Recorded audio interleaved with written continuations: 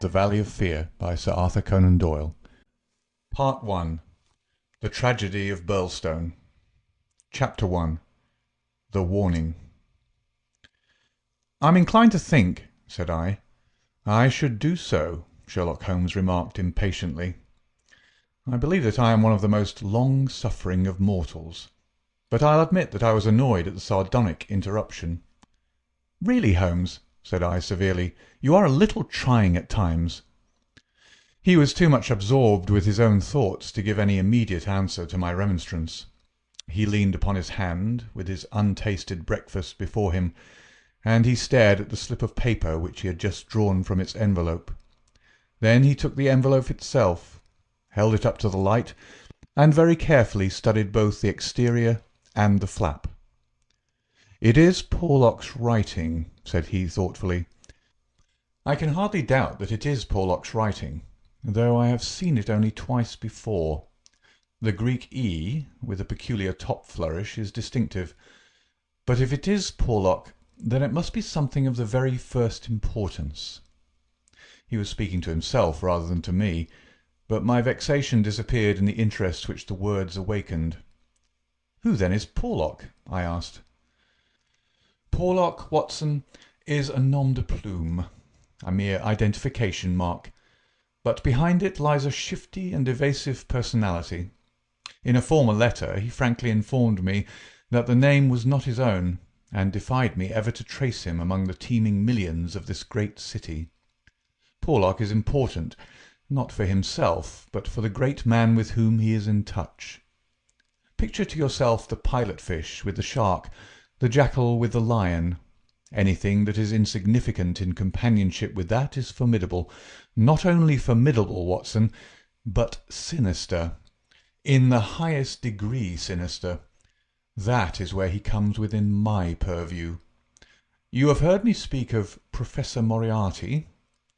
The famous scientific criminal, as famous among crooks as— "My blushes, Watson," Holmes murmured in a deprecating voice. "I was about to say, as he is unknown to the public." "A touch, a distinct touch," cried Holmes. "You are developing a certain unexpected vein of porky humour, Watson, against which I must learn to guard myself. But in calling Moriarty a criminal you are uttering a libel in the eyes of the law, and there lie the glory and the wonder of it. The greatest schemer of all time, the organiser of every devilry, the controlling brain of the underworld, a brain which might have made or marred the destiny of nations. That's the man. But so aloof is he from general suspicion, so immune from criticism, so admirable in his management and self-effacement, that for those very words that you have uttered he could hale you to a court and emerge you with your heart's pension as a solation for his wounded character. Is he not the celebrated author of The Dynamics of an Asteroid, a book which ascends to such rarefied heights of pure mathematics that it is said that there was no man in the scientific press capable of criticising it? Is this a man to traduce? Foul-mouthed doctor and slandered professor? Such would be your respective rôles. That's genius, Watson, but if I am spared by lesser men, our day will surely come." "May I be there to see!" I exclaimed devoutly. "But you were speaking of this man Porlock." "Ah, yes. The so-called Porlock is a link in the chain some little way from its great attachment. Porlock is not quite a sound link between ourselves. He is the only flaw in that chain so far as I have been able to test it." "But no chain is stronger than its weakest link." "Exactly, my dear Watson. Hence the extreme importance of Porlock." Led on by some rudimentary aspirations towards right, and encouraged by the judicious stimulation of an occasional £10 note sent to him by devious methods, he has once or twice given me advance information which has been of value, that highest value which anticipates and prevents rather than avenges crime. I cannot doubt that, if we had the cipher, we should find that this communication is of the nature that I indicate. Again Holmes flattened out the paper upon his unused plate. I rose and, leaning over him, stared down at the curious inscription which ran as follows: 534, C2, 13, 127, 36, 31, 4, 17, 21, 41, Douglas, 109, 293, 5, 37, Birlstone, 26, Birlstone, 9, 47, 171. What do you make of it, Holmes? It is obviously an attempt to convey secret information. But what is the use of a cipher message without the cipher? In this instance, none at all. Why do you say "in this instance"? Because there are many ciphers which I would read as easily as I do the Apocrypha of the Agony column. Such crude devices amuse the intelligence without fatiguing it. But this is different. It is clearly a reference to the words in a page of some book. Until I am told which page and which book, I am powerless. But why Douglas and Birlstone? Clearly because those are words which were not contained in the page in question. Then why has he not indicated the book? Your native shrewdness, my dear Watson, that innate cunning which is the delight of your friends, would surely prevent you from enclosing cipher and message in the same envelope. Should it miscarry, you are undone. As it is, both have to go wrong before any harm comes from it. Our second post is now overdue, and I shall be surprised if it does not bring us either a further letter of explanation, or, as is more probable, the very volume to which these figures refer. Holmes's calculation was fulfilled within a very few minutes by the appearance of Billy the page, with the very letter which we were expecting. "The same writing," remarked Holmes, as he opened the envelope, "and actually signed," he added in an exultant voice as he unfolded the epistle. "Come, we are getting on, Watson." His brow clouded, however, as he glanced over the contents. "Dear me, this is very disappointing. I fear, Watson, that all our expectations come to nothing. I trust that the man Porlock will come to no harm. Dear Mr. Holmes," he says, "I will go no further in this matter. It is too dangerous. He suspects me. I can see that he suspects me. He came to me quite unexpectedly after I had actually addressed this envelope with the intention of sending you the key to the cipher. I was able to cover it up. If he had seen it, it would have gone hard with me, but I read suspicion in his eyes. Please burn the cipher message, which can now be of no use to you. Fred Porlock." Holmes sat for some little time, twisting this letter between his fingers and frowning as he stared into the fire. "After all," he said at last, "there may be nothing in it.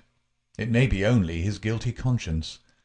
Knowing himself to be a traitor, he may have read the accusation in the other's eyes.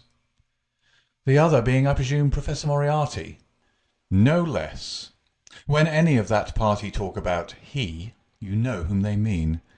There is one predominant 'he' for all of them. But what can he do?" That's a large question. When you have one of the first brains of Europe up against you, and all the powers of darkness at his back, there are infinite possibilities. Anyhow, friend Porlock is evidently scared out of his senses. Kindly compare the writing in the note to that upon its envelope, which was done, he tells us, before this ill-omened visit. The one is clear and firm, the other hardly legible. Why did he write it at all? Why did he not simply drop it? Because he feared I would make some inquiry after him in that case, and possibly bring trouble on him. "No doubt," said I.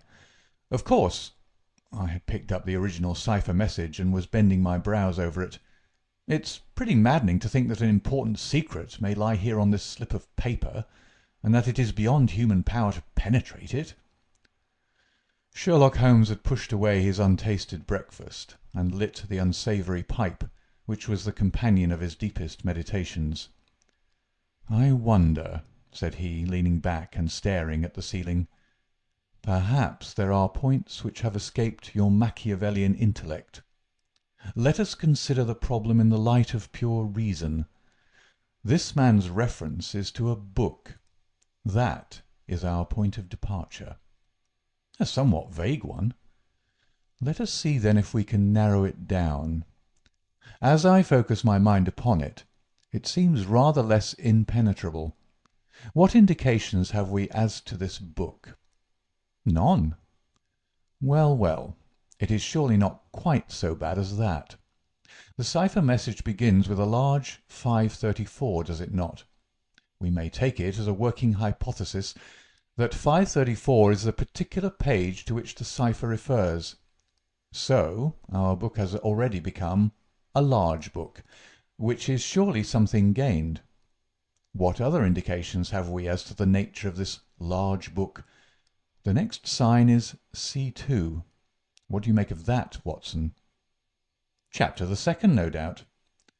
Hardly that, Watson. You will, I am sure, agree with me that if the page be given, the number of the chapter is immaterial. Also, that if page 534 finds us only in the second chapter, the length of the first one must have been really intolerable. Column, I cried. Brilliant, Watson.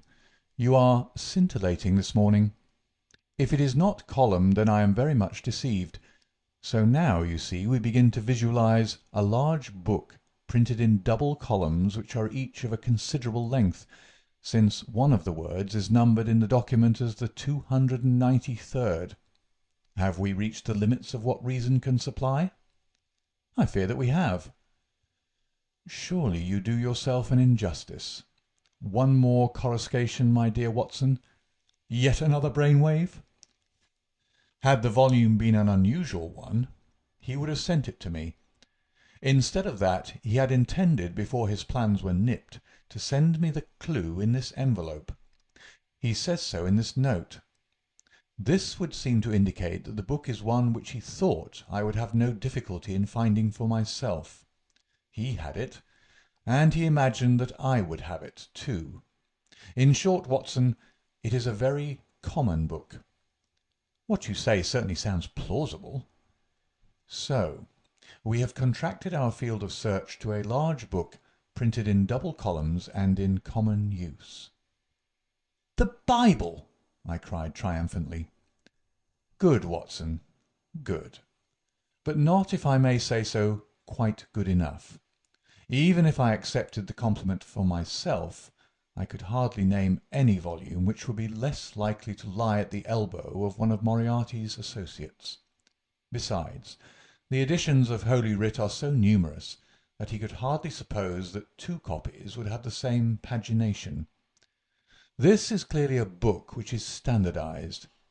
He knows for certain that his page 534 will exactly agree with my page 534. But very few books would correspond with that. Exactly. Therein lies our salvation. Our search is narrowed down to standardized books which anyone may be supposed to possess. Bradshaw! There are difficulties, Watson. The vocabulary of Bradshaw is nervous and terse, but limited. The selection of words would hardly lend itself to the sending of general messages. We will eliminate Bradshaw. The dictionary is, I fear, inadmissible for the same reason. What, then, is left? An almanac. Excellent, Watson.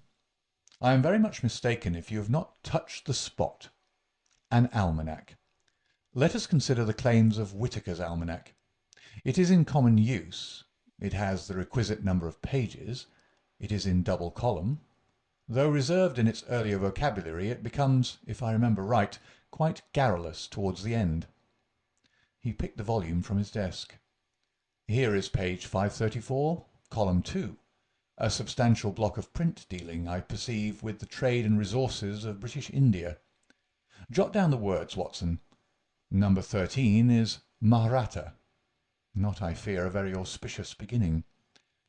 Number 127 is Government, which at least makes sense, though somewhat irrelevant to ourselves and Professor Moriarty. Now, let us try again. What does the Mahratta government do? Alas! The next word is pig's bristles. We are undone, my good Watson. It is finished.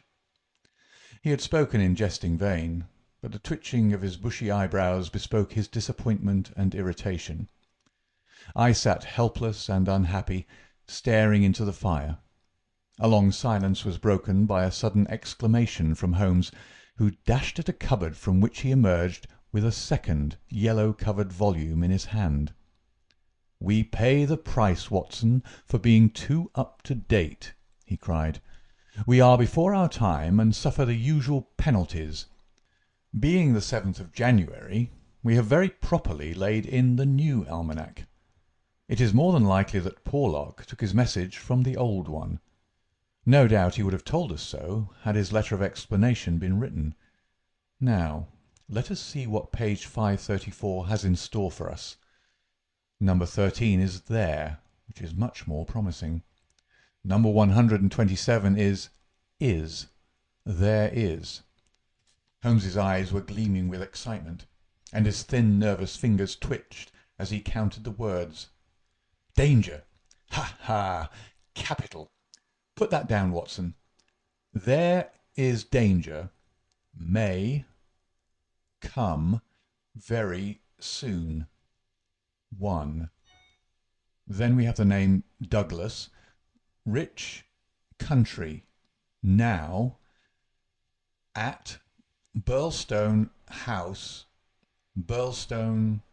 Confidence is pressing. There, Watson. What do you think of pure reason and its fruit? If the greengrocer had such a thing as a laurel wreath, I should send Billy round for it. I was staring at the strange message which I had scrawled as he deciphered it upon a sheet of foolscap on my knee. "What a queer scrambling way of expressing his meaning," said I. "On the contrary, he has done quite remarkably well," said Holmes. "When you search a single column for words with which to express your meaning, you can hardly expect to get everything you want. You are bound to leave something to the intelligence of your correspondent. The purport is perfectly clear. Some devilry is intended against one Douglas, whoever he may be, residing as stated, a rich country gentleman. He is sure, confidence was as near as he could get to confident, that it is pressing. There is our result, and a very workmanlike little bit of analysis it was."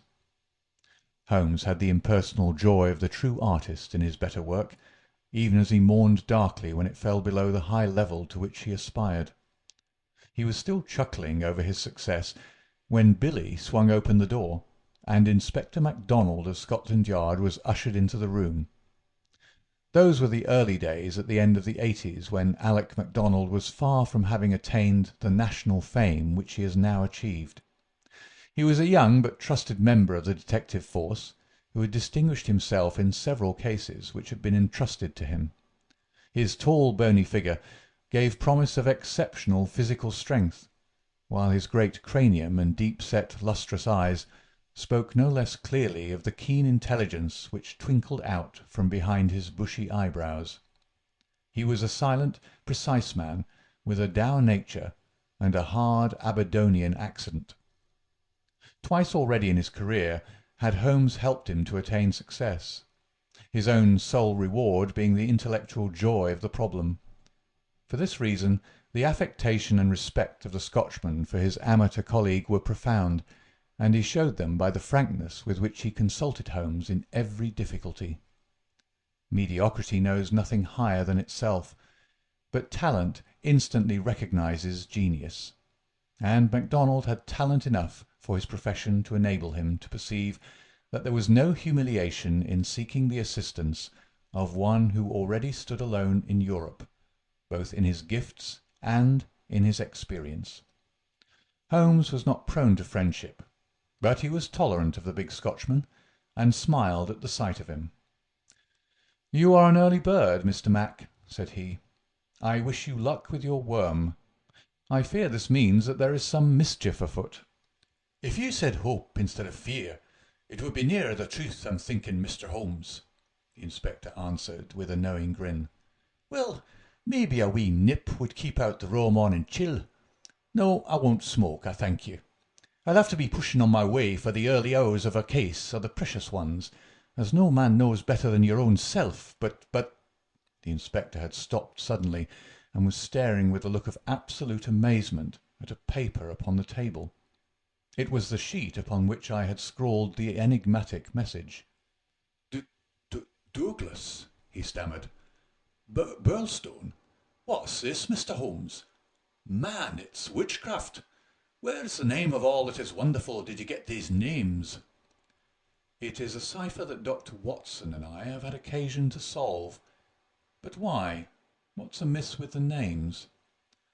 The inspector looked from one to the other of us in dazed amazement.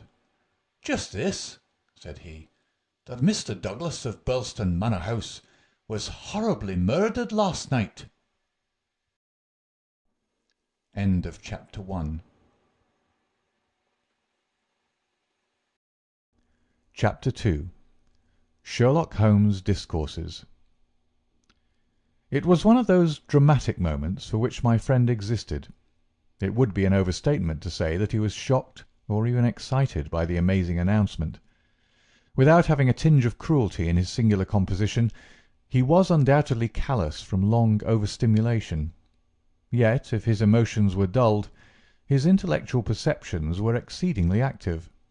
There was no trace, then, of the horror which I had myself felt at this curt declaration, but his face showed rather the quiet and interested composure of the chemist who sees the crystals falling into position from his oversaturated solution. "Remarkable," said he. "Remarkable. You don't seem surprised." "Interested, Mr. Mac, but hardly surprised. Why should I be surprised? I receive an anonymous communication from a quarter which I know to be important, warning me that danger threatens a certain person. Within an hour I learn that this danger has actually materialized, and that the person is dead. I am interested, but as you observe I am not surprised." In a few short sentences he explained to the inspector the facts about the letter and the cipher. MacDonald sat with his chin on his hands, and his great sandy eyebrows bunched into a yellow tangle. "I was going down to Birlstone this morning," said he. "I'd come to ask you if you cared to come with me, you and your friend here, but from what you say, we might perhaps be doing better work in London." "I rather think not," said Holmes. "Hang it all, Mr. Holmes," cried the inspector, "the papers will be full of the Birlstone mystery in a day or two. But where's the mystery if there's a man in London who prophesied the crime before ever it occurred? We've only to lay our hands on that man, and the rest will follow." "No doubt, Mr. Mac. But how do you propose to lay your hands on the so-called Porlock?" MacDonald turned over the letter which Holmes had handed him. "Posted in Camberwell. That doesn't help us much. Name, you say, is assumed. Not much to go on, certainly. Didn't you say that you sent him money?" "Twice." "And how?" "In notes to Camberwell post office." "Did you ever trouble to see who called for them?" "No." The inspector looked surprised and a little shocked. "Why not?" "Because I always keep faith. I had promised when he first wrote that I would not try to trace him." "You think there's someone behind him?" "I know there is." "This professor that I've heard you mention?" "Exactly." Inspector MacDonald smiled, and his eyelid quivered as he glanced towards me.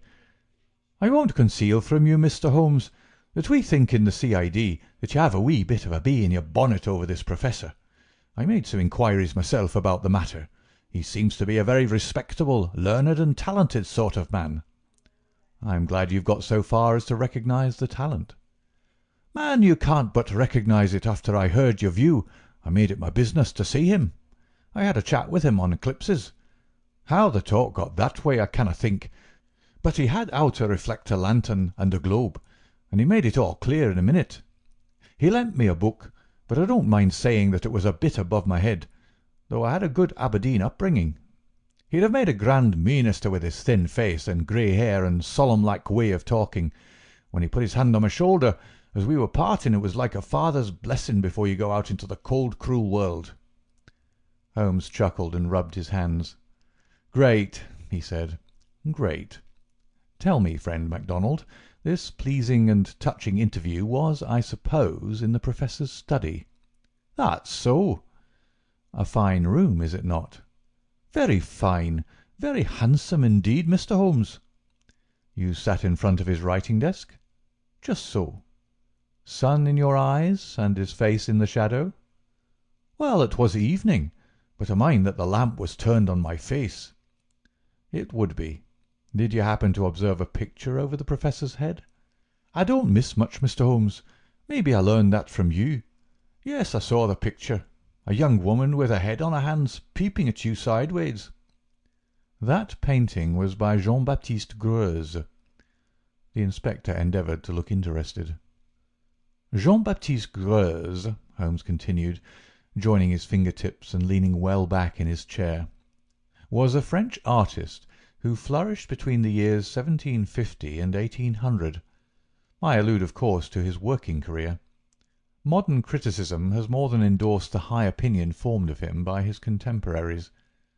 The inspector's eyes grew abstracted. "Hadn't we better—" he said. "We are doing so," Holmes interrupted. "All that I am saying has a very direct and vital bearing upon what you have called the Birlstone mystery. In fact, it may in a sense be called the very centre of it." MacDonald smiled feebly and looked appealingly to me. "Your thoughts move a bit too quick for me, Mr. Holmes. You leave out a link or two, and I can't get over the gap. What in the whole wide world can be the connection between this dead painting man and the affair at Birlstone?" "All knowledge comes useful to the detective," remarked Holmes. "Even the trivial fact that in the year 1865 a picture by Greuze entitled La Jeune Fille à l'Agneau fetched 1,200,000 francs, more than £40,000 at the Portales sale, may start a train of reflection in your mind." It was clear that it did. The inspector looked honestly interested. "I may remind you," Holmes continued, "that the Professor's salary can be ascertained in several trustworthy books of reference. It is 700 a year." "And how could he buy—" "Quite so. How could he?" "Aye, that's remarkable," said the inspector thoughtfully. "Talk away, Mr. Holmes. I'm just loving it. It's fine." Holmes smiled. He was always warmed by genuine admiration, the characteristic of the real artist. "What about Birlstone?" he asked.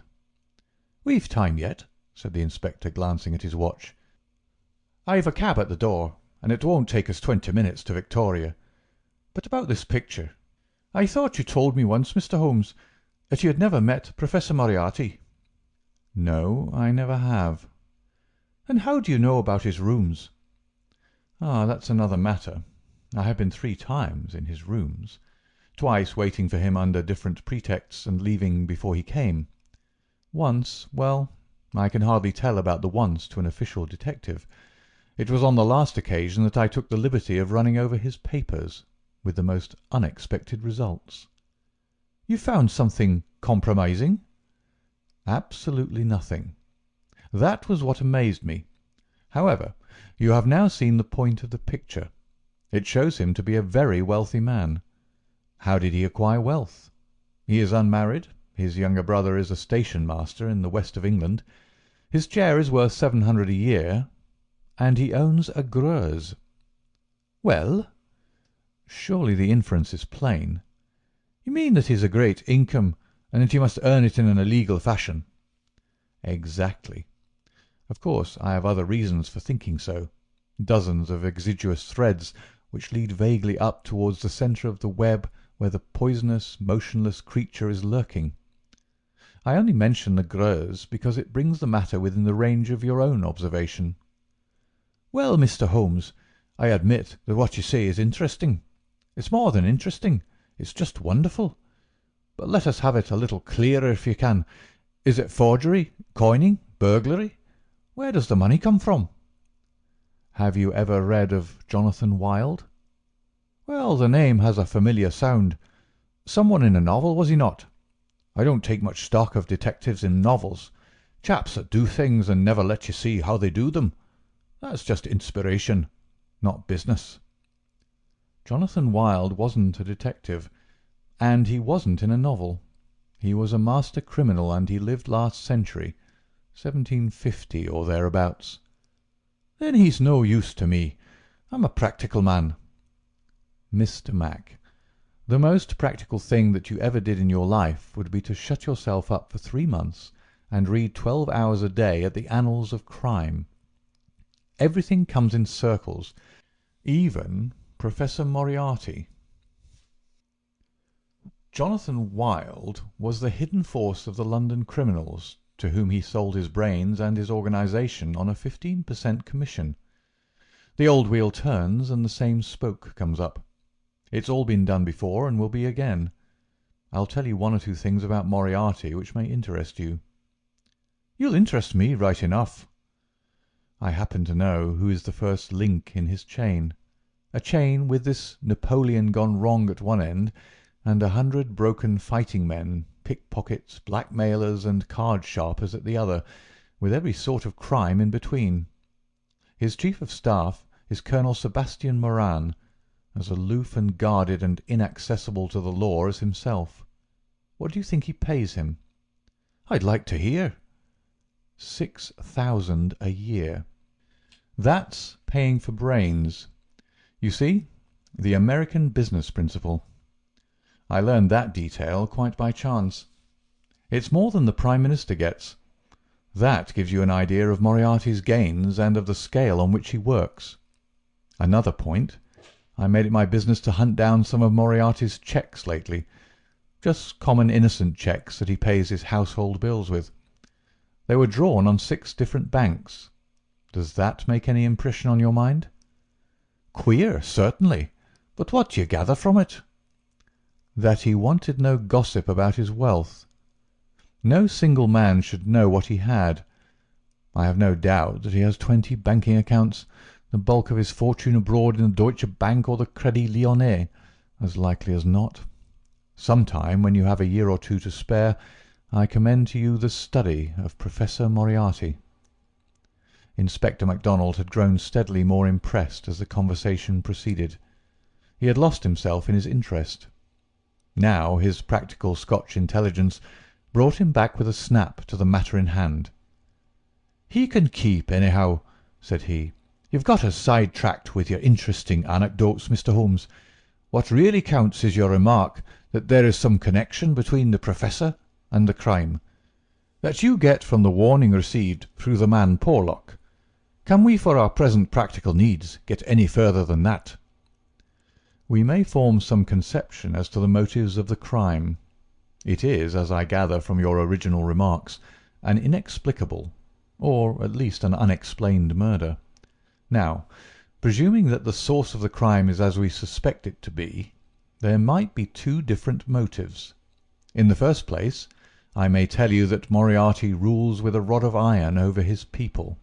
His discipline is tremendous. There is only one punishment in his code. It is death.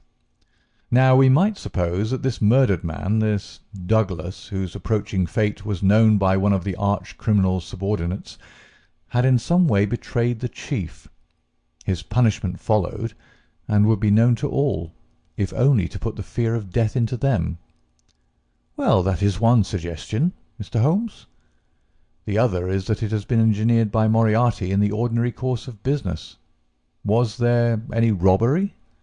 I have not heard. If so, it would of course be against the first hypothesis and in favour of the second. Moriarty may have been engaged to engineer it on a promise of part spoils, or he may have been paid so much down to manage it.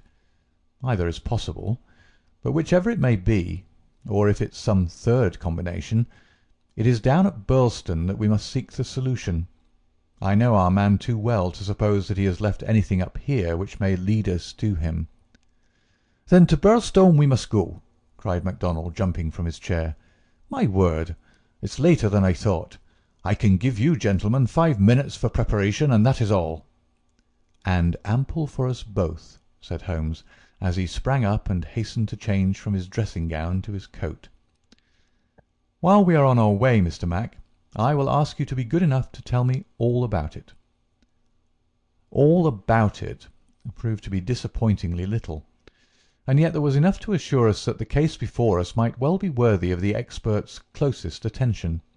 He brightened and rubbed his thin hands together as he listened to the meagre but remarkable details. A long series of sterile weeks lay behind us, and here at last there was a fitting object for those remarkable powers which, like all special gifts, become irksome to their owner when they are not in use, that razor brain blunted and rusted with inaction. Sherlock Holmes's eyes glistened, his pale cheeks took a warmer hue, and his whole eager face shone with an inward light when the call for work reached him.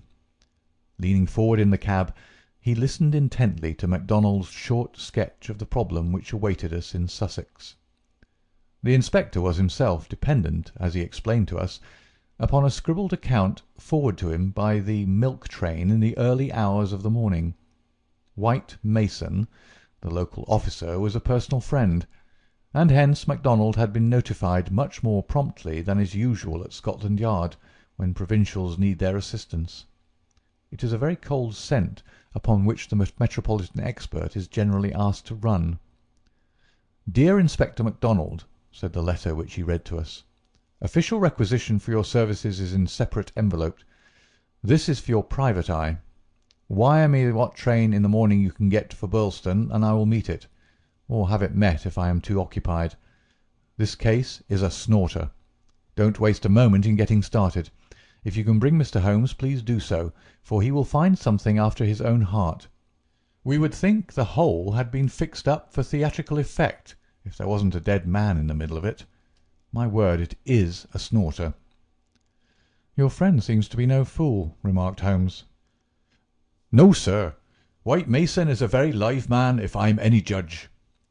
"Well, have you anything more?" "Only that he'll give us every detail when we meet."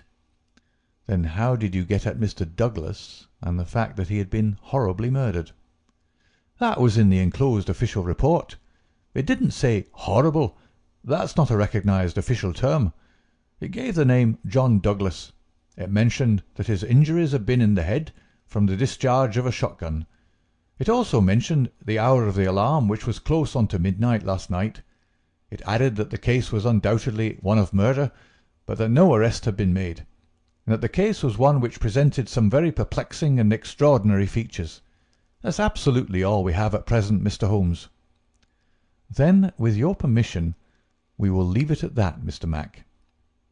The temptation to form premature theories upon insufficient data is the bane of our profession. I can see only two things for certain at present: a great brain in London and a dead man in Sussex. It's the chain between that we are going to trace." End of Chapter 2. Chapter 3. The Tragedy of Birlstone. Now for a moment I will ask leave to remove my own insignificant personality, and to describe events which occurred before we arrived upon the scene by the light of knowledge which came to us afterwards. Only in this way can I make the reader appreciate the people concerned and the strange setting in which their fate was cast. The village of Birlstone is a small and very ancient cluster of half-timbered cottages on the northern border of the county of Sussex. For centuries it had remained unchanged, but within the last few years its picturesque appearance and situation have attracted a number of well-to-do residents whose villas peep out from the woods around. These woods are locally supposed to be the extreme fringe of the great Weald Forest, which thins away until it reaches the northern chalk downs. A number of small shops have come into being to meet the wants of the increased population, so there seems some prospect that Birlstone may soon grow from an ancient village into a modern town.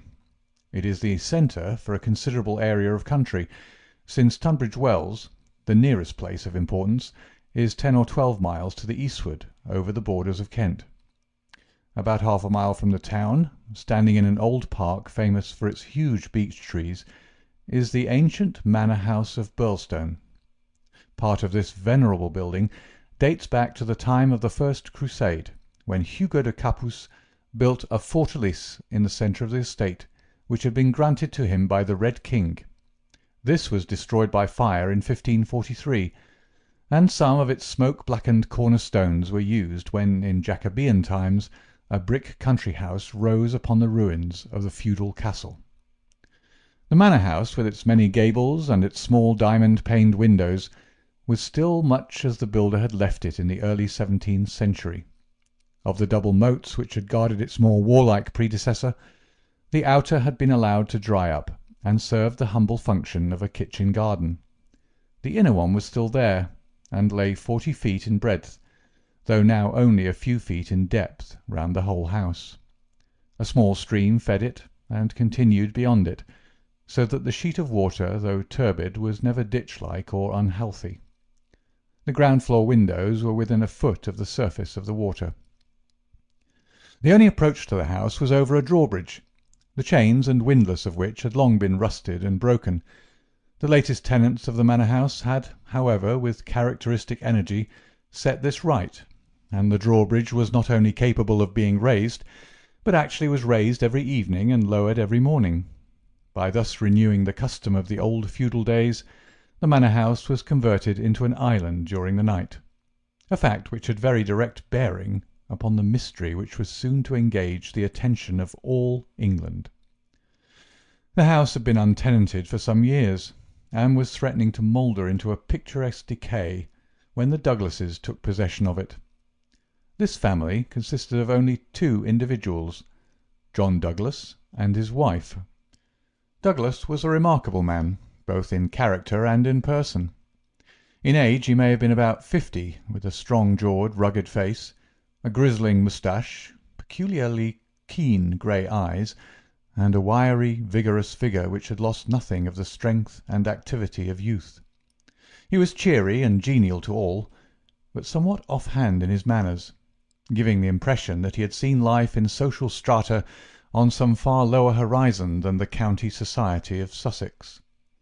Yet, though looked at with some curiosity and reserve by his more cultivated neighbours, he soon acquired a great popularity among the villagers, subscribing handsomely to all local objects, and attending their smoking concerts and other functions, where, having a remarkably rich tenor voice, he was always ready to oblige with an excellent song.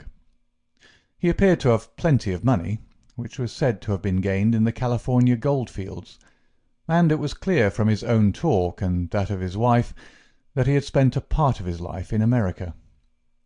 The good impression which had been produced by his generosity and by his democratic manners was increased by a reputation gained for utter indifference to danger. Though a wretched rider, he turned out at every meet, and took the most amazing falls in his determination to hold his own with the best.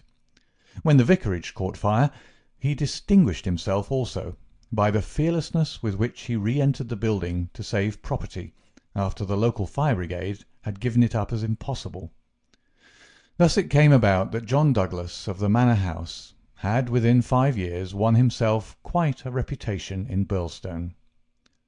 His wife, too, was popular with those who had made her acquaintance, though after the English fashion the callers upon a stranger who settled in the county without introductions were few and far between. This mattered the less to her, as she was retiring by disposition, and very much absorbed, to all appearance, in her husband and her domestic duties. It was known that she was an English lady who had met Mr. Douglas in London, he being at the time a widower. She was a beautiful woman, tall, dark, and slender, some 20 years younger than her husband, a disparity which seemed in no wise to mar the contentment of their family life. It was remarked sometimes, however, by those who knew them best, that the confidence between the two did not appear to be complete, since the wife was either very reticent about her husband's past life, or else, as seemed more likely, was imperfectly informed about it. It had also been noted, and commented upon by a few observant people, that there were signs sometimes of some nerve strain upon the part of Mrs. Douglas, and that she would display acute uneasiness if her absent husband should ever be particularly late in his return. On a quiet countryside where all gossip is welcome, this weakness of the lady of the manor-house did not pass without remark, and it bulked large upon people's memory when the events arose which gave it a very special significance. There was yet another individual whose residence under that roof was, it is true, only an intermittent one, but whose presence at the time of the strange happenings which will now be narrated brought his name prominently before the public. This was Cecil James Barker of Hales Lodge, Hampstead. Cecil Barker's tall, loose-jointed figure was a familiar one in the main street of Birlstone village, for he was a frequent and welcome visitor at the manor-house. He was the more noticed as being the only friend of the past unknown life of Mr. Douglas, who was ever seen in his new English surroundings. Barker was himself an undoubted Englishman, but by his remarks it was clear that he had first known Douglas in America, and had there lived on intimate terms with him. He appeared to be a man of considerable wealth, and was reputed to be a bachelor. In age he was rather younger than Douglas, 45 at the most, a tall, straight, broad-chested fellow with a clean-shaved, prize-fighter face, thick, strong, black eyebrows, and a pair of masterful black eyes, which might, even without the aid of his very capable hands, clear a way for him through a hostile crowd. He neither rode nor shot, but spent his days in wandering around the old village with his pipe in his mouth, or in driving with his host, or in his absence with his hostess, over the beautiful countryside. "An easy-going, free-handed gentleman," said Ames the butler, "but my word, I had rather not be the man that crossed him." He was cordial and intimate with Douglas, and he was no less friendly with his wife, a friendship which more than once seemed to cause some irritation to the husband, so that even the servants were able to perceive his annoyance. Such was the third person, who was one of the family when the catastrophe occurred. As to the other denizens of the old building, it will suffice, out of a large household, to mention the prim, respectable, and capable Ames, and Mrs. Allen, a buxom and cheerful person, who relieved the lady of some of her household cares. The other 6 servants in the house bear no relation to the events of the night of January 6th. It was at 11:45 that the first alarm reached the small local police station, in charge of Sergeant Wilson of the Sussex Constabulary. Cecil Barker, much excited, had rushed up to the door and pealed furiously upon the bell. A terrible tragedy had occurred at the manor-house, and John Douglas had been murdered. That was the breathless burden of his message. He had hurried back to the house, followed within a few minutes by the police sergeant, who arrived at the scene of the crime a little after 12 o'clock, after taking prompt steps to warn the county authorities that something serious was afoot. On reaching the manor-house, the sergeant had found the drawbridge down, the windows lighted up, and the whole household in a state of wild confusion and alarm. The white-faced servants were huddling together in the hall, with the frightened butler wringing his hands in the doorway. Only Cecil Barker seemed to be master of himself and his emotions. He had opened the door which was nearest to the entrance, and he had beckoned to the sergeant to follow him. At that moment there arrived Dr. Wood, a brisk and capable general practitioner from the village. The 3 men entered the fatal room together, while the horror-stricken butler followed at their heels, closing the door behind him to shut out the terrible scene from the maid-servants. The dead man lay on his back, sprawling with outstretched limbs in the centre of the room. He was clad only in a pink dressing-gown which covered his night-clothes. There were carpet-slippers on his bare feet. The doctor knelt beside him and held down the hand-lamp which had stood on the table. One glance at the victim was enough to show the healer that his presence could be dispensed with. The man had been horribly injured. Lying across his chest was a curious weapon, a shotgun with the barrel sawed off a foot in front of the triggers. It was clear that this had been fired at close range, and that he had received the whole charge in the face, blowing his head almost to pieces. The triggers had been wired together so as to make the simultaneous discharge more destructive. The country policemen were unnerved and troubled by the tremendous responsibility which had come so suddenly upon them. "We'll touch nothing until my superiors arrive," he said in a hushed voice, staring in horror at the dreadful head. "Nothing has been touched up to now," said Cecil Barker. "I'll answer for that. You see it all exactly as I found it." "When was that?" The sergeant had drawn out his notebook. "It was just 11:30. I had not begun to undress, and I was sitting by the fire in my bedroom when I heard the report. It was not very loud. It seemed to be muffled. I rushed down. I don't suppose it was 30 seconds before I was in the room." "Was the door open?" "Yes, it was open. Poor Douglas was lying as you see him. His bedroom candle was burning on the table. It was I who lit the lamp some minutes afterward." "Did you see no one?" "No, I heard Mrs. Douglas coming down the stair behind me, and I rushed out to prevent her from seeing this dreadful sight. Mrs. Allen, the housekeeper, came and took her away. Ames had arrived, and we ran back into the room once more." "But surely I've heard that the drawbridge is kept up all night." "Yes, it was up until I lowered it." "Then how could any murderer have got away? It is out of the question. Mr. Douglas must have shot himself." "That was our first idea. But see." Barker drew aside the curtain and showed that the long, diamond-paned window was open to its full extent. "And look at this." He held the lamp down and illuminated a smudge of blood like the mark of a boot sole upon the window-sill. "Someone has stood there in getting out." "You mean that someone waded across the moat?" "Exactly." "Then if you were in the room within half a minute of the crime, he must have been in the water at that very moment." "I have not a doubt of it. I wish to heaven that I had rushed to the window, but the curtain screened it, as you can see, and so it never occurred to me. Then I heard the step of Mrs. Douglas, and I could not let her enter the room. It would have been too horrible." "Horrible enough," said the doctor, looking at the shattered head and the terrible marks which surrounded it. "I've never seen such injuries since the Birlstone railway smash." "But I say," remarked the police sergeant, whose slow, bucolic common sense was still pondering the open window, "it's all very well you saying that a man escaped by wading this moat, but why I ask you is, how did he ever get into the house at all if the bridge was up?" "Ah, that's the question," said Barker. "At what o'clock was it raised?" "It was nearly 6 o'clock," said Ames, the butler. "I've heard," said the sergeant, "that it was usually raised at sunset. That would be near 4:30 than 6 at this time of year." "Mrs. Douglas had visitors to tea," said Ames. "I couldn't raise it until they went. Then I wound it up myself."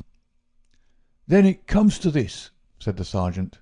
"If anyone came from outside, if they did, they must have got in across the bridge before 6 and been in the hiding ever since, until Mr. Douglas came into the room after 11. "That is so. Mr. Douglas went round the house every night, the last thing before he turned in to see that the lights were right. That brought him in here. The man was waiting and shot him. Then he got away through the window and left his gun behind him. That's how I read it, for nothing else will fit the facts."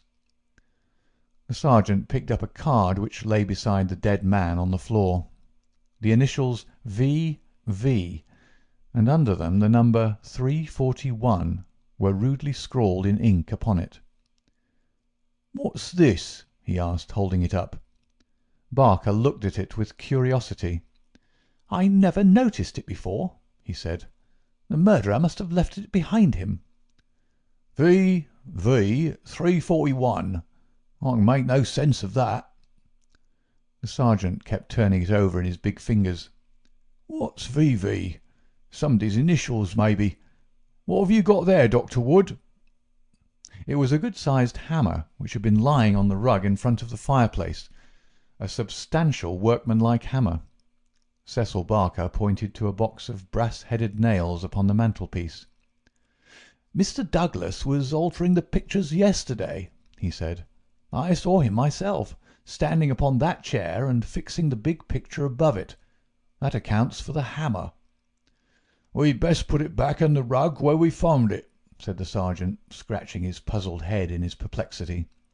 "You'll want the best brains in the force to get to the bottom of this thing. It'll be a London job before it's finished." He raised the hand lamp and walked slowly round the room. "Hello!" he cried excitedly, drawing the window curtain to one side. "What o'clock were these curtains drawn?" "When the lamps were lit," said the butler. "It will be shortly after 4.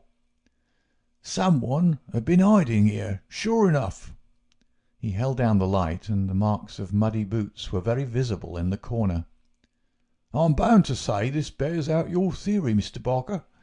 It looks as if the man got into the house after 4 when the curtains were drawn, and before 6 when the bridge was raised. He slipped into his room because it was the first that he saw. There was no other place where he could hide, so he popped in behind this curtain. That all seems clear enough. It is likely that his main idea was to burgle the house, but Mr. Douglas chanced to come upon him, so he murdered him and escaped." "That's how I read it," said Barker. "But I say, aren't we wasting precious time? Couldn't we start out and scout the country before the fellow gets away?" The sergeant considered for a moment. "There are no trains before 6 in the morning, so he can't get away by rail. If he goes by road with his legs all dripping, it's odds that someone will notice him. Anyhow, I can't leave here myself until I'm relieved, but I think none of you should go until we see more clearly how we all stand." The doctor had taken the lamp and was narrowly scrutinizing the body. "What's this mark?" he asked. "Could this have any connection with the crime?" The dead man's right arm was thrust out from his dressing-gown and exposed as high as the elbow. About half-way up the forearm was a curious brown design, a triangle inside a circle, standing out in vivid relief upon the lard-coloured skin. "It's not tattooed," said the doctor, peering through his glasses. "I never saw anything like it. The man has been branded at some time, as they brand cattle. What is the meaning of this?"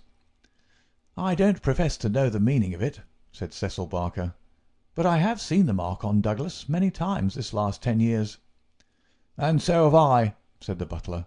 "Many a time when the master has rolled up his sleeves I have noticed that very mark. I've often wondered what it could be." "Then it has nothing to do with the crime anyhow," said the sergeant. "But it's a rum thing all the same. Everything about this case is rum. Well, what is it now?" The butler had given an exclamation of astonishment and was pointing at the dead man's outstretched hand.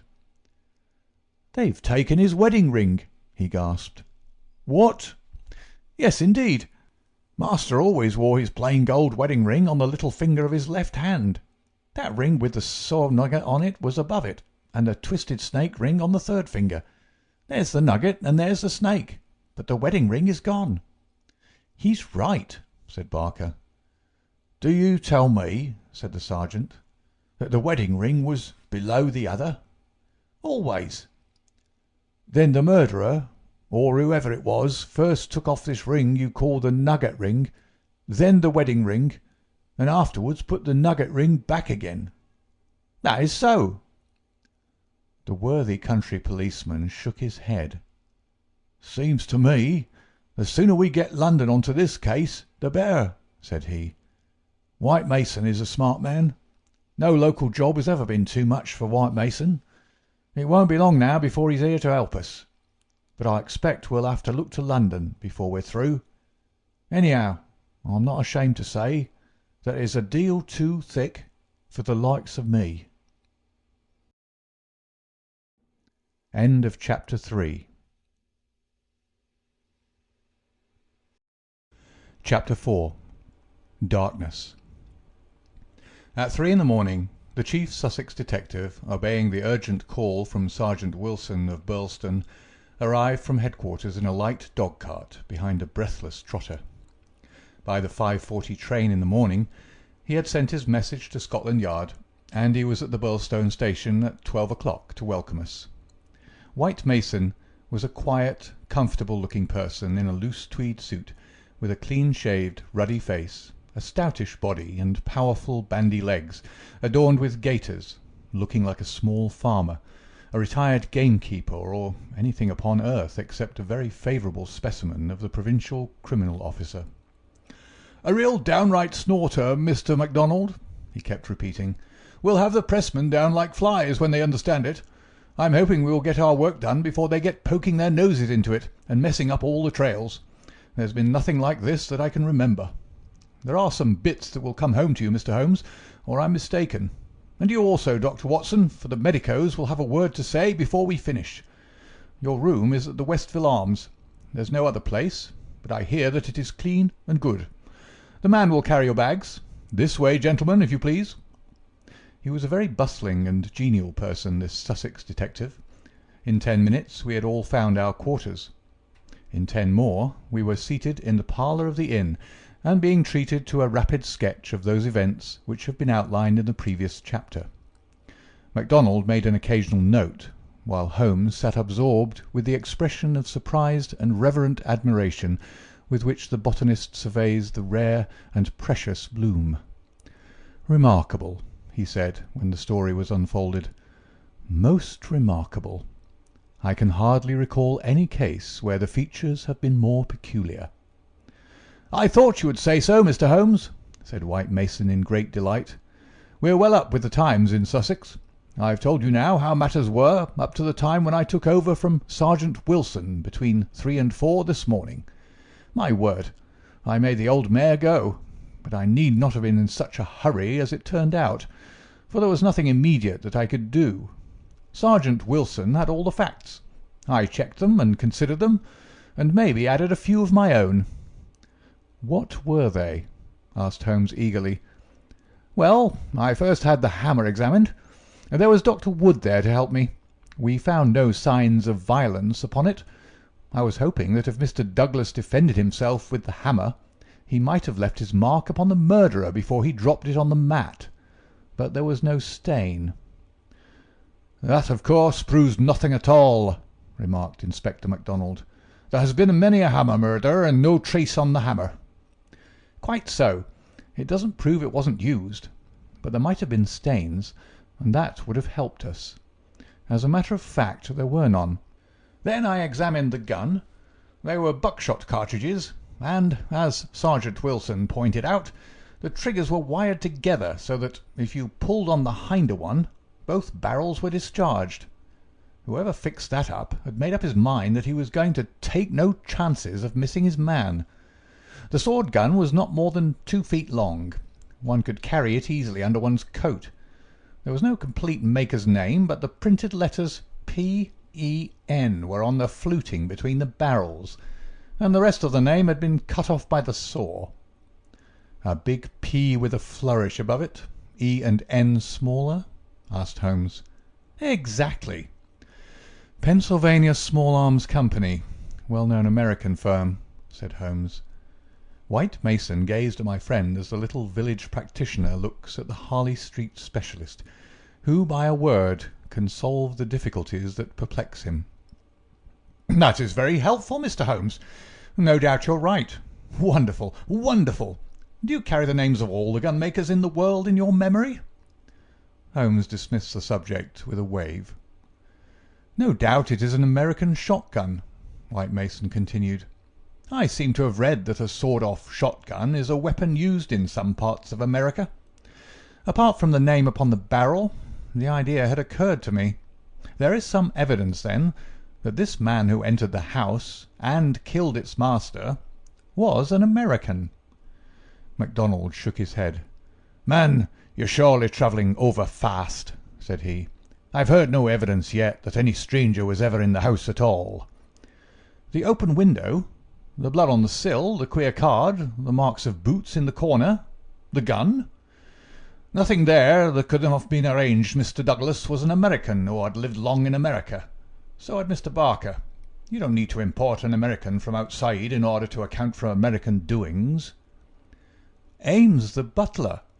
What about him? Is he reliable?" 10 years with Sir Charles Chandos, as solid as a rock. He's been with Douglas ever since he took the manor house 5 years ago. He's never seen a gun of this sort in the house."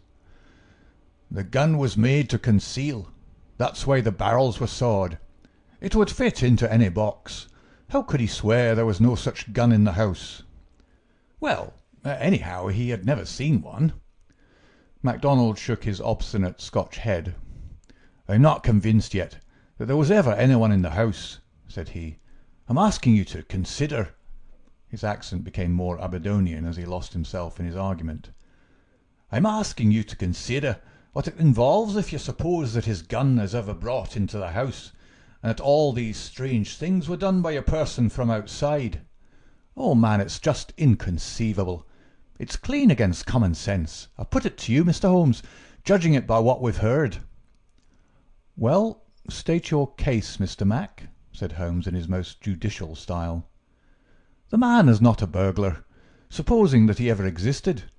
The ring business and the card point to premeditated murder for some private reason. Very good. Here's a man who slips into a house with the deliberate intention of committing murder.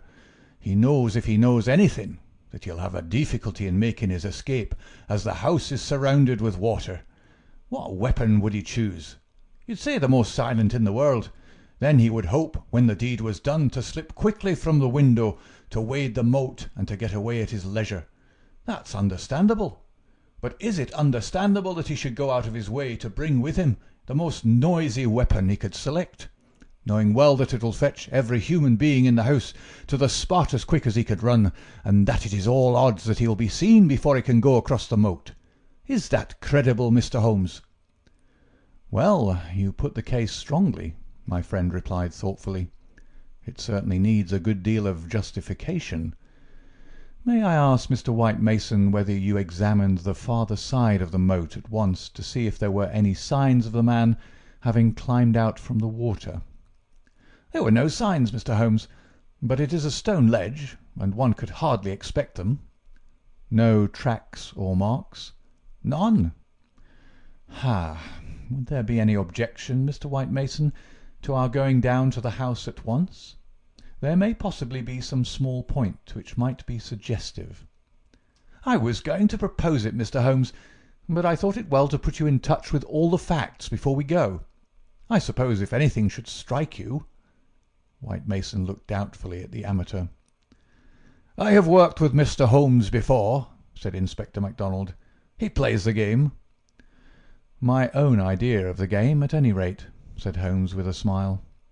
"I go into a case to help the ends of justice and the work of the police. If I have ever separated myself from the official force, it is because they have first separated themselves from me. I have no wish ever to score at their expense. At the same time, Mr. White Mason, I claim the right to work in my own way, and give my results at my own time, complete rather than in stages." "I'm sure we are honoured by your presence, and to show you all we know," said White Mason cordially. "Come along, Dr. Watson, and when the time comes we'll all hope for a place in your book." We walked down the quaint village street, with a row of pollarded elms on each side of it. Just beyond were 2 ancient stone pillars, weather-stained and lichen-blotched, bearing upon their summits a shapeless something which had once been the rampant lion of Capus of Birlstone. A short walk along the winding drive, with such sward and oaks around it as one only sees in rural England, then a sudden turn, and the long, low Jacobean house of dingy, liver-coloured brick lay before us, with an old-fashioned garden of cut yews on each side of it. As we approached it, there was the wooden drawbridge, and the beautiful broad moat, as still and luminous as quicksilver in the cold winter sunshine. 3 centuries had flowed past the old manor house, centuries of births and of homecomings, of country dances and of the meetings of fox hunters. Strange that now in its old age this dark business should have cast its shadow upon the venerable walls. And yet those strange peaked roofs and quaint overhung gables were a fitting covering to grim and terrible intrigue.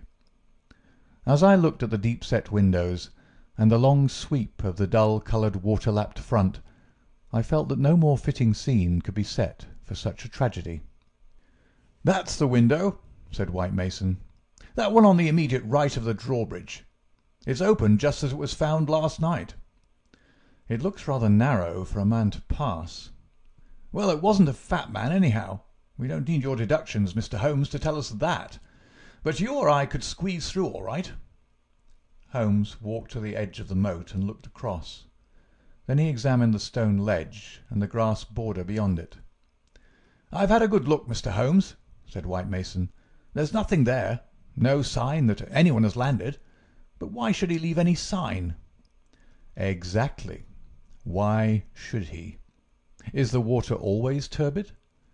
"Generally about this colour. The stream brings down the clay." "How deep is it?" "About 2 feet at each side and 3 in the middle."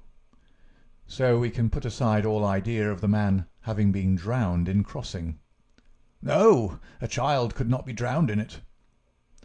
We walked across the drawbridge and were admitted by a quaint, gnarled, dried-up person who was the butler Ames. The poor old fellow was white and quivering from the shock. The village sergeant, a tall, formal, melancholy man, still held his vigil in the room of fate. The doctor had departed. "Anything fresh, Sergeant Wilson?" asked White Mason. "No, sir." "Then you can go home. You've had enough. We can send for you if we want you. The butler had better wait outside. Tell him to warn Mr. Cecil Barker, Mrs. Douglas, and the housekeeper that we may want a word with them presently. Now, gentlemen, perhaps you'll allow me to give you the views I've formed first, and then you'll be able to arrive at your own." He impressed me, this country specialist. He had a solid grip of fact and a cool, clear, common-sense brain, which should take him some way in his profession. Holmes listened to him intently, with no sign of that impatience which the official exponent too often produced. "Is it suicide or is it murder? That's our first question, gentlemen, is it not? If it was suicide, then we have to believe that this man began by taking off his wedding ring and concealing it, that he then came down here in his dressing-gown, trampled mud into a corner behind the curtain in order to give the idea someone had waited for him, opened the window, put blood on the—" "We can surely dismiss that," said MacDonald. "So I think. Suicide is out of the question. Then a murder has been done. What we have to determine is whether it was done by someone outside or inside the house." "Well, let's hear the argument." "There are considerable difficulties both ways, and yet one or the other it must be. We will suppose first that some person or persons inside the house did the crime. They got this man down here at a time when everything was still, and yet no one was asleep. They then did the deed with the queerest and noisiest weapon in the world, so as to tell everyone what had happened, a weapon that was never seen in the house before. That does not seem a very likely start, does it?" "No, it does not." "Well, then, everyone is agreed that after the alarm was given, only a minute at the most had passed before the whole household, not Mr. Cecil Barker alone, though he claims to have been the first, but Ames and all of them were on the spot. Do you tell me that in that time the guilty person managed to make footmarks in the corner, open the window, mark the sill with blood, taking the wedding ring off the dead man's finger, and all the rest of it? It's impossible."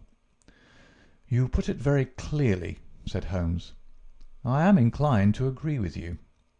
"Well, then, we're driven back to the theory that it was done by someone from outside. We're still faced with some big difficulties, but anyhow, they have ceased to be impossibilities. The man got into the house between 4:30 and 6, that is to say, between dusk and the time when the bridge was raised. There had been some visitors, and the door was open, so there was nothing to prevent him. He may have been a common burglar, Or he may have had some private grudge against Mr. Douglas. Since Mr. Douglas had spent most of his life in America, and this shotgun seems to be an American weapon, it would seem that the private grudge is the more likely theory. He slipped into this room because it was the first he came to, and he hid behind the curtain. There he remained until 11:30 at night. At that time Mr. Douglas entered the room. It was a short interview, if there were any interview at all, for Mrs. Douglas declares that her husband had not left her more than a few minutes when she heard the shot. "The candle shows that," said Holmes. "Exactly. The candle, which was a new one, is not burned more than half an inch. He must have placed it on the table before he was attacked. Otherwise, of course, it would have fallen when he fell. This shows that he was not attacked the instant that he entered the room. When Mr. Barker arrived, the candle was lit and the lamp was out." "That's all clear enough."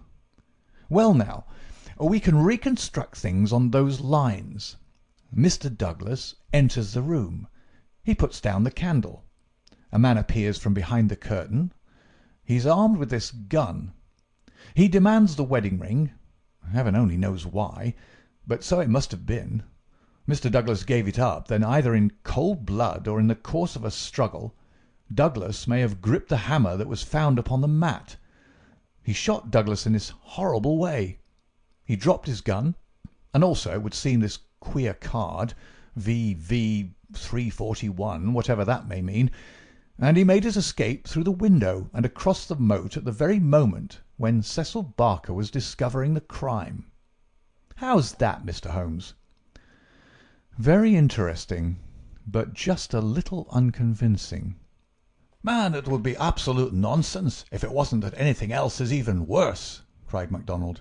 "Somebody killed the man, and whoever it was, I could clearly prove to you that he should have done it some other way. What does he mean by allowing his retreat to be cut off like that? What does he mean by using a shotgun when silence was his one chance of escape? Come, Mr. Holmes, it's up to you to give us a lead, since you say Mr. White Mason's theory is unconvincing." Holmes had sat intently observant during this long discussion, missing no word that was said, with his keen eyes darting to right and to left, and his forehead wrinkled with speculation. "I should like a few more facts before I get so far as a theory, Mr. Mac," said he, kneeling down beside the body. "Dear me, these injuries are really appalling. Can we have the butler in for a moment? Ames, I understand that you have often seen this very unusual mark, a branded triangle inside a circle, upon Mr. Douglas's forearm." "Frequently, sir." "You never heard any speculation as to what it meant?" "No, sir." "It must have caused great pain when it was inflicted. It is undoubtedly a burn. Now, I observe, Ames, that there is a small piece of plaster at the angle of Mr. Douglas's jaw. Did you observe that in life?" "Yes, sir. He cut himself in shaving yesterday morning." "Did you ever know him to cut himself in shaving before?" "Not for a very long time, sir." "Suggestive," said Holmes. "It may, of course, be a mere coincidence, or it may point to some nervousness which would indicate that he had reason to apprehend danger. Had you noticed anything unusual in his conduct yesterday, Ames?" "It struck me, sir, that he was a little restless and excited, sir." "Ha! The attack may not have been entirely unexpected. We do seem to make a little progress, do we not? Perhaps you would rather do the questioning, Mr. Mac?" "No, Mr. Holmes. It's in better hands than mine." "Well, then, we will pass to this card, VV 341. It is rough cardboard. Have you any of the sort in this house?" "I don't think so." Holmes walked across to the desk and dabbed a little ink from each bottle onto the blotting paper. "It was not printed in this room," he said. "This is black ink, and the other purplish. It was done by a thick pen, and these are fine. No, it was done elsewhere, I should say. Can you make anything of the inscription, Ames?" "No, sir, nothing." "What do you think, Mr. Mac?" "It gives me the impression of a secret society of some sort. The same with his badge upon the forearm." "That's my idea too," said White Mason. "Well, we can adopt it as a working hypothesis, and then see how far our difficulties disappear. An agent from such a society makes his way into the house, waits for Mr. Douglas, blows his head nearly off with his weapon, and escapes by wading the moat, after leaving a card beside the dead man, which will, when mentioned in the papers, tell other members of the society that vengeance has been done. That all hangs together. But why this gun of all weapons?" "Exactly." "And why the missing ring?" "Quite so." "And why no arrest? It's past 2 now. I take it for granted that since dawn every constable within 40 miles has been looking out for a wet stranger." "That is so, Mr. Holmes." "Well, unless he has a burrow close by, or a change of clothes ready, they can hardly miss him. And yet they have missed him up to now." Holmes had gone to the window and was examining with his lens the blood mark on the sill. "It is clearly the tread of a shoe. It is remarkably broad. A splay foot, one would say. Curious, because so far as one can trace any footmark in this mud-stained corner, one would say it was a more shapely sole. However, they are certainly very indistinct. What's this under the side table?" "Mr. Douglas' dumbbells," said Ames. "Dumbbell? There's only one. Where's the other?" "I don't know, Mr. Holmes. There may have been only one. I've not noticed them for months." "One dumbbell," Holmes said seriously, but his remarks were interrupted by a sharp knock at the door. A tall, sunburned, capable-looking, clean-shaved man looked in at us. I had no difficulty in guessing that it was the Cecil Barker of whom I had heard. His masterful eyes travelled quickly with a questioning glance from face to face. "Sorry to interrupt your consultation," said he, "but you should hear the latest news." "An arrest?" "No such luck. But they've found his bicycle. The fellow left his bicycle behind him. Come and have a look. It is within 100 yards of the hall door."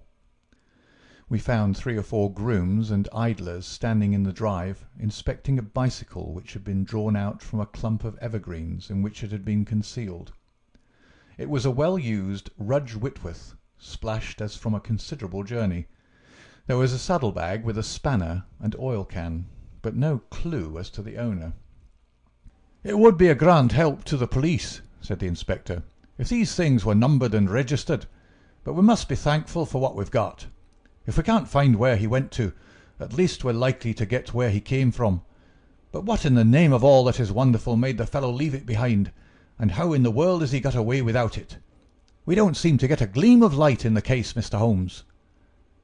"Don't we?" my friend answered thoughtfully. "I wonder." End of Chapter 4. Chapter 5. The People of the Drama. "Have you seen all you want of the study?" asked White Mason as we re-entered the house. "For the time," said the inspector, and Holmes nodded. "Then perhaps you would now like to hear the evidence of some of the people in the house.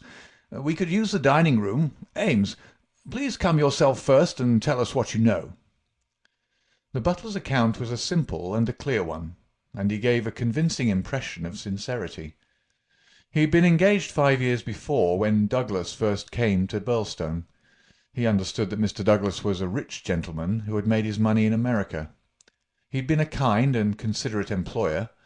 Not quite what Ames was used to, perhaps, but one can't have everything. He never saw any signs of apprehension in Mr. Douglas. On the contrary, he was the most fearless man he had ever known. He ordered the drawbridge to be pulled up every night, because it was the ancient custom of the old house, and he liked to keep the old ways up.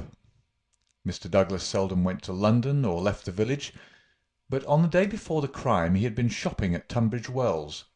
He, Ames, had observed some restlessness and excitement on the part of Mr. Douglas that day, for he had seemed impatient and irritable, which was unusual with him. He had not gone to bed that night, but was in the pantry at the back of the house, putting away the silver, when he heard the bell ring violently. He heard no shot, but it was hardly possible he would, as the pantry and kitchens were at the very back of the house, and there were several closed doors and a long passage between. The housekeeper had come out of her room, attracted by the violent ringing of the bell. They had gone to the front of the house together. As they reached the bottom of the stairs, he had seen Mrs. Douglas coming down it. No, she was not hurrying it. It did not seem to him that she was particularly agitated. Just as she reached the bottom of the stair, Mr. Barker had rushed out of the study. He had stopped Mrs. Douglas and begged her to go back. "For God's sake, go back to your room," he cried. "Poor Jack is dead. You can do nothing. For God's sake, go back." After some persuasion upon the stairs, Mrs. Douglas had gone back. She did not scream. She made no outcry whatever. Mrs. Allen, the housekeeper, had taken her upstairs and stayed with her in the bedroom. Ames and Mr. Barker had then returned to the study, where they had found everything exactly as the police had seen it. The candle was not lit at that time, but the lamp was burning. They had looked out of the window, but the night was very dark, and nothing could be seen or heard. They had then rushed out into the hall, where Ames had turned the windlass which lowered the drawbridge. Mr. Barker had then hurried off to get the police. Such, in its essentials, was the evidence of the butler. The account of Mrs. Allen, the housekeeper, was, so far as it went, a corroboration of that of her fellow-servant. The housekeeper's room was rather nearer to the front of the house than the pantry in which Ames had been working. She was preparing to go to bed when the loud ringing of the bell had attracted her attention. She was a little hard of hearing. Perhaps that was why she had not heard the shot. But in any case the study was a long way off. She remembered hearing some sound which she imagined to be the slamming of a door. That was a good deal earlier, half an hour at least before the ringing of the bell. When Mr. Ames ran to the front, she went with him.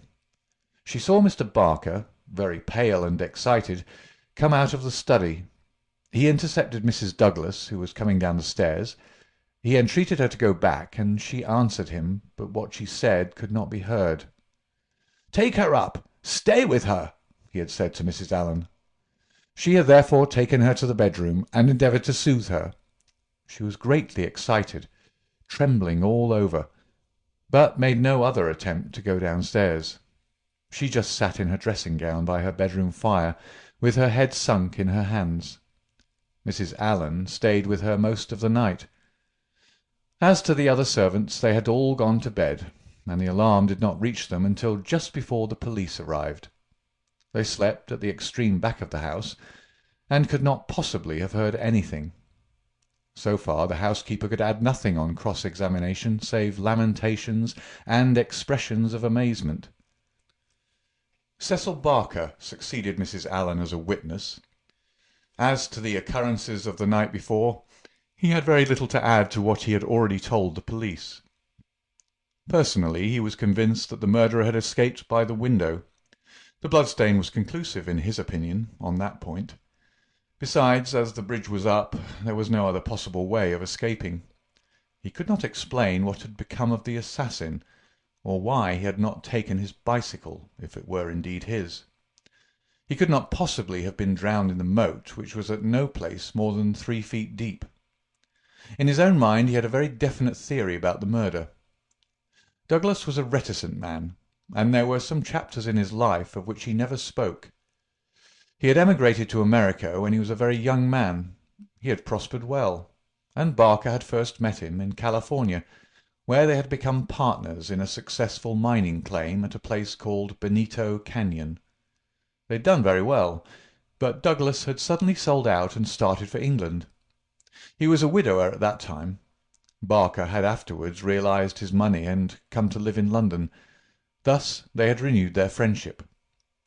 Douglas had given him the impression that some danger was hanging over his head, and he had always looked upon his sudden departure from California, and also his renting a house in so quiet a place in England, as being connected with this peril. He imagined that some secret society, some implacable organization, was on Douglas's track, which would never rest until it killed him.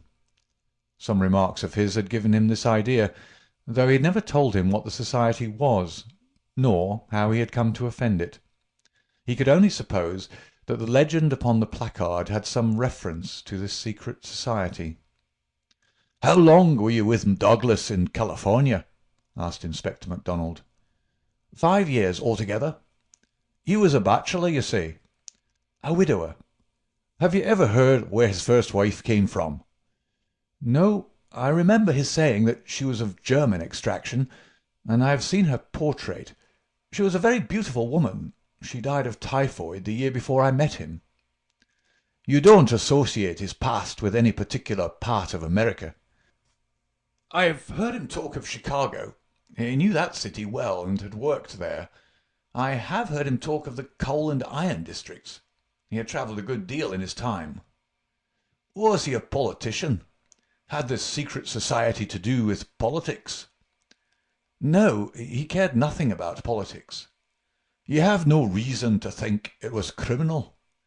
"On the contrary, I never met a straighter man in my life." "Was there anything curious about his life in California?" "He liked best to stay and to work at our claim in the mountains. He would never go where other men were if he could help it. That's why I first thought that someone was after him. Then when he left so suddenly for Europe, I made sure that it was so. I believe that he had a warning of some sort. Within a week of his leaving, 6 men were inquiring for him." "What sort of men?" "Well, they were a mighty hard-looking crowd. They came up to the claim and wanted to know where he was. I told them that he's gone to Europe, and that I did not know where to find him. They meant him no good. It was easy to see that." "Were these men Americans? Californians?" "Well, I don't know about Californians. They were Americans all right, but they were not miners. I don't know what they were, and was very glad to see their backs." "That was 6 years ago?" "Nearer 7. "And then you were together 5 years in California, so that this business dates back a not less than 11 years at the least?" "That is so." "It must be a very serious feud that would be kept up with such earnestness for as long as that. It'd be no light thing that would give rise to it." "I think it shadowed his whole life. It was never quite out of his mind." "But if a man had a dagger hanging over him and knew what it was, don't you think he would turn to the police for protection?" "Maybe it was some danger that he could not be protected against. There's one thing you should know. He always went about armed. His revolver was never out of his pocket. But by bad luck he was in his dressing gown and had left it in the bedroom last night. Once the bridge was up, I guess he thought he was safe." "I should like these dates a little clearer," said MacDonald. "It is quite 6 years since Douglas left California. You followed him next year, did you not?" "That is so." "And he'd been married 5 years. He must have returned from the time of his marriage." "About a month before. I was his best man." "Did you know Mrs. Douglas before her marriage?" "No, I did not. I had been away from England for 10 years." "But you have seen a good deal of her since?" Barker looked sternly at the detective. "I have seen a good deal of him since," he answered. "If I have seen her, it is because you cannot visit a man without knowing his wife. If you imagine there's any connection—" "I imagine nothing, Mr. Barker. I am bound to make every inquiry which can bear upon the case, but I mean no offence." "Some inquiries are offensive," Barker answered angrily. "It's only the facts that we want. 'Tis in your interest and everyone's interest that they should be cleared up.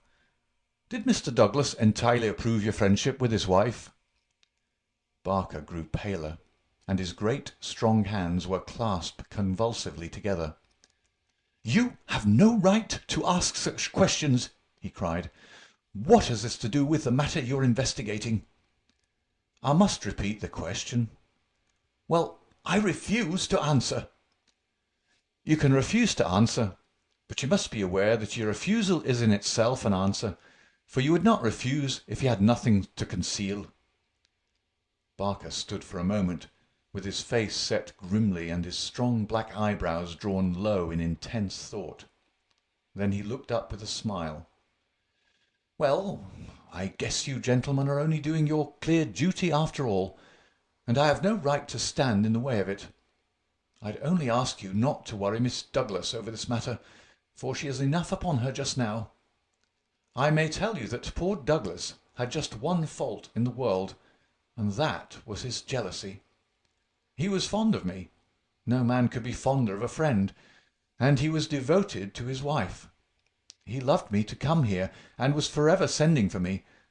And yet, if his wife and I talked together, or there seemed any sympathy between us, a kind of wave of jealousy would pass over him, and he would be off the handle and saying the wildest things in a moment. More than once I've sworn off coming for that reason, and then he would write me with such penitent, imploring letters that I just had to. But you can take it from me, gentlemen, if it was my last word, that no man ever had a more loving, faithful wife, and I can say also no friend could be more loyal than I." It was spoken with fervour and feeling, and yet Inspector MacDonald could not dismiss the subject. "You are aware," said he, "that the dead man's wedding ring has been taken from his fingers?" "So it appears," said Barker. "What do you mean by appears? You know it as a fact." The man seemed confused and undecided.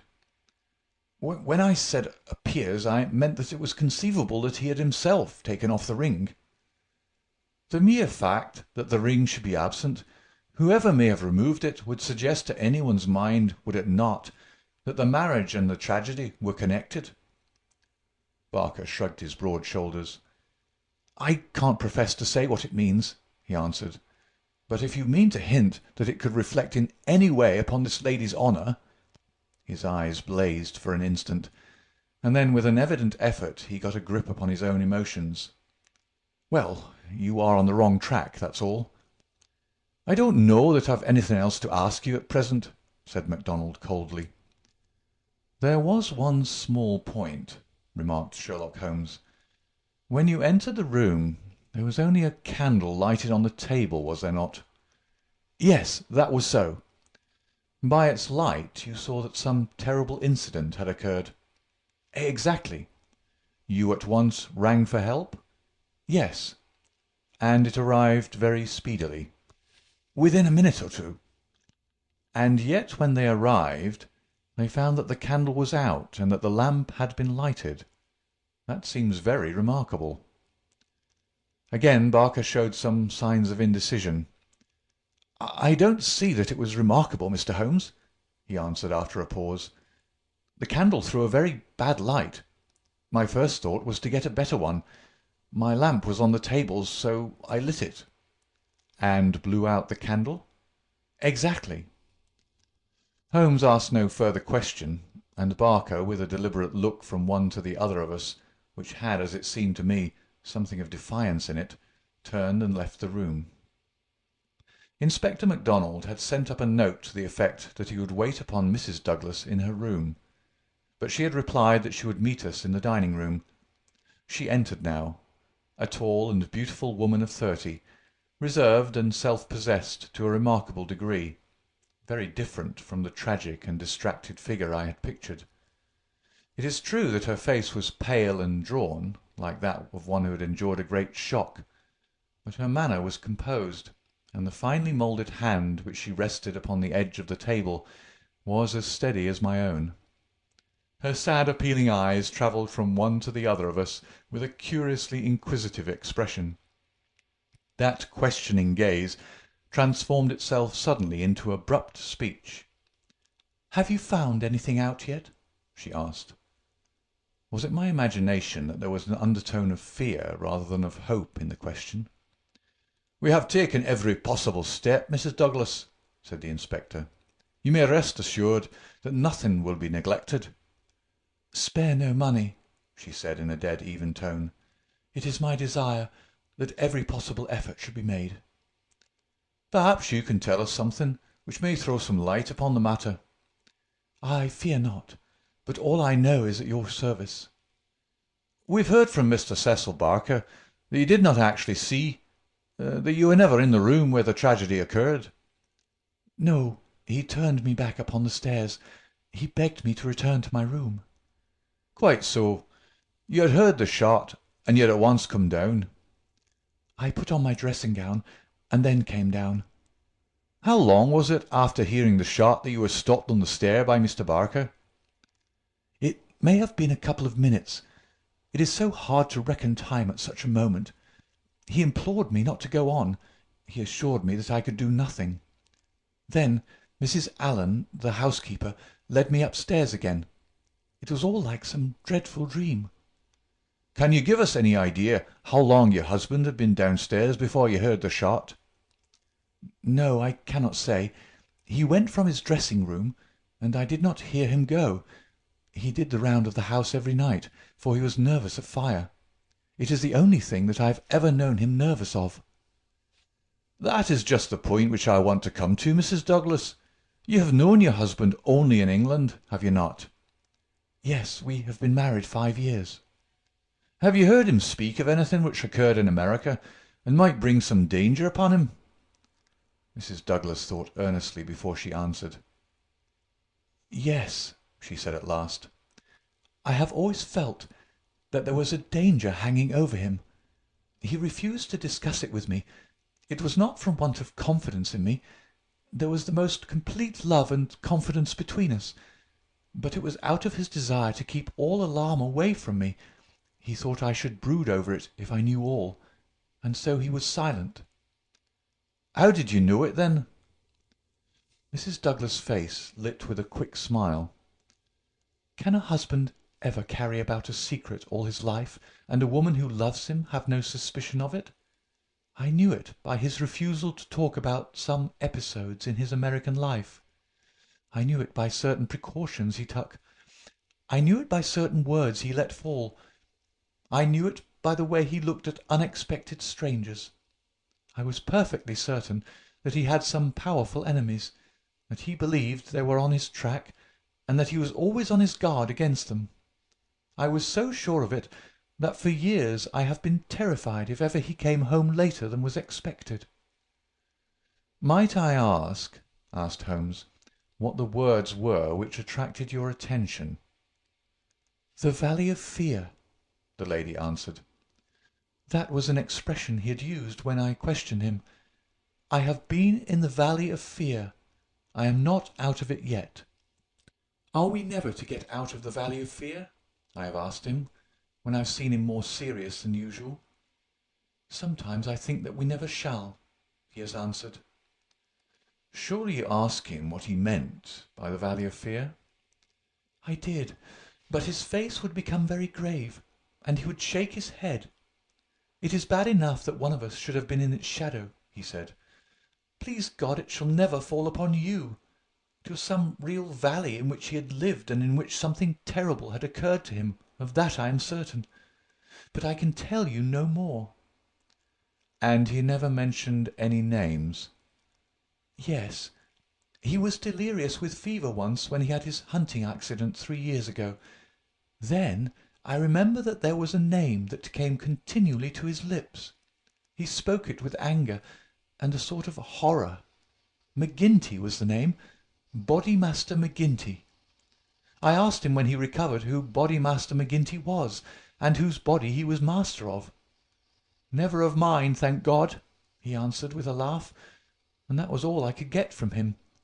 But there is a connection between Bodymaster McGinty and the Valley of Fear." "There is one other point," said Inspector MacDonald. "You met Mr. Douglas in a boarding-house in London, did you not, and became engaged to him there? Was there any romance, anything secret or mysterious about the wedding?" "There was romance. There is always romance. There was nothing mysterious." "He had no rival?" "No, I was quite free." "You have heard, no doubt, that his wedding ring has been taken. Does that suggest anything to you? Suppose that some enemy of his old life had tracked him down and committed his crime. What possible reason could he have for taking his wedding ring?" For an instant I could have sworn that the faintest shadow of a smile flickered over the woman's lips. "I really can't tell," she answered. "It is certainly a most extraordinary thing." "Well, we'll not detain you any longer, and we're sorry to have put you to this trouble at such a time," said the inspector. "There are some other points, no doubt, but we can refer to you as they arise." She arose, and I was again conscious of that quick, questioning glance with which she had just surveyed us. "What impression has my evidence made upon you?" The question might as well have been spoken. Then with a bow she swept from the room. "She's a beautiful woman, a very beautiful woman," said MacDonald thoughtfully, after the door had closed behind her. "This man Barker has certainly been down here a good deal. He's a man who might be attractive to a woman. He admits that the dead man was jealous, and maybe he knew best himself what cause he had for jealousy. Then there's that wedding ring. You can't get past that.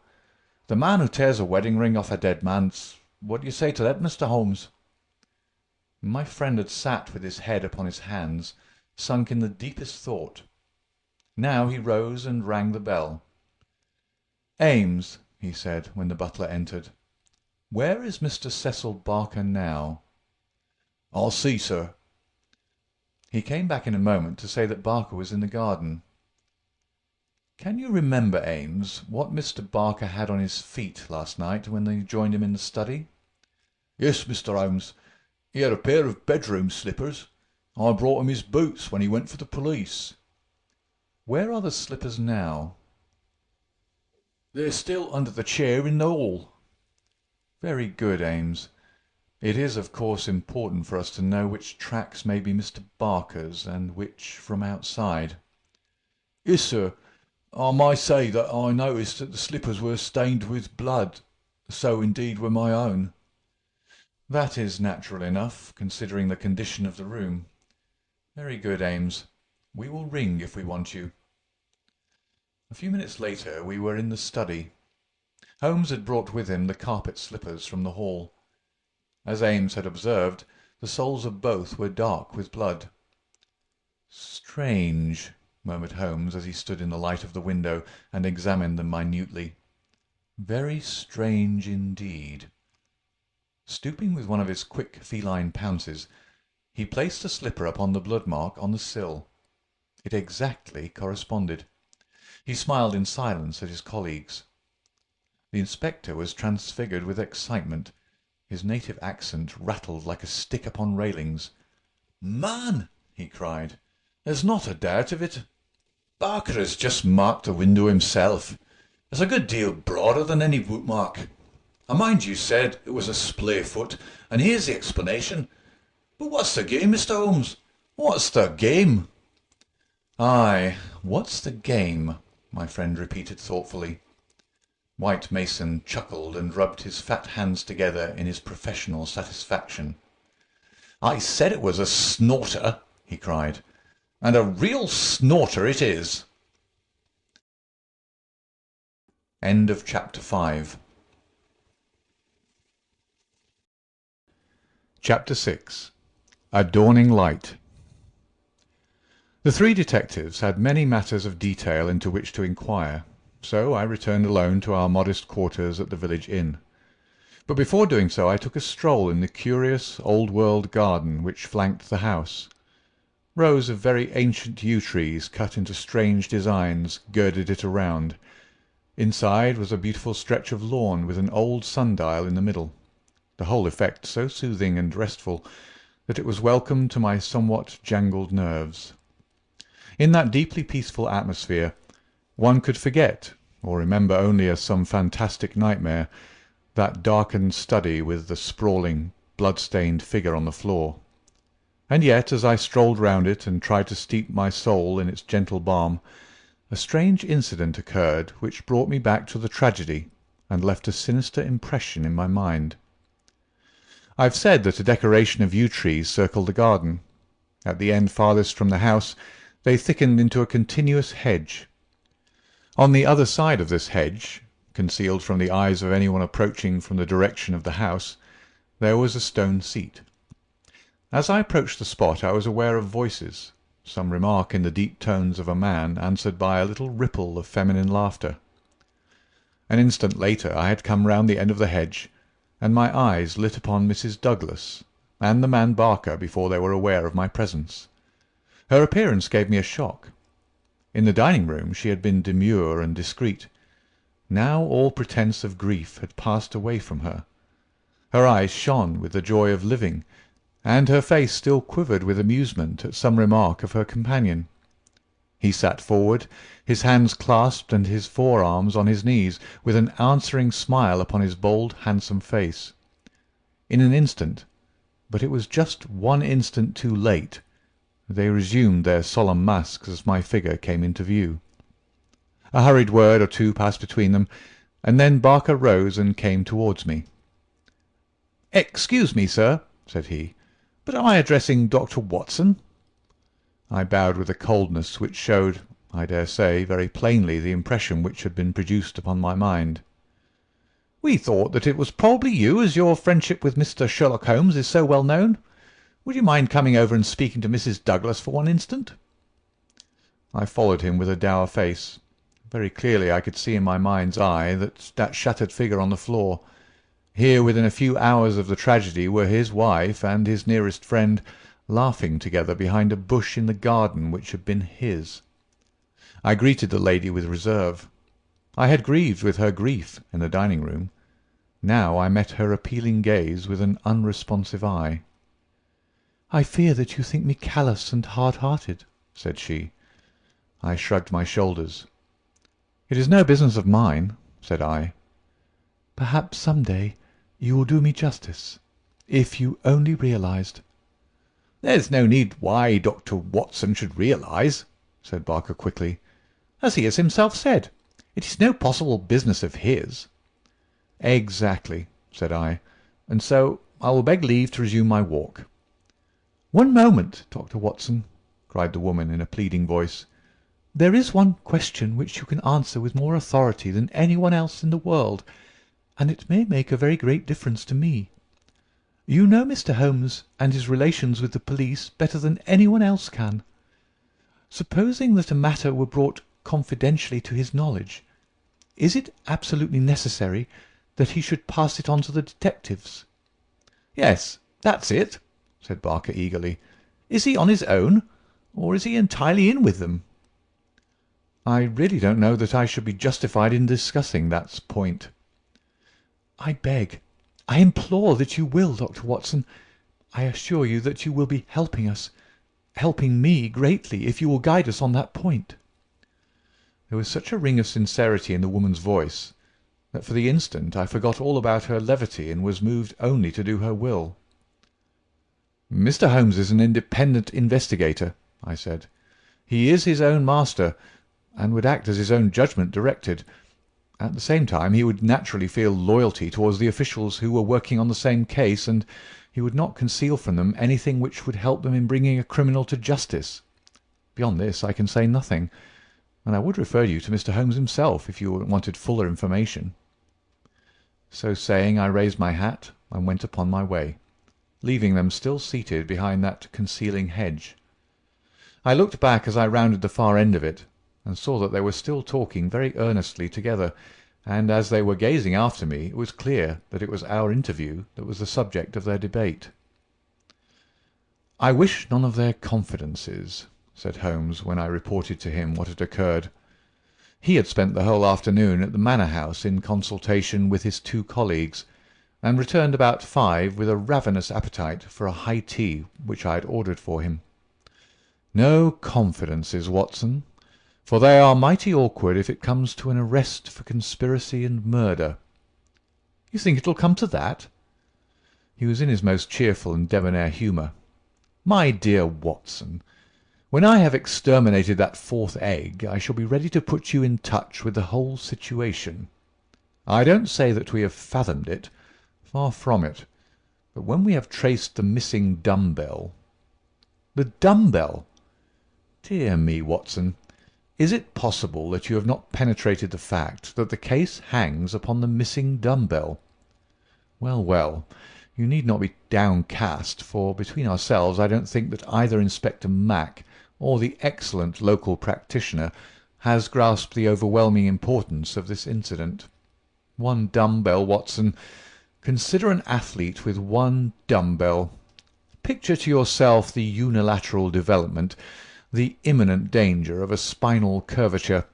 Shocking, Watson, shocking. He sat with his mouth full of toast and his eyes sparkling with mischief, watching my intellectual entanglement. The mere sight of his excellent appetite was an assurance of success, for I had very clear recollections of days and nights without a thought of food, when his baffled mind had chafed before some problem, while his thin, eager features became more attenuated with the asceticism of complete mental concentration.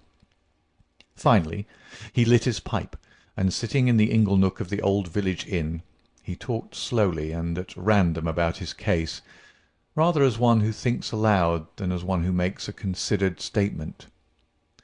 A lie, Watson. A great, big, thumping, obtrusive, uncompromising lie. That's what meets us on the threshold.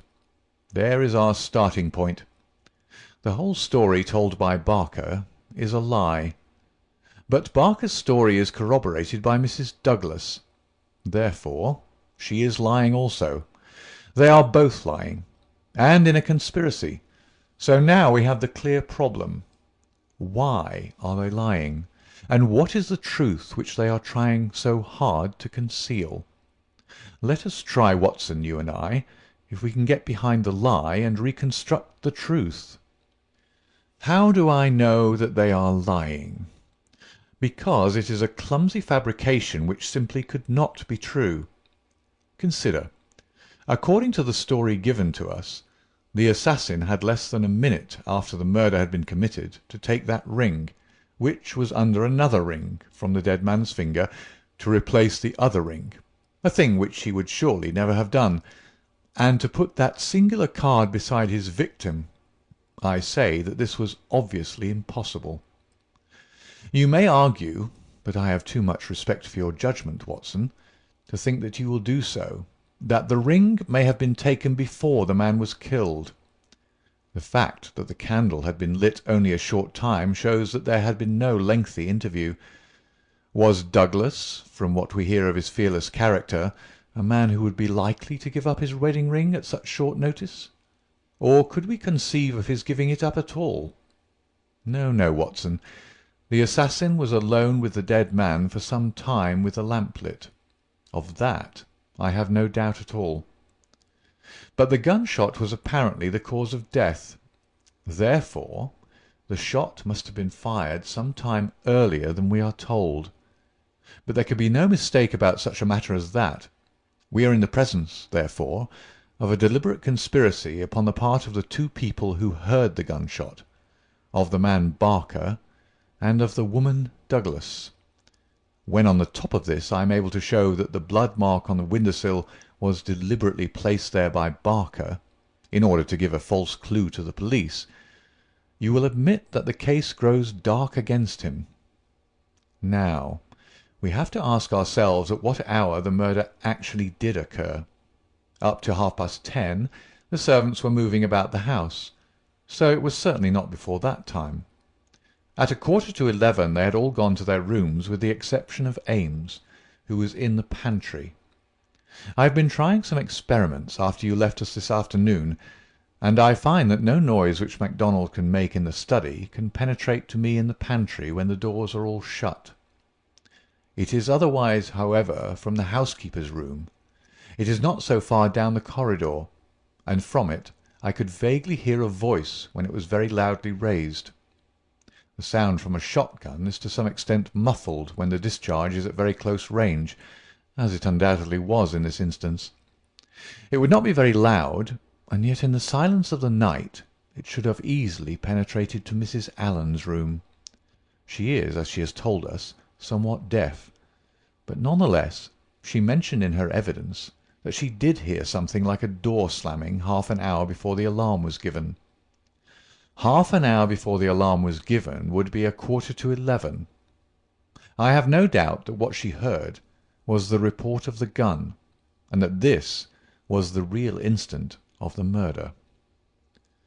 If this is so, we have now to determine what Barker and Mrs. Douglas, presuming that they are not the actual murderers, could have been doing from 11:15, when the sound of the shot brought them down, until 11:15, when they rang the bell and summoned the servants. What were they doing, and why did they not instantly give the alarm? That is the question which faces us, and when it has been answered we shall surely have gone some way to solve our problem. "I'm convinced myself," said I, "that there's an understanding between those two people. She must be a heartless creature to sit laughing at some jest within a few hours of her husband's murder." "Exactly. She does not shine as a wife even in her own account of what occurred. I am not a whole-souled admirer of womankind, as you are aware, Watson, but my experience of life has taught me that there are few wives, having any regard for their husbands, who would let any man's spoken word stand between them and that husband's dead body. Should I ever marry, Watson, I should hope to inspire my wife with some feeling which would prevent her from being walked off by a housekeeper when my corpse was lying within a few yards of her. It was badly stage-managed, for even the rawest investigators must be struck by the absence of the usual feminine ululation. If there had been nothing else, this incident alone would have suggested a prearranged conspiracy to my mind." "You think then definitely that Barker and Mrs. Douglas are guilty of the murder?" "There is an appalling directness about your questions, Watson," said Holmes, shaking his pipe at me. "They come at me like bullets. If you put it that Mrs. Douglas and Barker know the truth about the murder, and are conspiring to conceal it, then I can give you a whole-souled answer. I am sure they do. But your more deadly proposition is not so clear. Let us for a moment consider the difficulties which stand in the way. We will suppose that this couple are united by the bonds of a guilty love, and that they have determined to get rid of the man who stands between them. It is a large supposition, for discreet inquiry among servants and others has failed to corroborate it in any way. On the contrary, there is a good deal of evidence that the Douglases were very attached to each other." "That, I am sure, cannot be true," said I, thinking of the beautiful smiling face in the garden. "Well, at least they gave that impression. However, we will suppose that they are an extraordinarily astute couple, who deceive everyone upon this point, and conspire to murder the husband. He happens to be a man over whose head some danger hangs." "We've only their word for that." Holmes looked thoughtful. "I see, Watson. You are sketching out a theory by which everything they say from the beginning is false. According to your idea, there was never any hidden menace, or secret society, or Valley of Fear, or Boss Mac-somebody, or anything else. Well, that is a good sweeping generalization. Let us see what that brings to us. They invent this theory to account for the crime. They then play up to the idea by leaving this bicycle in the park as proof of the existence of some outsider. The stain on the window-sill conveys the same idea. So does the card on the body, which might have been prepared in the house.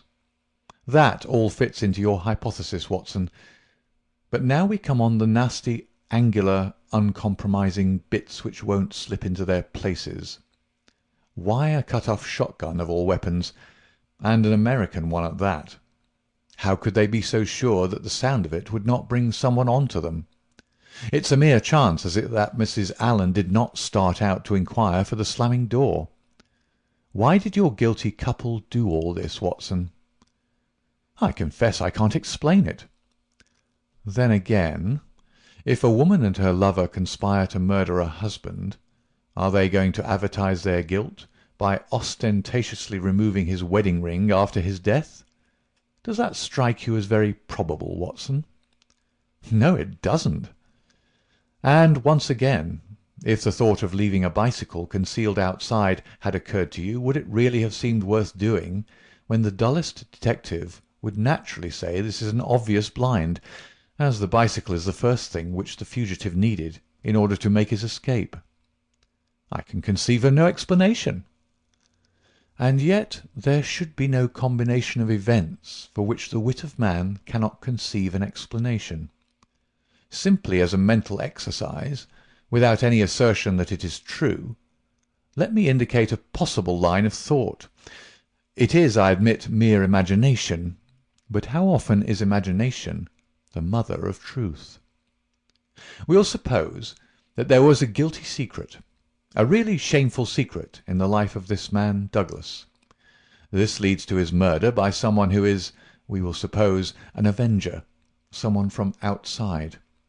This avenger, for some reason, which I confess I am still at a loss to explain, took the dead man's wedding ring.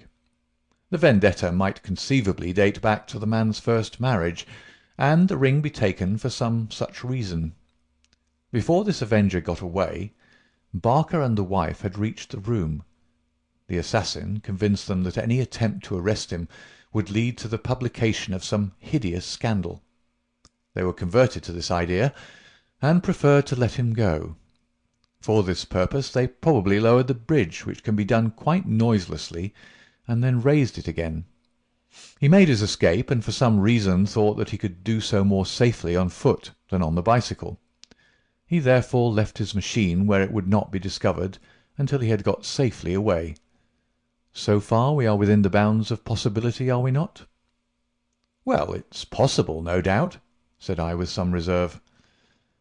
"We have to remember, Watson, that whatever occurred is certainly something very extraordinary. Well now, to continue our supposititious case, the couple, not necessarily a guilty couple, realize after the murderer is gone that they have placed themselves in a position in which it may be difficult for them to prove that they did not themselves either do the deed or connive at it. They rapidly and rather clumsily met the situation. The mark was put by Barker's blood-stained slipper upon the window-sill, to suggest how the fugitive got away. They obviously were the two who must have heard the sound of the gun, so they gave the alarm exactly as they would have done, but a good half-hour after the event. And how do you propose to prove all this? Well, if there was an outsider, he may be traced and taken. That would be the most effective of all proofs. But if not, well, the resources of science are far from being exhausted. I think that an evening alone in that study would help me much." "An evening alone?" "I propose to go up there presently. I have arranged it with the estimable Ames, who is by no means whole-hearted about Barker. I shall sit in that room and see if its atmosphere brings me inspiration. I'm a believer in the genius loci. You smile, friend Watson. Well, we shall see. By the way, you have that big umbrella of yours, have you not?" "It is here." "Well, I'll borrow that if I may." "Certainly, but what a wretched weapon! If there's a danger—" "Nothing serious, my dear Watson, or I should certainly ask for your assistance. But I'll take the umbrella. At present I'm only awaiting the return of our colleagues from Tunbridge Wells, where they are at present engaged in trying for a likely owner of the bicycle." It was nightfall before Inspector MacDonald and White Mason came back from their expedition, and they arrived exultant, reporting a great advance in our investigation. "Man, I'll admit that I had my doubts if there was ever an outsider," said MacDonald. "But that's all past now. We've had the bicycle identified, and we have a description of our man, so that's a long step on our journey." "It sounds to me like the beginning of the end," said Holmes. "I'm sure I congratulate you both with all my heart." "Well, I started from the fact that Mr. Douglas had seemed disturbed since the day before, when he'd been at Tunbridge Wells. It was at Tunbridge Wells then that he had become conscious of some danger. It was clear, therefore, that if a man had come over with a bicycle, it was from Tunbridge Wells that he might be expected to have come. We took the bicycle over with us and showed it at the hotels. It was identified at once by the manager of the Eagle Commercial as belonging to a man named Hargrave, who had taken a room there 2 days before. This bicycle and a small valise were his old belongings. He had registered his name as coming from London, but had given no address. The valise was London-made, and the contents were British, but the man himself was undoubtedly an American." "Well, well," said Holmes gleefully, "you have indeed done some solid work while I've been sitting spinning theories with my friend. It's a lesson in being practical, Mr. Mac." "Aye, it's just that, Mr. Holmes," said the inspector with satisfaction. "But this may all fit in with your theories," I remarked. "That may or may not be. But let us hear the end, Mr. Mac. Was there nothing to identify this man?" "So little that it was evident that he had carefully guarded himself against identification. There were no papers or letters, and no marking upon the clothes. A cycle map of the county lay on his bedroom floor. He'd left the hotel after breakfast yesterday morning on his bicycle, and no more was heard of him until our inquiries." "That's what puzzles me, Mr. Holmes," said White Mason. "If the fellow did not want the hue and cry raised over him, one would imagine that he would have returned and remained at the hotel as an inoffensive tourist. As it is, he must know that he will be reported to the police by the hotel manager, and that his disappearance will be connected with the murder." "So one would imagine. Still, he has been justified of his wisdom up to date, at any rate, since he has not been taken. But his description, what of that?" MacDonald referred to his notebook. "Here we have it so far as they could give it. They don't seem to have taken every particular stock of him, but still the porter, the clerk, and the chambermaid are all agreed that this about covers the points.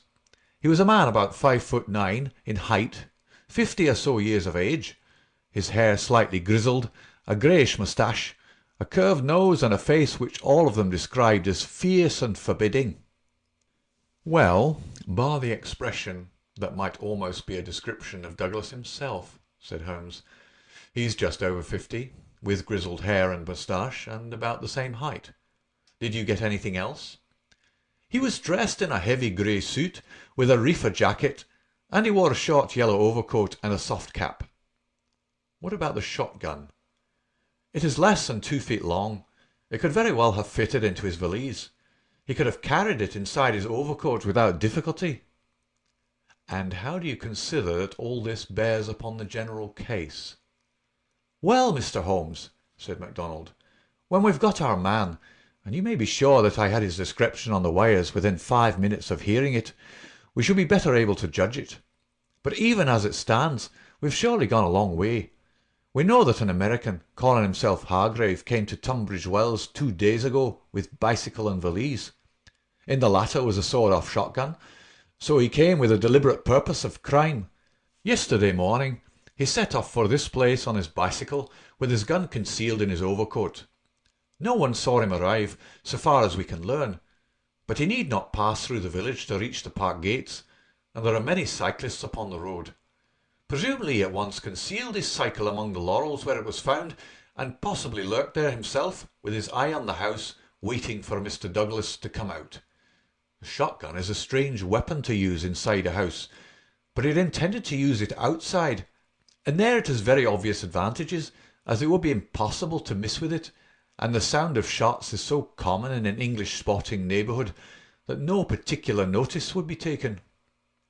"That is all very clear," said Holmes. "Well, Mr. Douglas did not appear. What was he to do next? He left his bicycle and approached the house in the twilight. He found the bridge down and no one about. He took his chance, intending no doubt to make some excuse if he met someone. He met no one. He slipped into the first room that he saw, and concealed himself behind a curtain. Thence he could see that drawbridge go up, and he knew that his only escape was through the moat. He waited until 11:15, when Mr. Douglas, upon his usual nightly round, came into the room. He shot him and escaped, as arranged. He was aware that the bicycle would be descried by the hotel people and be a clue against him, so he left it there and made his way by some other means to London, or to some safe hiding place which he'd already arranged. How's that, Mr. Holmes?" "Well, Mr. Mac, it is very good and very clear so far as it goes. That is your end of the story. My end is that the crime was committed half an hour earlier than reported, that Mrs. Douglas and Barker are both in a conspiracy to conceal something, that they aided the murderer's escape, or at least that they reached the room before he escaped, and that they fabricated evidence of his escape through the window. whereas in all probability they had themselves let him go by lowering the bridge. That's my reading of the first half." The two detectives shook their heads. "Well, Mr. Holmes, if this is true, we only tumble out of one mystery into another," said the London inspector. "And in some ways a worse one," added White Mason. "The lady has never been in America in all her life. What possible connection could she have with an American assassin which would cause her to shelter him?" "I freely admit the difficulties," said Holmes. "I propose to make a little investigation of my own tonight, and it is just possible that it may contribute something to the common cause." "Can we help you, Mr. Holmes?" "No, no. Darkness and Dr. Watson's umbrella. My wants are simple. And Ames, the faithful Ames. No doubt he will stretch a point for me. All my lines of thought lead me back invariably to the one basic question. Why should an athletic man develop his frame upon so unnatural an instrument as a single dumbbell?" It was late that night when Holmes returned from his solitary excursion. We slept in a double-bedded room, which was the best that the little country inn could do for us. I was already asleep when I was partly awakened by his entrance. "Well, Holmes," I murmured, "have you found anything out?" He stood beside me in silence, his candle in his hand. Then the tall, lean figure inclined towards me. "I say, Watson," he whispered, "would you be afraid to sleep in the same room with a lunatic, a man with softening of the brain, an idiot whose mind has lost its grip?" "Not in the least," I answered in astonishment. "Ah, that's lucky," he said, and not another word would he utter that night. End of Chapter 6. Chapter 7. The Solution. Next morning, after breakfast, we found Inspector MacDonald and White Mason seated in close consultation in the small parlour of the local police sergeant. On the table in front of them were piled a number of letters and telegrams, which they were carefully sorting and docketing. 3 had been placed on one side. "Still on the track of the elusive bicyclist?" Holmes asked cheerfully. "What is the latest news of the ruffian?" MacDonald pointed ruefully to his heap of correspondence.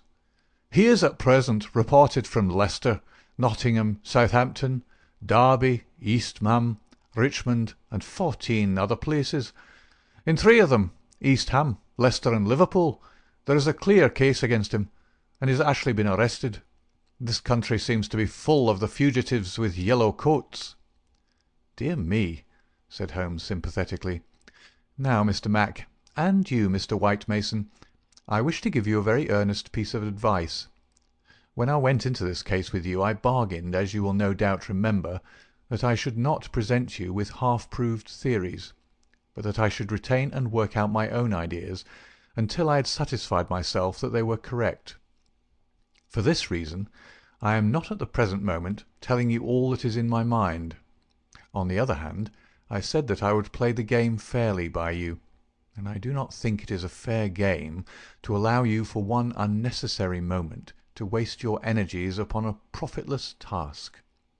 Therefore I am here to advise you this morning, and my advice to you is summed up in 3 words. Abandon the case."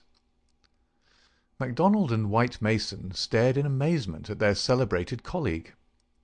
"You consider it hopeless?" cried the inspector. "I consider your case to be hopeless. I do not consider that it is hopeless to arrive at the truth." "But this cyclist is not an invention. We have his description, his valise, his bicycle. The fellow must be somewhere. Why should we not get him?" "Yes, yes, no doubt he is somewhere, and no doubt we shall get him. But I would not have you waste your energies in East Ham or Liverpool. I am sure that we can find some shorter cut to a result." "You're holding something back. It's hardly fair of you, Mr. Holmes." The inspector was annoyed. "You know my methods of work, Mr. Mac, but I will hold it back for the shortest time possible.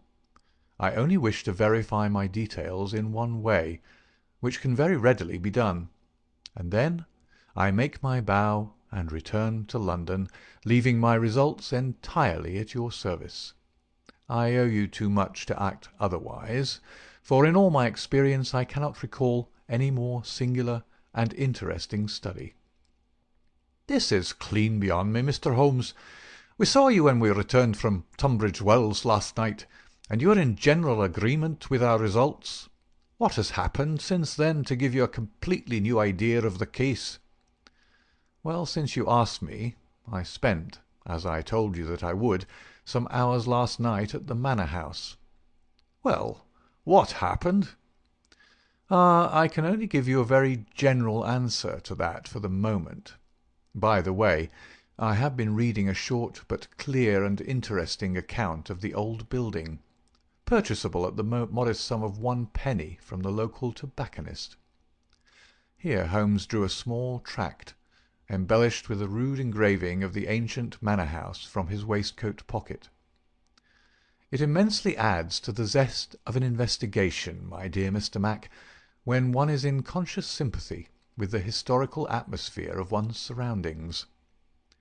Don't look so impatient, for I assure you that even so bald an account as this raises some sort of picture of the past in one's mind.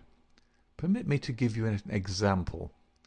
Erected in the 5th year of the reign of James I, and standing upon the site of a much older building, the manor house of Birlstone presents one of the finest surviving examples of the moated Jacobean residence." "You're making fools of us, Mr. Holmes." "Tut, tut, Mr. Mac. The first sign of temper I have detected in you. Well, I won't read it verbatim, since you feel so strongly upon the subject. But when I tell you that there is some account of the taking of the place by a parliamentary colonel in 1644, of the concealment of Charles for several days in the course of the Civil War, and finally of a visit there by the 2nd George, you will admit that there are various associations of interest connected with this ancient house." "I don't doubt it, Mr. Holmes, but that is no business of ours." "Is it not? Is it not? Breadth of view, my dear Mr. Mac, is one of the essentials of our profession. The interplay of ideas and the oblique uses of knowledge are often of extraordinary interest. You will excuse these remarks from one who, though a mere connoisseur of crime, is still rather older and perhaps more experienced than yourself." "I'm the first to admit that," said the detective heartily. "You get to your point, I admit, but you have such a deuced round-the-corner way of doing it." "Well, well, I'll drop past history and get down to present-day facts. I called last night, as I have already said, at the manor house. I did not see either Barker or Mrs. Douglas. I saw no necessity to disturb them, but I was pleased to hear that the lady was not visibly pining, and that she had partaken of an excellent dinner.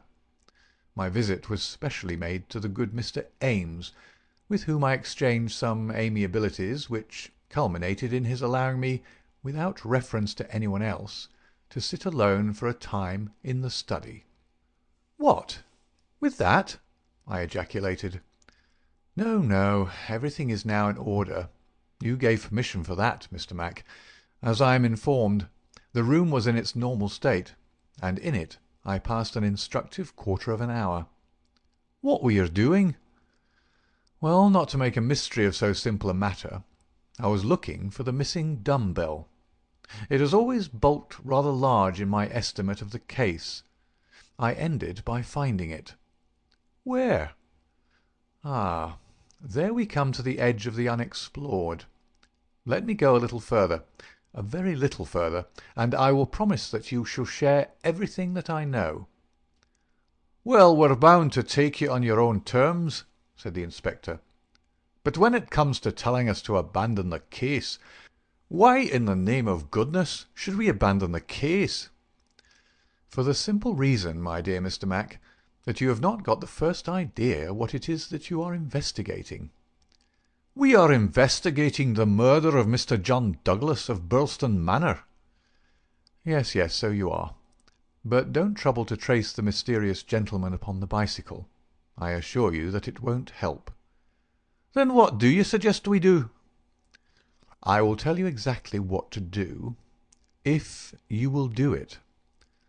"Well, I'm bound to say, I've always found you had reason behind all your queer ways. I'll do what you advise." "And you, Mr. White Mason?"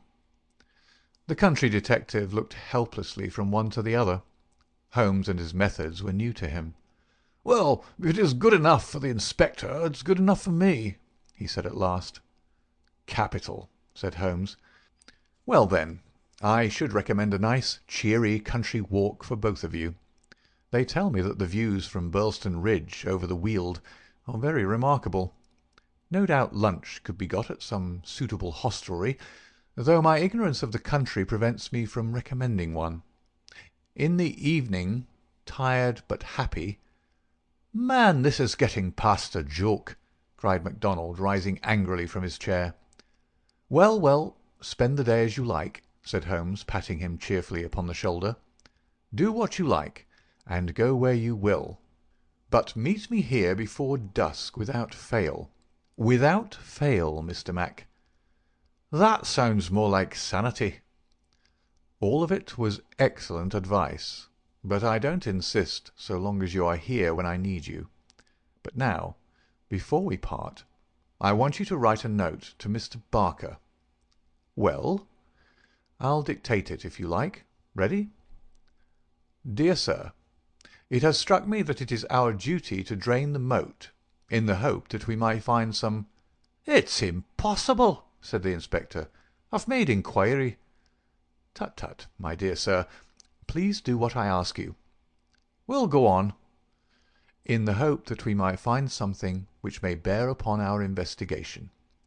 I have made arrangements, and the workmen will be at work early to-morrow morning, diverting the stream." "Impossible."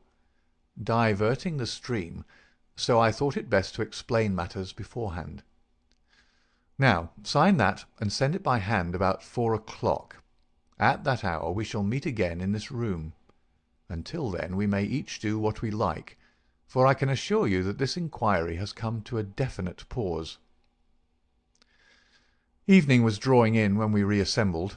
Holmes was very serious in his manner, myself curious, and the detectives obviously critical and annoyed. "Well, gentlemen," said my friend gravely, "I am asking you now to put everything to the test with me, and you will judge for yourselves whether the observations I have made justify the conclusions to which I have come. It is a chill evening, and I do not know how long our expedition may last, so I beg that you will wear your warmest coats. It is of the first importance that we should be in our places before it grows dark, so with your permission we shall get started at once." We passed along the outer bounds of the Manor House Park until we came to a place where there was a gap in the rails which fenced it. Through this we slipped, and then, in the gathering gloom, we followed Holmes until we had reached a shrubbery which lies near-by, opposite to the main door and the drawbridge. The latter had not been raised. Holmes crouched down behind a screen of laurels, and we all three followed his example. "Well, what are we to do now?" asked MacDonald with some gruffness. "Possess our souls in patience, and make as little noise as possible," Holmes answered. "What are we here for at all? I really think you might treat us with some more frankness." Holmes laughed. "Watson insists that I am the dramatist in real life," said he. "Some touch of the artist wells up within me, and calls insistently for a well-staged performance. Surely our profession, Mr. Mac, would be a drab and sordid one if we did not sometimes set the scene so as to glorify our results. The blunt accusation, the brutal tap upon the shoulder, what can one make of such a denouement? But the quick inference, the subtle trap, the clever forecast of coming events, the triumphant vindication of bold theories, are these not the pride and the justification of our life's work? At the present moment you thrill with the glamour of the situation and the anticipation of the hunt. Where would be that thrill if I had been as definite as a timetable? I only ask a little patience, Mr. Mac, and all will be clear to you." "Well, I hope the pride and justification and the rest of it will come before we all get our death of cold," said the London detective with comic resignation. We all had good reason to join in the aspiration, for our vigil was a long and bitter one. Slowly the shadows darkened over the long, sombre face of the old house. A cold, damp reek from the moat chilled us to the bones and set our teeth chattering. There was a single lamp over the gateway, and a steady globe of light in the fatal study. Everything else was dark and still.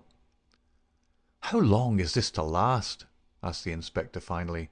"And what is it we're waiting for?"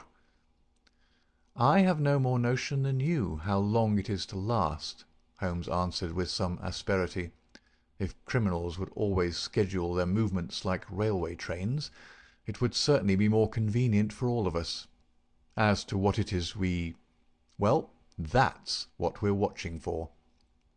As he spoke, the bright yellow light in the study was obscured by somebody passing to and fro before it.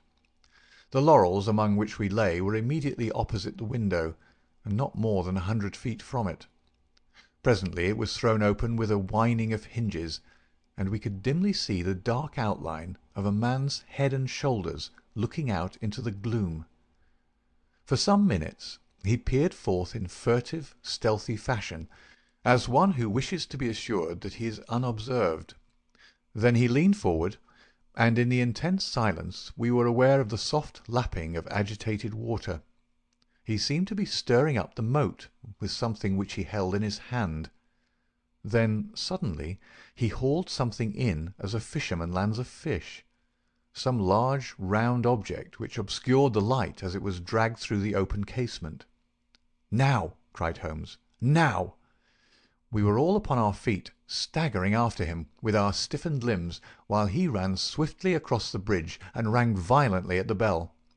There was the rasping of bolts from the other side, and the amazed Ames stood in the entrance. Holmes brushed him aside without a word, and, followed by all of us, rushed into the room which had been occupied by the man whom we had been watching. The oil lamp on the table represented the glow which we had seen from outside. It was now in the hand of Cecil Barker, who held it towards us as we entered. Its light shone upon his strong, resolute, clean-shaved face and his menacing eyes. "What the devil is the meaning of all this?" he cried. "What are you after, anyhow?" Holmes took a swift glance around, and then pounced upon a sodden bundle tied together with cord, which lay where it had been thrust under the writing-table. "This is what we are after, Mr. Barker. This bundle, weighted with a dumbbell which you have just raised from the bottom of the moat." Barker stared at Holmes with amazement in his face. "How in thunder came you to know anything about it?" he asked. "Simply that I put it there." "You put it there? You?" "Perhaps I should have said replaced it there," said Holmes. "You will remember, Inspector MacDonald, that I was somewhat struck by the absence of a dumbbell.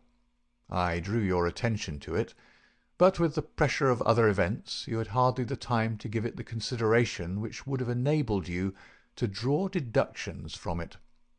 When water is near and a weight is missing, it is not a very far-fetched supposition that something has been sunk in the water.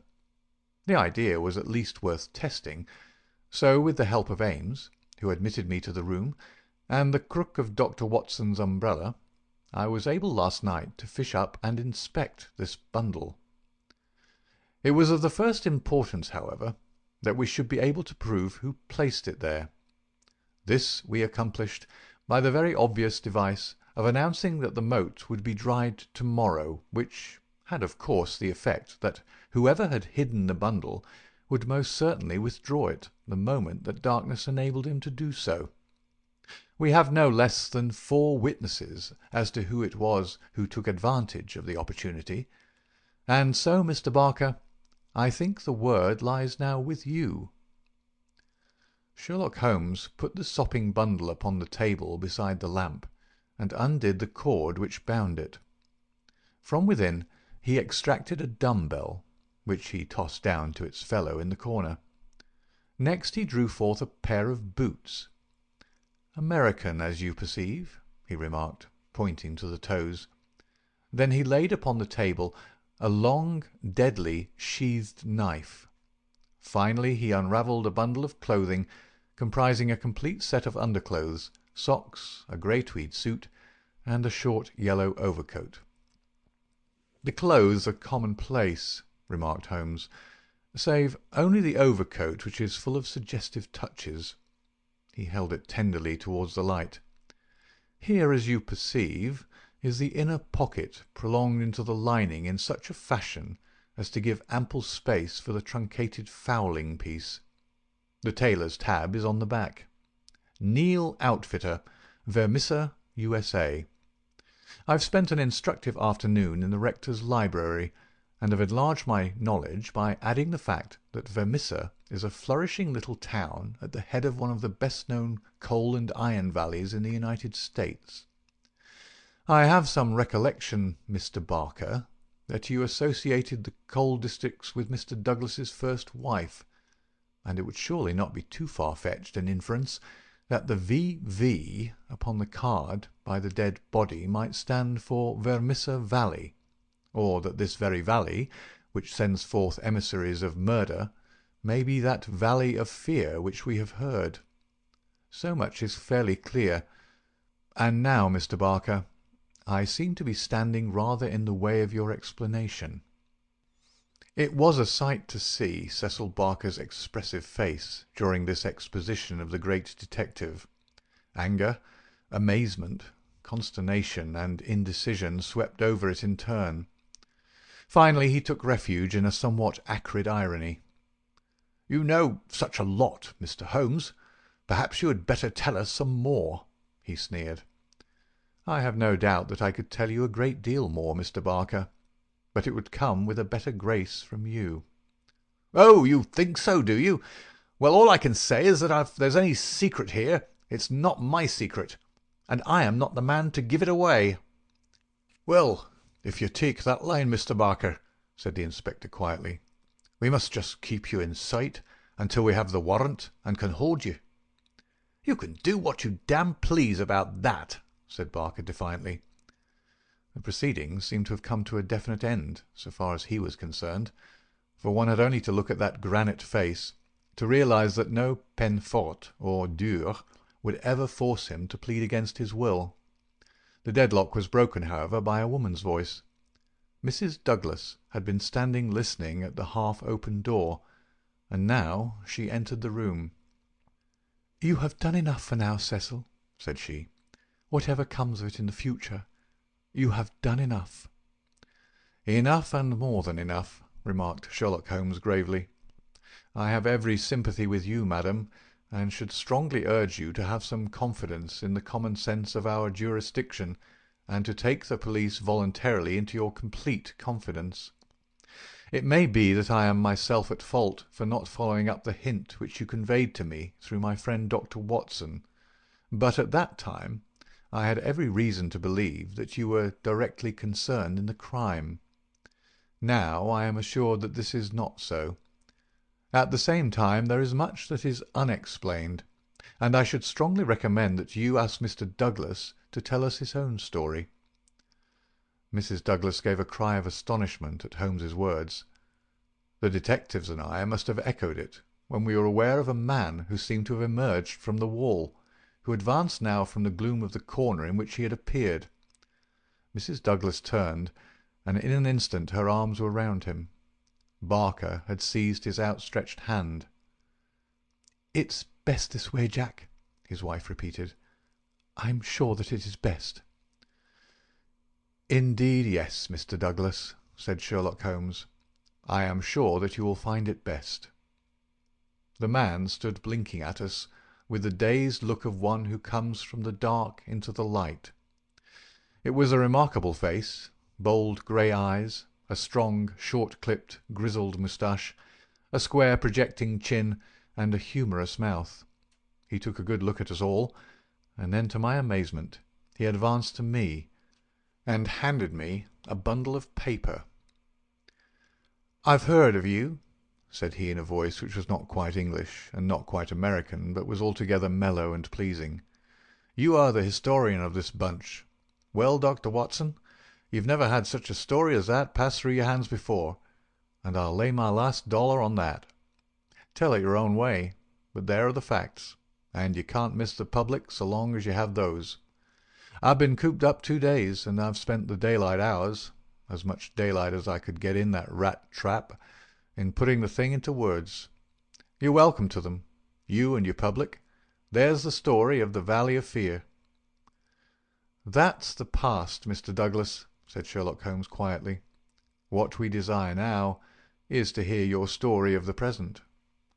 "You'll have it, sir," said Douglas. "May I smoke as I talk?" "Well, thank you, Mr. Holmes. You're a smoker yourself, if I remember right, and you'll guess what it is to be sitting for 2 days with tobacco in your pocket and afraid that the smell will give you away." He leaned against the mantelpiece and sucked at the cigar which Holmes had handed him. "I've heard of you, Mr. Holmes. I never guessed that I would meet you. But before you're through with that," he nodded at my papers, "you will say I've brought you something fresh." Inspector MacDonald had been staring at the newcomer with the greatest amazement. "Well, this fairly beats me," he cried at last. "If you're Mr. John Douglas of Birlstone Manor, then whose death have we been investigating for these 2 days, and where in the world have you sprung from now? You seem to come out of the floor like a jack-in-a-box."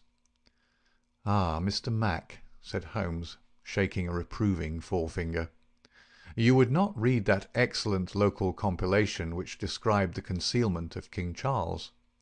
People did not hide in those days without excellent hiding-places, and the hiding-place that had once been used may be used again.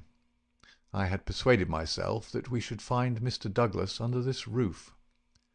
"And how long have you been playing this trick upon us, Mr. Holmes?" said the inspector angrily. "How long have you allowed us to waste ourselves upon a search that you knew to be an absurd one?" "Not 1 instant, my dear Mr. Mac. Only last night did I form my views of the case. As they could not be put to the proof until this evening, I invited you and your colleagues to take a holiday for the day. Pray, what more could I do? When I found the suit of clothes in the moat, it at once became apparent to me that the body we had found could not have been the body of Mr. John Douglas at all, but must be that of the bicyclist from Tunbridge Wells. No other conclusion was possible. Therefore I had to determine where Mr. John Douglas himself could be, and the balance of probability was that with the connivance of his wife and his friend he was concealed in a house which had such conveniences for a fugitive, and awaiting quieter times when he could make his final escape. "Well, you've figured it out about right," said Douglas approvingly. "I thought I'd dodge your British law, for I was not sure how I stood under it, and also I saw my chance to throw these hounds once for all off my track. Mind you, from first to last I've done nothing to be ashamed of, and nothing that I would not do again, but you'll judge that for yourselves when I tell you my story. Never mind warning me, Inspector. I'm ready to stand pat upon the truth.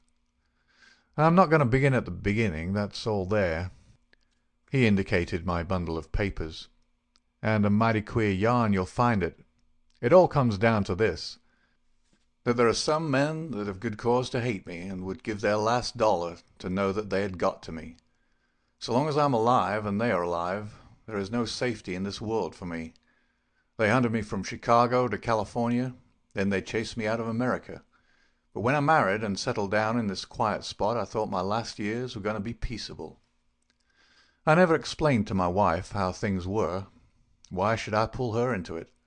She would never have a quiet moment again, but would always be imagining trouble. I fancy she knew something, for I may have dropped a word here or a word there. But until yesterday, after you gentlemen had seen her, she never knew the rights of the matter. She told you all she knew, and so did Barker here. For on the night when this thing happened, there was mighty little time for explanations. She knows everything now, and I would have been a wiser man if I had told her sooner. But it was a hard question, dear." He took her hand for an instant in his own, and I acted for the best.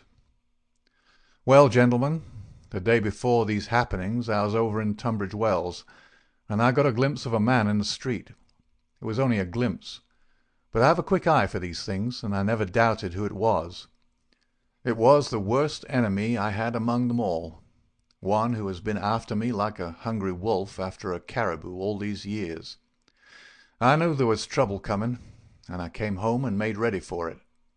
I guess I'd fight through it all right on my own. My luck was a proverb in the States about '76. I never doubted that it would be with me still. I was on my guard all that next day and never went out into the park.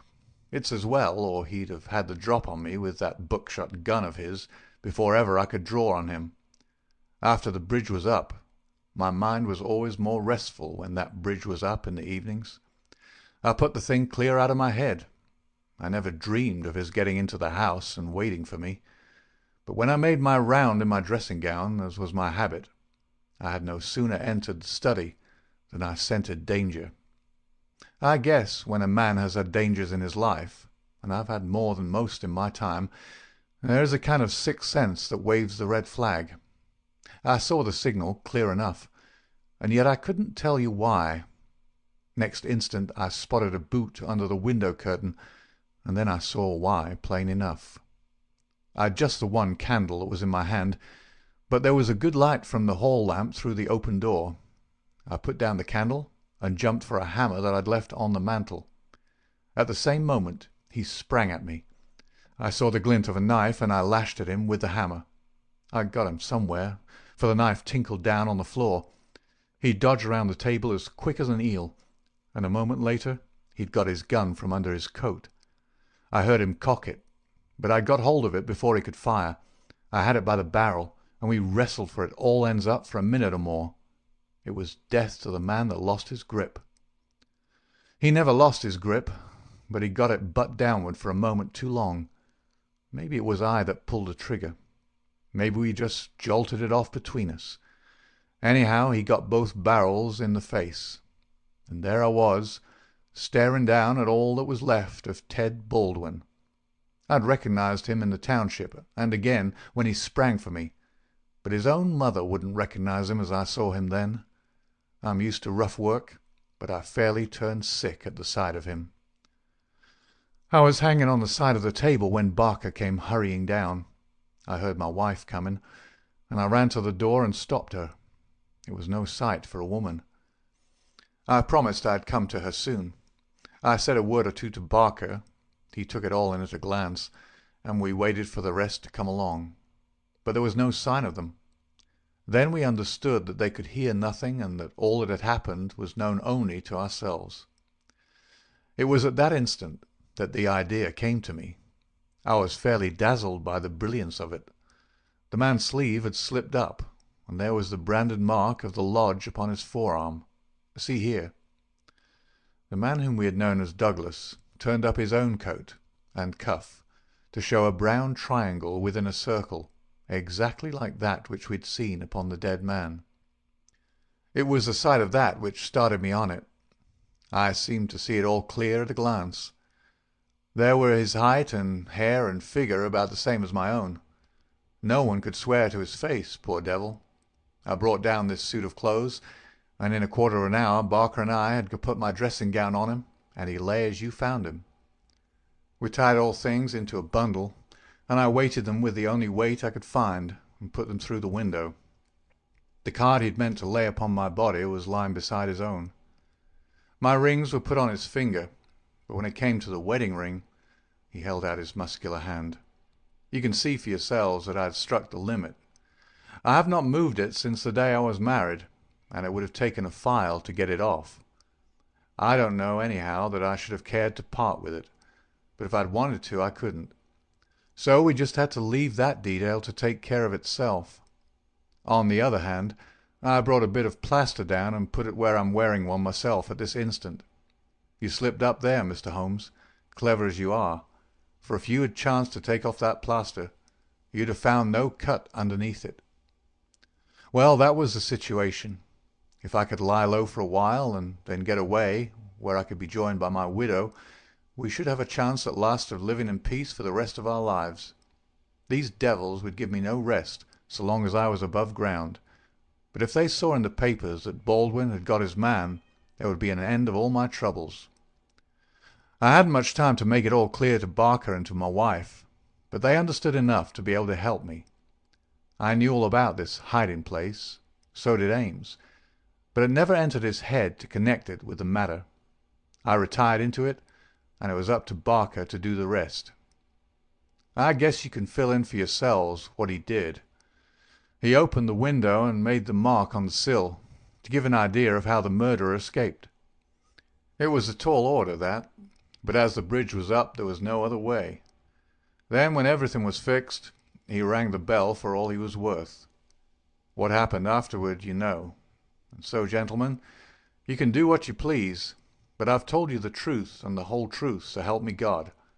What I ask you now is, how do I stand by the English law?" There was a silence which was broken by Sherlock Holmes. "The English law is in the main a just law. You'll get no worse than your deserts from that, Mr. Douglas.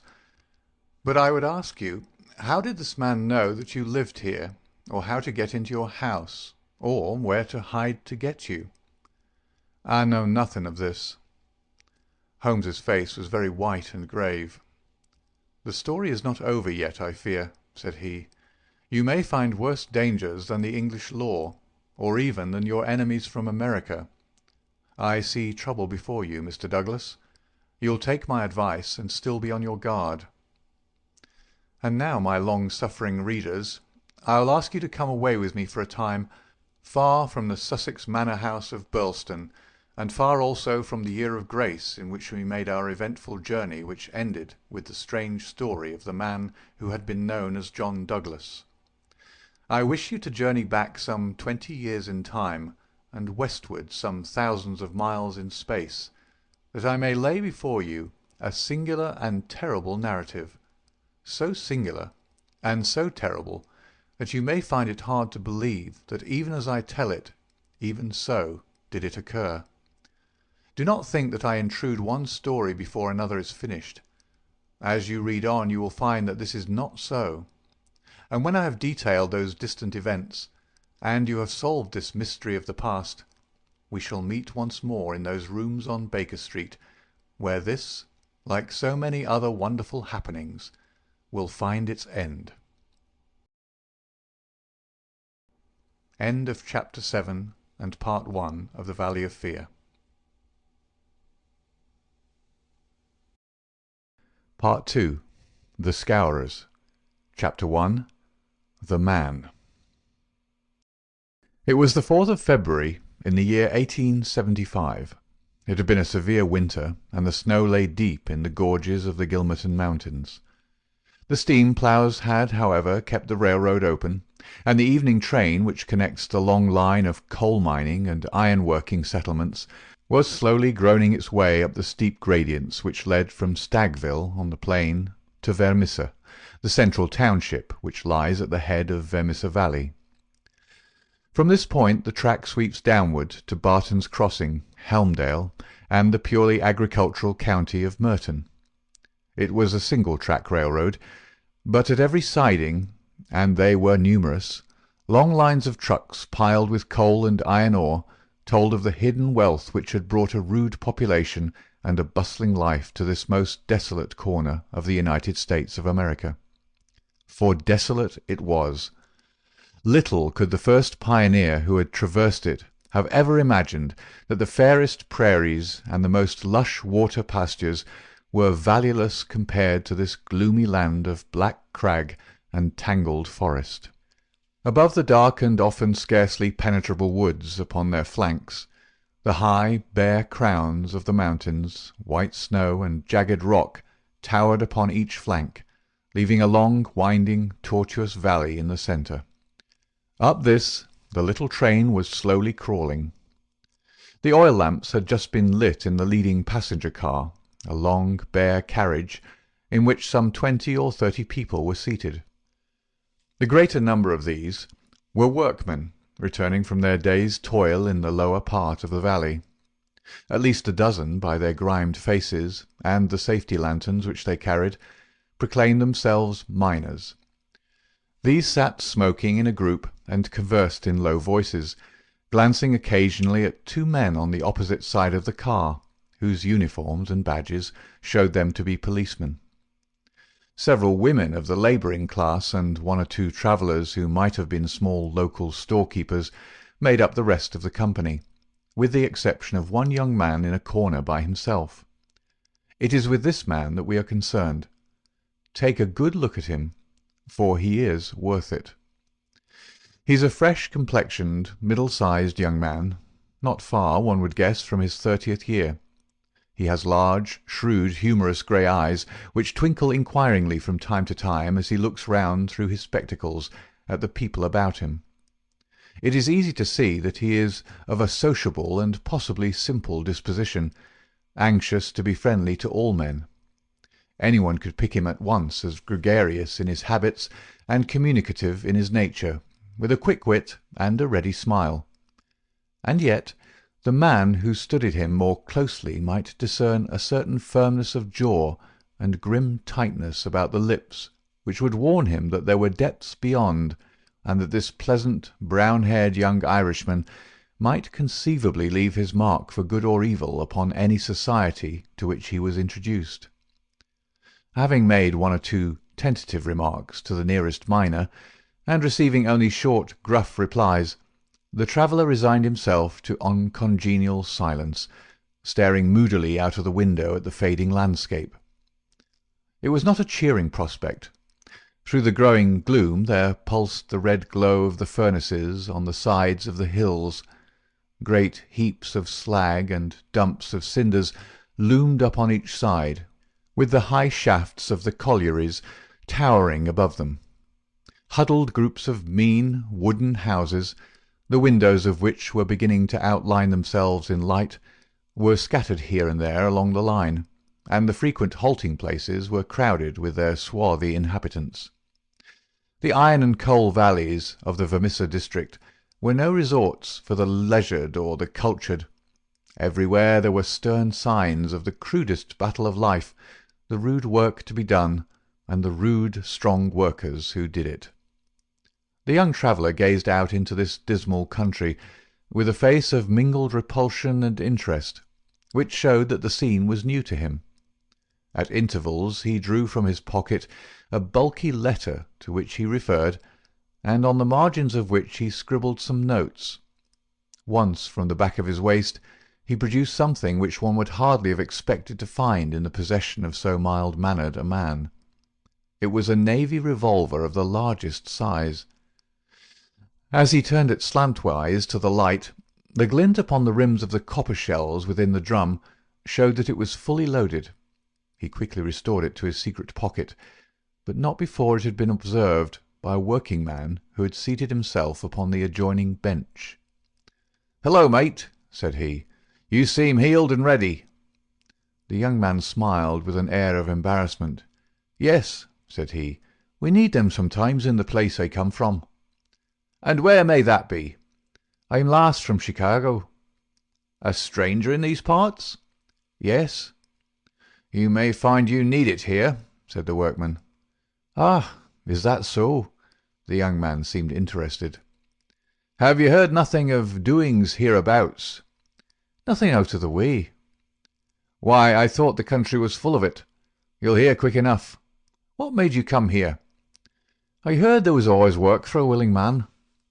"Are you a member of the union?" "Sure." "Then you'll get your job, I guess. Have you any friends?" "Not yet, but I have the means of making them." "How's that, then?" "I am one of the eminent order of freemen. There's no town without a lodge, and where there's a lodge I'll find my friends." The remark had a singular effect upon his companion. He glanced around suspiciously at the others in the car. The miners were still whispering among themselves. The two police officers were dozing. He came across, seated himself close to the young traveller, and held out his hand. "Put it there," he said. A hand grip passed between the two. "I see you speak the truth," said the workman, "but it's well to make certain." He raised his right hand to his right eyebrow. The traveller at once raised his left hand to his left eyebrow. "Dark nights are unpleasant," said the workman. "Yes, for strangers to travel," the other answered. "That's good enough. I'm Brother Scanlon, Lodge 341, Vermissa Valley. Glad to see you in these parts." "Thank you. I'm Brother John McMurdo, Lodge 29, Chicago. Bodymaster J. H. Scott, but I'm in luck to meet a brother so early." "Well, there are plenty of us about. You won't find the order more flourishing anywhere in the States than right here in Vermissa Valley. But we could do with some lads like you. I can't understand a spry man of the Union finding no work to do in Chicago." "I found plenty of work to do," said McMurdo. "Then why did you leave?" McMurdo nodded toward the policeman and smiled. "I guess those chaps will be glad to know," he said. Scanlon groaned sympathetically. "In trouble?" he asked in a whisper. "Deep. A penitentiary job? And the rest." "Not a killing?" "It's early days to talk of such things," said McMurdo with the air of a man who had been surprised into saying more than he intended. "I've my own good reasons for leaving Chicago, and let that be enough for you. Who are you, that you should take it on yourself to ask such things?" His grey eyes gleamed with sudden and dangerous anger from behind his glasses. "All right, mate, no offence meant. The boys will think none the worse of you, whatever you may have done. Where are you bound for now?" "Vermissa." "That's the third halt down the line. Where are you staying?"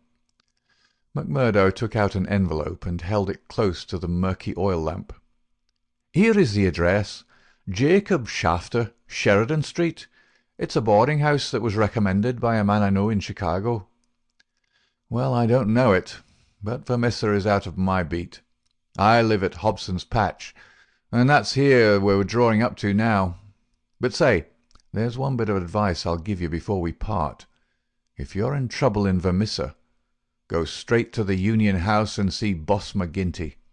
He's the Bodymaster of Vermissa Lodge, and nothing can happen in these parts unless Black Jack McGinty wants it. So long, mate. Maybe we'll meet in Lodge one of these evenings, but mind my words, if you're in trouble, go to Boss McGinty." Scanlon descended, and McMurdo was left once again to his thoughts. Night had now fallen, and the flames of the frequent furnaces were roaring and leaping in the darkness. Against their lurid background, dark figures were bending and straining, twisting and turning with the motion of winch or of windlass, to the rhythm of an eternal clank and roar. "I guess hell must look something like that," said a voice. McMurdo turned and saw that one of the policemen had shifted in his seat and was staring out into the fiery waste. "For that matter," said the other policeman, "I allow that hell must be something like that. If there are worse devils down yonder than some we could name, it's more than I'd expect. I guess you're new to this part, young man." "Well, what if I am?"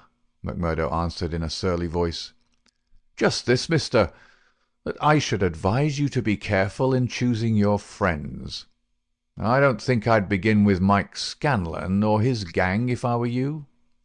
"What the hell is it to you? Who are my friends?" roared McMurdo in a voice which brought every head in the carriage round to witness the altercation. "Did I ask you for your advice, or did you think me such a sucker that I couldn't move without it? You speak when you're spoken to, and by the Lord you'd have to wait a long time if it was me." He thrust out his face and grinned at the patrolman like a snarling dog. The two policemen, heavy, good-natured men, were taken aback by the extraordinary vehemence with which their friendly advances had been rejected. "No offence, stranger," said one. "It was a warning for your own good, seeing that you are, by your own showing, new to the place." "I'm new to the place, but I'm not new to you and your kind," cried McMurdo in cold fury. "I guess you're the same in all places, shoving your advice in when nobody asks for it." "Maybe we'll see more of you before long," said one of the patrolmen with a grin. "You're a real hand-picked one, if I'm a judge." "I was thinking the same," remarked the other. "I guess we may meet again." "I'm not afraid of you, and don't you think it," cried McMurdo. "My name's Jack McMurdo, see? If you want me, you'll find me at Jacob's Shafters on Sheridan Street, Vermissa. So I'm not hiding from you, am I? Day or night, I dare to look the like of you in the face. Don't make any mistake about that."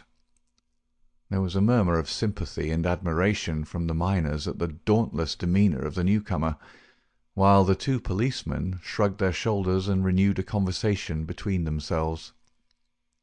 A few minutes later, the train ran into the ill-lit station, and there was a general clearing, for Vermissa was by far the largest town on the line. McMurdo picked up his leather gripsack and was about to start off into the darkness when one of the miners accosted him. "By gar, mate, you know how to speak to the cops," he said in a voice of awe. "It was grand to hear you. Let me carry your grip and show you the road. I'm passing Shafters on the way to my own shack." There was a chorus of friendly good nights from the other miners as they passed from the platform. Before ever he had set foot on it, McMurdo the turbulent had become a character in Vermissa. The country had been a place of terror, but the town was in its way even more depressing. Down that long valley there was at least a certain gloomy grandeur in the huge fires and the clouds of drifting smoke, while the strength and industry of man found fitting monuments in the hills which he had spilled by the side of his monstrous excavations. But the town showed a dead level of mean ugliness and squalor. The broad street was churned up by the traffic into a horrible rutted paste of muddy snow. The sidewalks were narrow and uneven. The numerous gas lamps served only to show more clearly a long line of wooden houses, each with its veranda facing the street, unkempt and dirty. As they approached the centre of the town, the scene was brightened by a row of well-lit stores, and even more by a cluster of saloons and gaming houses, in which the miners spent their hard-earned but generous wages. "That's the Union House," said the guide, pointing to one saloon which rose almost to the dignity of being a hotel. "Jack McGinty is the boss there." "What sort of man is he?"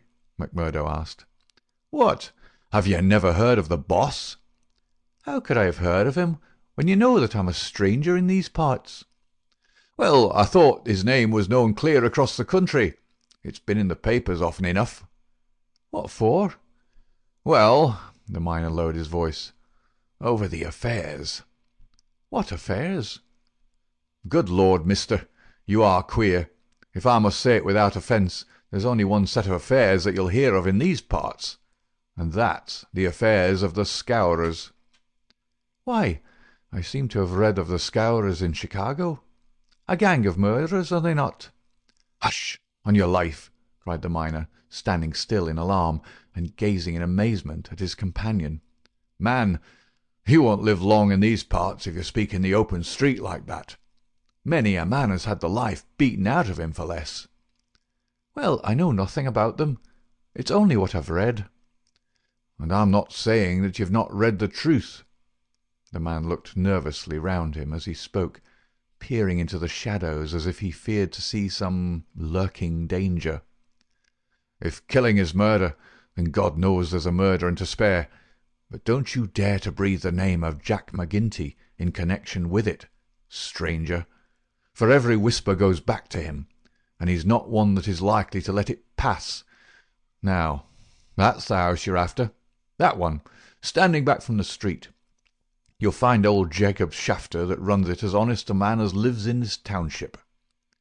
"I thank you," said McMurdo, and shaking hands with his new acquaintance, he plodded, gripsack in hand, up the path which led to the dwelling-house, at the door of which he gave a resounding knock. It was opened at once by someone very different from what he had expected. It was a woman, young and singularly beautiful. She was of the German type, blonde and fair-haired, with the piquant contrast of a pair of beautiful dark eyes, with which she surveyed the stranger with surprise and a pleasing embarrassment which brought a wave of colour over her pale face. Framed in the bright light of the open doorway, it seemed to McMurdo that he had never seen a more beautiful picture. the more attractive for its contrast with the sordid and gloomy surroundings. A lovely violet growing upon one of those black slag heaps of the mines would not have seemed more surprising. So entranced was he that he stood staring without a word, and it was she who broke the silence. "I thought it was father," said she, with a pleasing little touch of a German accent. "Did you come to see him? He's downtown. I expect him back every minute." McMurdo continued to gaze at her in open admiration until her eyes dropped in confusion before this masterful visitor. "No, miss," he said at last. "I'm in no hurry to see him. But your house was recommended to me for board. I thought it might suit me, and now I know it will." "You are quick to make up your mind," said she with a smile. "Anyone but a blind man could do as much," the other answered. She laughed at the compliment. "Come right in, sir," she said. "I'm Miss Ethel Shafter, Mr. Shafter's daughter. My mother's dead, and I run the house. You can sit down by the stove in the front room until father comes along. Ah, here he is, so you can fix things with him right away." A heavy, elderly man came plodding up the path. In a few words, McMurdo explained his business. A man of the name of Murphy had given him the address in Chicago. He, in turn, had had it from someone else. Old Shafter was quite ready. The stranger made no bones about terms, agreed at once to every condition, and was apparently fairly flush of money. For $7 a week paid in advance, he was to have board and lodging. So it was that McMurdo, the self-confessed fugitive from justice, took up his abode under the roof of the Shafters, the first step which was to lead to so long and dark a train of events, ending in a far distant land. End of Part 2, Chapter 1. Chapter 2. The Bodymaster. McMurdo was a man who made his mark quickly. Wherever he was, the folk around soon knew it. Within a week he had become infinitely the most important person at Shafters. There were 10 or a dozen boarders there, but they were honest foremen or commonplace clerks from the stores, of a very different calibre from the young Irishman. Of an evening, when they gathered together, his joke was always the readiest, his conversation the brightest, and his song the best. He was a born boon companion, with a magnetism which drew good humour from all around him. And yet he showed again and again, as he had shown in the railway carriage, a capacity for sudden, fierce anger, which compelled the respect and even the fear of those who met him. For the law, too, and all who were connected with it, he exhibited a bitter contempt which delighted some and alarmed others of his fellow boarders. From the first he made it evident, by his open admiration, that the daughter of the house had won his heart from the instant that he had set eyes upon her beauty and her grace. He was no backward suitor. On the second day he told her that he loved her, and from then onward he repeated the same story, with an absolute disregard of what she might say to discourage him. "Someone else," he would cry. "Well, the worse luck for someone else. Let him look out for himself. Am I to lose my life's chance and all my heart's desire for someone else? You can keep on saying no, Etty. The day will come when you'll say yes, and I'm young enough to wait." He was a dangerous suitor, with his glib Irish tongue and his pretty coaxing ways. There was about him also that glamour of experience and of mystery which attracts a woman's interest, and finally her love.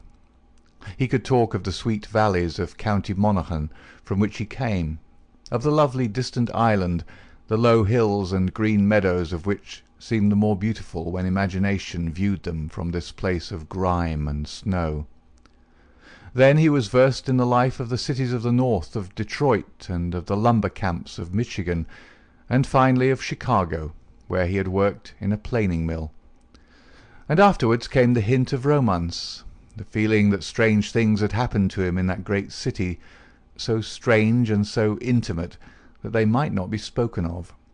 He spoke wistfully of a sudden leaving, A breaking of old ties, a flight into a strange world, ending in this dreary valley. And Etty listened, her dark eyes gleaming with pity and with sympathy, those two qualities which may turn so rapidly and so naturally to love. McMurdo had obtained a temporary job as bookkeeper, for he was a well-educated man. This kept him out most of the day, and he had not found occasion yet to report himself to the head of the lodge of the Eminent Order of Freemen. He was reminded of his omission, however, by a visit one evening from Mike Scanlon, the fellow member whom he had met in the train. Scanlon, the small, sharp-faced, nervous, black-eyed man, seemed glad to see him once more. After a glass or two of whisky, he broached the subject of his visit. "Say, McMurdo," said he, "I remembered your address, so I made bold to call. I'm surprised that you've not reported to the Bodymaster. Why haven't you seen Boss McGinty yet?" "Well, I had to find a job. I've been busy." "You must find time for him, if you've none for anything else. Good Lord, man, you're a fool not to have been down to the Union House and registered your name the first morning after you came here. If you run against him, well, you mustn't, that's all." McMurdo showed mild surprise. "I've been a member of the lodge for over 2 years, Scanlon, but I've never heard that duties were so pressing as all that." "Maybe not in Chicago." "Well, it's the same society here." "Is it?" Scanlon looked at him long and fixedly. There was something sinister in his eyes. "Isn't it?" "You'll tell me that in a month's time. I hear you had a talk with the patrolman after I left the train." "How did you know that?" "Oh, it got about. Things do get about for good and for bad in this district." "Well, yes, I told the hounds what I thought of them." "By the Lord, you'll be a man after McGinty's heart." "What, does he hate the police too?" Scanlon burst out laughing. "You go and see him, my lad," said he as he took his leave. "It's not the police, but you that he'll hate if you don't. Now, take a friend's advice, and go at once." It chanced that on the same evening McMurdo had another more pressing interview which urged him in the same direction. It may have been that his attentions to Etty had been more evident than before, or that they had gradually obtruded themselves into the slow mind of his good German host. But, whatever the cause, the boarding-house keeper beckoned the young man into his private room and started on the subject without any circumlocution. "It seems to me, mister," said he, "that you are getting set on my Etty. Ain't that so, or am I wrong?" "Yes, that is so," the young man answered. "Well, I want to tell you right now that it ain't no manner of use. There's someone slipped in afore you." "She told me so." "Well, you can lay that she told you truth. But did she tell you who it was?" "No, I asked her, but she wouldn't tell." "I dare say not. The little baggage. Perhaps she did not wish to frighten you away." "Frighten?" McMurdo was on fire in a moment. "Ah, yes, my friend. You need not be ashamed to be frightened of him. It is Teddy Baldwin." "And who the devil is he?" "He is the boss of Scowrers." "Scowrers? I've heard of them before. It's Scowrers here and Scowrers there, and always in a whisper. What are you all afraid of? Who are the Scowrers?" The boarding-house keeper instinctively sank his voice, as everyone did who talked about that terrible society. "The Scowrers," said he, "are the Eminent Order of Freemen." The young man stared. "Why, I'm a member of that order myself." "You? I would never have had you in my house if I'd known it. Not if you were to pay me $100 a week." "What's wrong with the order? It's for charity and good fellowship. The rules say so." "Maybe in some places. Not here." "What is it here?" "It's a murder society. That's what it is." McMurdo laughed incredulously. "How can you prove that?" he asked. Prove it. Are there not 50 murders to prove it? What about Milman and von Schorst and the Nicholson family and old Mr. Hyam and little Billy James and the others? Prove it?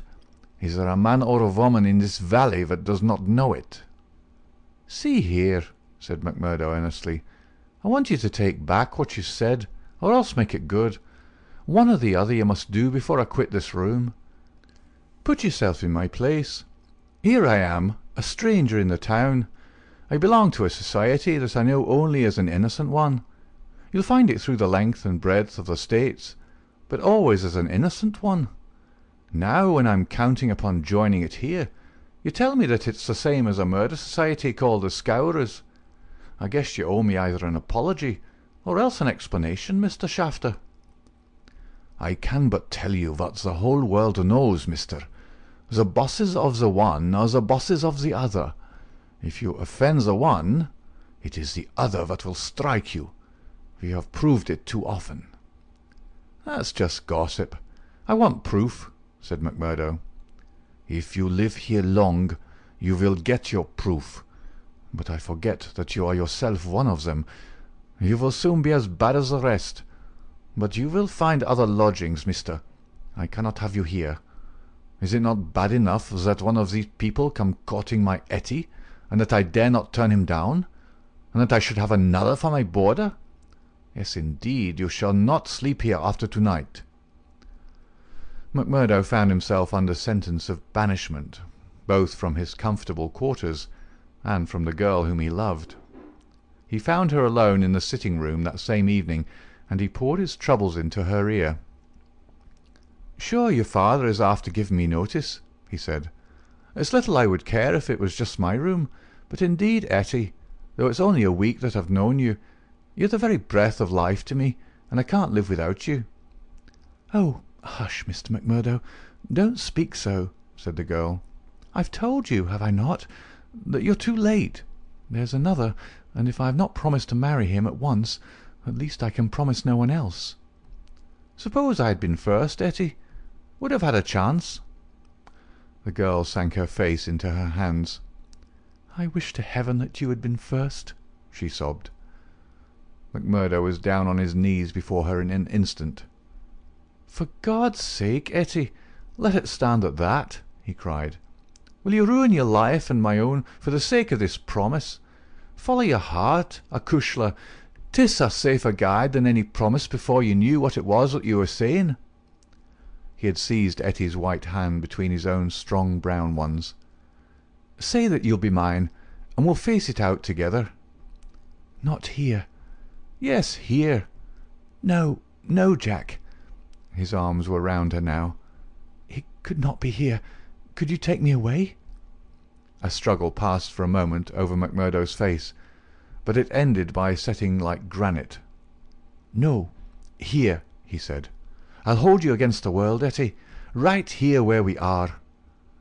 "Why should we not leave together?" "No, Etty, I can't leave here." "But why?"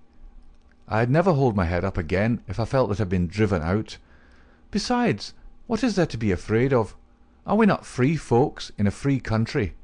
If you love me, and I you, who will dare to come between us?" "You don't know, Jack. You've been here too short a time. You don't know this Baldwin.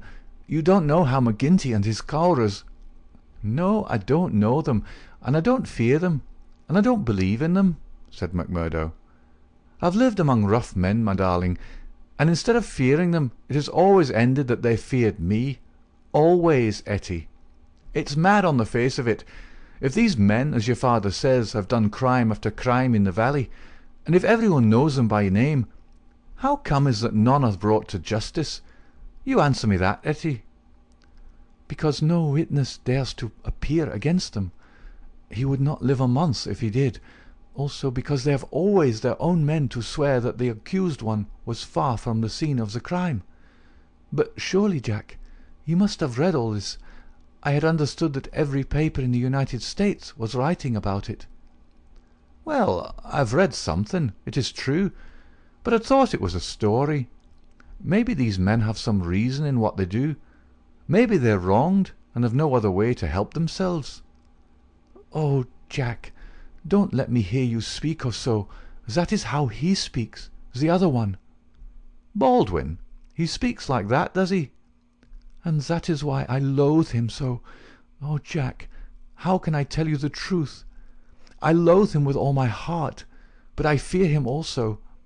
I fear him for myself, but above all I fear him for my father. I know that some great sorrow would come upon us if I dared to say what I really felt. That is why I have put him off with half promises. It was in real truth our only hope. But if you would fly with me, Jack, we could take father with us and live forever far from the power of these wicked men." Again there was the struggle upon McMurdo's face, and again it set like granite. "No harm shall come to you, Etty, nor to your father either. As to wicked men, I expect you may find that I'm as bad as the worst of them before you're through." "No, no, Jack, I would trust you anywhere." McMurdo laughed bitterly. "Good Lord, how little you know of me! Your innocent soul, my darling, could not even guess what is passing in mine. But hello, who's the visitor?" The door had opened suddenly, and a young fellow came swaggering in with the air of one who is the master. He was a handsome, dashing young man of about the same age and build as McMurdo himself. Under his broad-brimmed black felt hat, which he had not troubled to remove, a handsome face with fierce, domineering eyes and a curved hawk-bill of a nose looked savagely at the pair who sat by the stove. Etty had jumped to her feet, full of confusion and alarm. "I'm glad to see you, Mr. Baldwin," said she. "You're earlier than I thought. Come and sit down." Baldwin stood with his hands on his hips, looking at McMurdo. "Who is this?" he asked curtly. "It's a friend of mine, Mr. Baldwin. A new boarder here, Mr. McMurdo. May I introduce you to Mr. Baldwin?" The young men nodded in surly fashion to each other. "Maybe Miss Etty has told you how it is with us," said Baldwin. "I don't understand that there was any relation between you." "Didn't you? Well, you can understand it now. You can take it from me that this young lady is mine, and you'll find it a very fine evening for a walk." "Thank you. I'm in no humour for a walk." "Aren't you?" The man's savage eyes were blazing with anger. "Maybe you're in a humour for a fight, Mr. Boarder."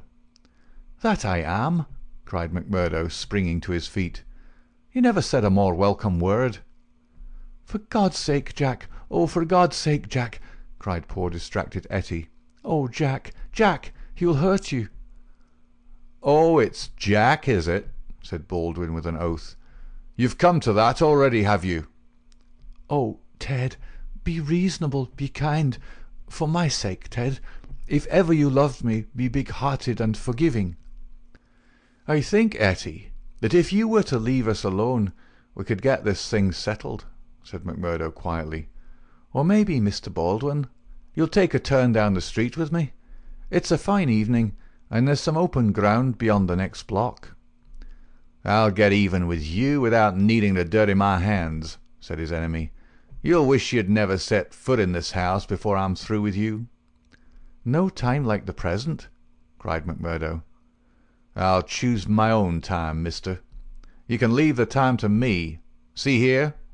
He suddenly rolled up his sleeve and showed upon his forearm a peculiar sign which appeared to have been branded there. It was a circle with a triangle within it. "Do you know what that means?"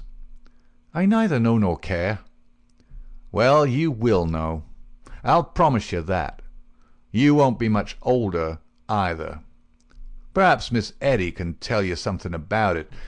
As to you, Etty, you'll come back to me on your knees, do you hear, girl? On your knees, and then I'll tell you what your punishment may be. You've sowed, and by the Lord I'll see that you reap." He glanced at them both in fury. Then he turned upon his heel, and an instant later the outer door had banged behind him. For a few moments McMurdo and the girl stood in silence, and she threw her arms around him. "Oh, Jack, how brave you were! But it is no use. You must fly. Tonight, Jack, tonight. It's your only hope. You will have your life. I read it in his horrible eyes. What chance have you against a dozen of them, with Boss McGinty and all the power of the lodge behind them?" McMurdo disengaged her hands, kissed her, and gently pushed her back into a chair. "There, acushla, there.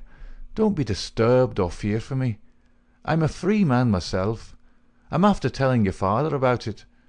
Maybe I am no better than the others, so don't make a saint of me. Perhaps you hate me too now that I've told you so much." "Hate you, Jack? While life lasts I could never do that. I've heard that there is no harm in being a freeman anywhere but here, so why should I think the worse of you for that? But if you are a freeman, Jack, why would you not go down and make a friend of Boss McGinty? Oh, hurry, Jack, hurry. Get your word in first, or the hounds will be on your trail." "I was thinking the same thing," said McMurdo. "I'll go right now and fix it. You can tell your father that I'll sleep here tonight and find some other quarters in the morning."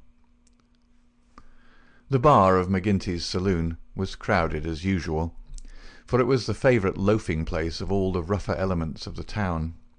The man was popular, for he had a rough, jovial disposition which formed a mask, covering a great deal which lay behind it. But apart from this popularity, the fear in which he was held throughout the township, and indeed down the whole 30 miles of the valley and past the mountains on each side of it, was enough in itself to fill his bar, for none could afford to neglect his goodwill.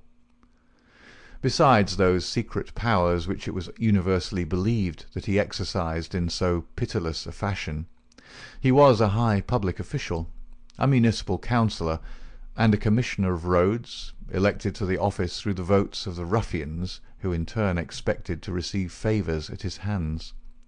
Assessments and taxes were enormous. The public works were notoriously neglected. The accounts were slurred over by bribed auditors, and the decent citizen was terrorized into paying public blackmail, and holding his tongue lest some worse thing befall him. Thus it was that, year by year, Boss McGinty's diamond pins became more obtrusive, his gold chains more weighty across a more gorgeous vest, and his saloon stretched farther and farther, until it threatened to absorb one whole side of the market square. McMurdo pushed open the swinging door of the saloon, and made his way amid the crowd of men within, through an atmosphere blurred with tobacco smoke and heavy with the smell of spirits. The place was brilliantly lighted, and the huge heavily gilt mirrors upon every wall reflected and multiplied the garish illumination. There were several bartenders in their shirt-sleeves, hard at work mixing drinks for the loungers who fringed the broad brass-trimmed counter. At the far end, with his body resting upon the bar, and a cigar stuck at an acute angle from the corner of his mouth, stood a tall, strong, heavily built man who could be none other than the famous McGinty himself. He was a black-maned giant, bearded to the cheekbones, and with a shock of raven hair which fell to his collar. His complexion was as swarthy as that of an Italian, and his eyes were of a strange dead black, which, combined with a slight squint, gave them a particularly sinister appearance. All else in the man, his noble proportions, his fine features, and his frank bearing, fitted in with that jovial man-to-man manner which he affected. Here, one would say, is a bluff, honest fellow, whose heart would be sound, however rude his outspoken words might seem. It was only when those dead, dark eyes, deep and remorseless, were turned upon a man that he shrank within himself, feeling that he was face to face with an infinite possibility of latent evil, with a strength and courage and cunning behind it which made it 1,000 times more deadly. Having had a good look at this man, McMurdo elbowed his way forward with his usual careless audacity, and pushed himself through the little group of courtiers who were fawning upon the powerful boss, laughing uproariously at the smallest of his jokes. The young stranger's bold grey eyes looked back fearlessly through their glasses at the deadly black ones which turned sharply upon him. "Well, young man, I can't call your face to mind." "I'm new here, Mr. McGinty." "You are not so new that you can't give a gentleman his proper title." "He's Counsellor McGinty, young man," said a voice from the group. "I'm sorry, Counsellor. I'm strange to the ways of the place, but I was advised to see you." "Well, you see me. This is all there is. What do you think of me?" "Well, it's early days. If your heart is as big as your body, and your soul as fine as your face, then I'd ask for nothing better," said McMurdo. "By gar, you've got an Irish tongue in your head anyhow," cried the saloon-keeper, not quite certain whether to humour this audacious visitor or to stand upon his dignity. "So you are good enough to pass my appearance?" "Sure," said McMurdo. "And you were told to see me?" "I was."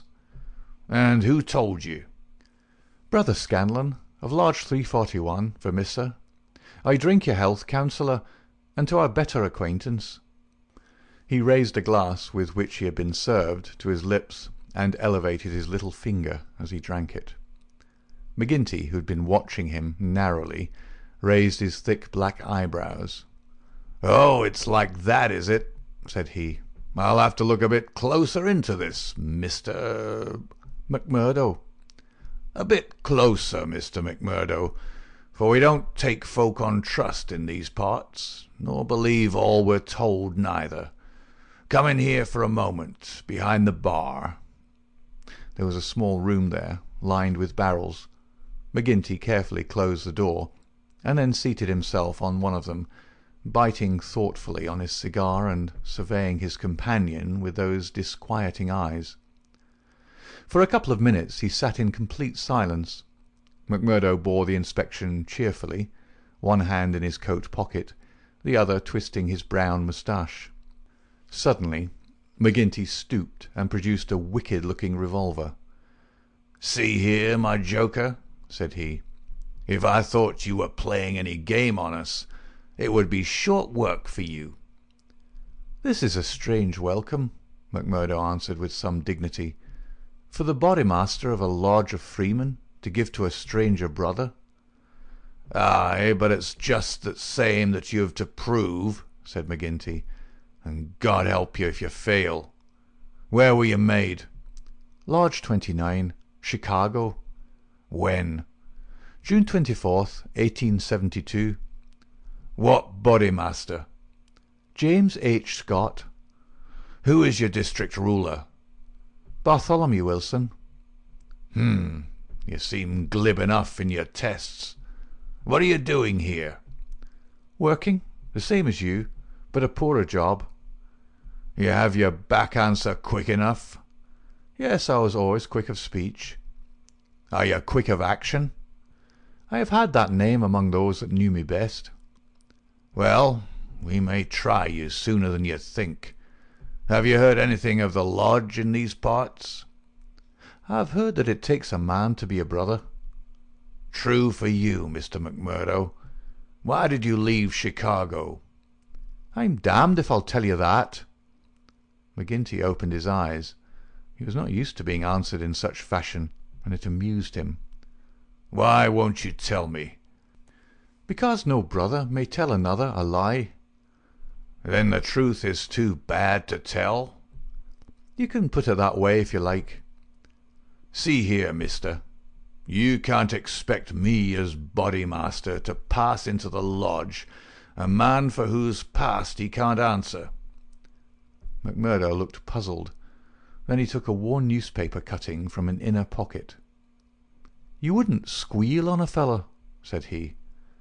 "I'll wipe my hand across your face if you say such words to me," cried McGinty hotly. "You're right, Counsellor," said McMurdo meekly. "I should apologize. I spoke without thought. Well, I know that I'm safe in your hands. Look at that clipping." McGinty glanced his eyes over the account of the shooting of one Jonas Pinto in the Lake Saloon, Market Street, Chicago, in the New Year week of 1874. "Your work?" he asked as he handed back the paper. McMurdo nodded. Why did you shoot him?" "I was helping Uncle Sam to make dollars. Maybe mine were not as good gold as his, but they looked as well and were cheaper to make. This man Pinto helped me to shove the queer—" "To do what?" "Well, it means to pass the dollars out into circulation. Then he said he would split. Maybe he did split. I didn't wait to see. I just killed him and lighted out for the coal country." "Why the coal country?" "'Cause I'd read in the papers that they weren't too particular in those parts." McGinty laughed. "Ha! You were first a coiner and then a murderer, and you came to these parts because you thought you'd be welcome." "That's about the size of it," McMurdo answered. "Well, I guess you'll go far. Say, can you make those dollars yet?" McMurdo took half a dozen from his pocket. "Those never passed the Philadelphia Mint," said he. "You don't say." McGinty held them to the light in his enormous hand, which was hairy as a gorilla's. "I can see no difference. Gah, you'll be a mighty useful brother. I'm thinking we can do with a bad man or two among us, friend McMurdo, for there are times when we have to take our own part. We'd soon be against the wall if we didn't shove back at those that were pushing us." "Well, I guess I'll do my share of shoving with the rest of the boys." "You seem to have a good nerve. You didn't squirm when I shoved this gun at you." "It was not me that was in danger." "Who then?" "It was you, Councillor." McMurdo drew a cocked pistol from the side pocket of his pea-jacket. "I was covering you all the time. I guess my shot would have been as quick as yours." "By gar!" McGinty flushed an angry red and then burst into a roar of laughter. "Ha, ha, ha! Say, we've had no such holy terror come to hand this many a year. I reckon the lodge will learn to be proud of you. Well, what the hell do you want? And can't I speak alone with a gentleman for 5 minutes, but you must butt in on us?" The bartender stood abashed.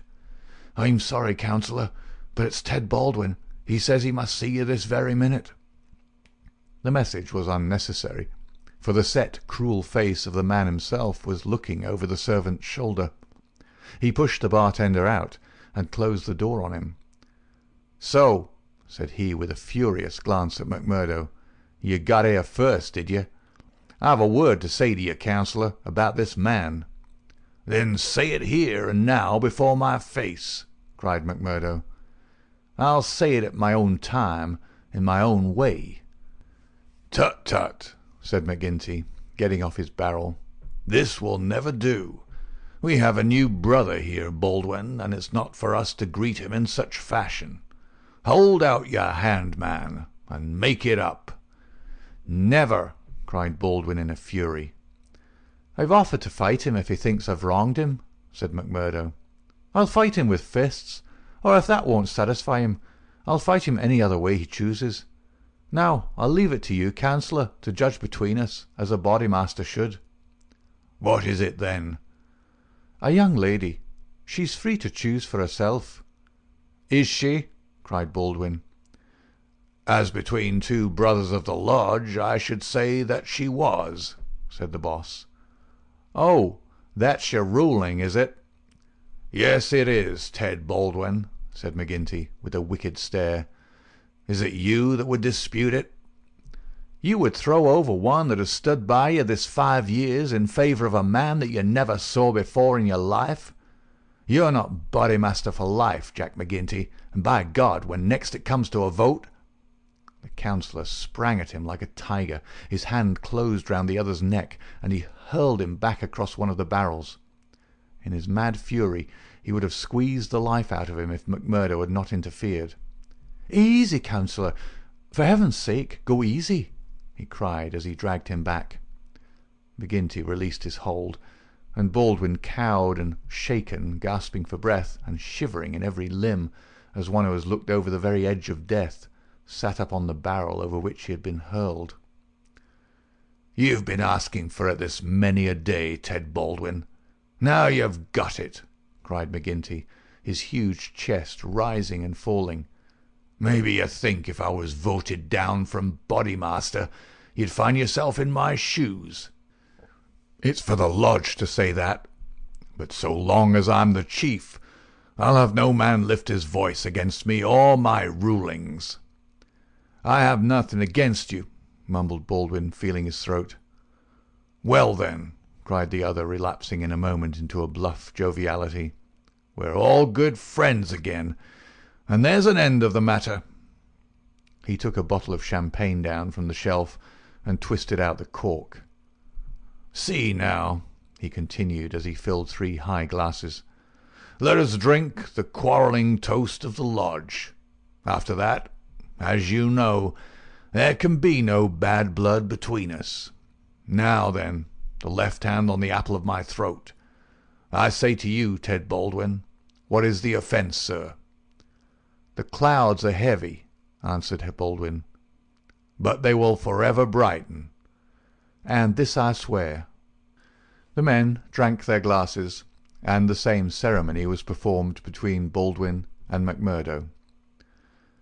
"There," cried McGinty, rubbing his hands, "that's the end of the black blood. You come under lodge discipline if it goes further, and that's a heavy hand in these parts, as Brother Baldwin knows, and as you will damn soon find out, Brother McMurdo, if you ask for trouble." "Faith, I'd be slow to do that," said McMurdo. He held out his hand to Baldwin. "I'm quick to quarrel, and quick to forgive. It's my hot Irish blood, they tell me, but it's over for me, and I bear no grudge." Baldwin had to take the proffered hand, for the baleful eye of the terrible boss was upon him. But his sullen face showed how little the words of the other had moved him. McGinty clapped them both on the shoulders. "Tut, these girls, he cried.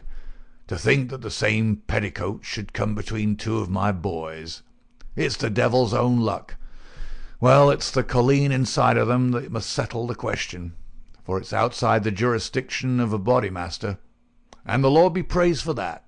We have enough on us without the women as well. You'll have to be affiliated to Lodge 341, Brother McMurdo. We have our own ways and methods, different from Chicago. Saturday night is our meeting, and if you come then, we'll make you free forever of the Vermissa Valley." End of Chapter 2. Chapter 3. Lodge 341, Vermissa. On the day following the evening which had contained so many exciting events, McMurdo moved his lodgings from old Jacob Shafter's and took up his quarters at the widow Macnamara's on the extreme outskirts of the town. Scanlon, his original acquaintance aboard the train, had occasion shortly afterwards to move into Vermissa, and the 2 lodged together. There was no other boarder, and the hostess was an easy-going old Irish woman, who left them to themselves, so that they had a freedom for speech and action welcome to men who had secrets in common. Shafter had relented to the extent of letting McMurdo come to his meals there when he liked, so that his intercourse with Etty was by no means broken. On the contrary, it drew closer and more intimate as the weeks went by. In his bedroom at his new abode, McMurdo felt it safe to take out the coining moulds, and under many a pledge of secrecy a number of brothers from the lodge were allowed to come in and see them, each carrying away in his pocket some examples of the false money, so cunningly struck that there was never the slightest difficulty or danger in passing it. Why, with such a wonderful art at his command, McMurdo should condescend to work at all was a perpetual mystery to his companions, though he made it clear to anyone who asked him that if he lived without any visible means it would very quickly bring the police upon his track. One policeman was indeed after him already, but the incident, as luck would have it, did the adventurer a great deal more good than harm. After the first introduction there were few evenings when he did not find his way to McGinty's saloon, there to make closer acquaintance with "the boys," which was the jovial title by which the dangerous gang who infested the place were known to one another.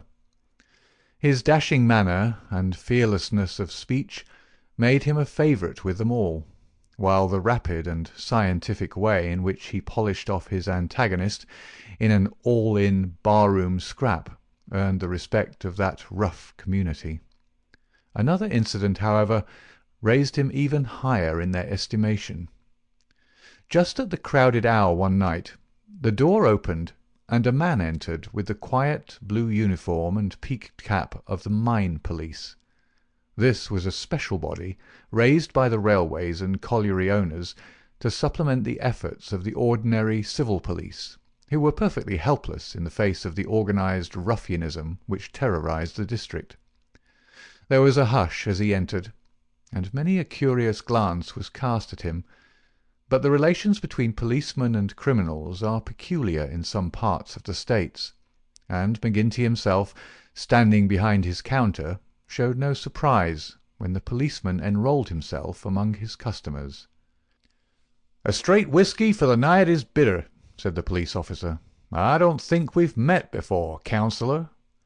"You'll be the new captain," said McGinty. "That's so. We're looking to you, councillor, and to the other leading citizens, to help us in upholding law and order in this township. Captain Marvin is my name." "We do better without you, Captain Marvin, for we have our own police of the township, and no need for any imported goods. What are you but the paid tool of the capitalists, hired by them to club or shoot your poorer fellow citizen?" "Well, well, we won't argue about that," said the police officer good-humouredly.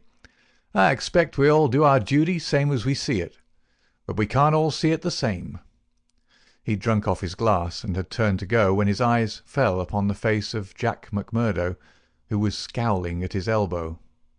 "Hello, hello!" he cried, looking him up and down. "Here's an old acquaintance."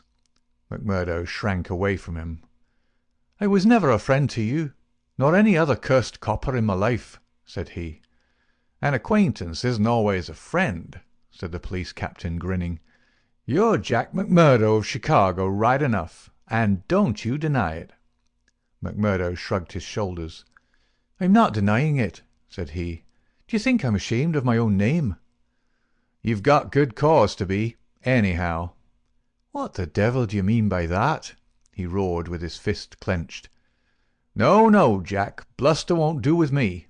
I was an officer in Chicago before ever I came to this darned coal bunker, and I know a Chicago crook when I see one." McMurdo's face fell. "Don't tell me that you're Marvin of the Chicago Central," he cried. "Just the same old Teddy Marvin at your service. We haven't forgotten the shooting of Jonas Pinto up there." "I never shot him." "Did you not? That's good impartial evidence, ain't it? Well, his death came in uncommon handy for you, or they would have had you for shoving the queer. Well, we can let that be bygones, for between you and me, and perhaps I'm going further than my duty in saying it, they could get no clear case against you, and Chicago's open to you tomorrow." "I'm very well where I am." "Well, I've given you the pointer, and you're a sulky dog not to thank me for it." "Well, I suppose you mean well, and I do thank you," said McMurdo in no very gracious manner. "It's mum with me so long as I see you living on the straight," said the captain. "But by the Lord, if you get off after this, it's another story. So good night to you, and good night, councillor." He left the bar-room, but not before he'd created a local hero. McMurdo's deeds in far Chicago had been whispered before. He'd put off all questions with a smile, as one who did not wish to have greatness thrust upon him. But now the thing was officially confirmed. The bar loafers crowded round him and shook him heartily by the hand. He was free of the community from that time on.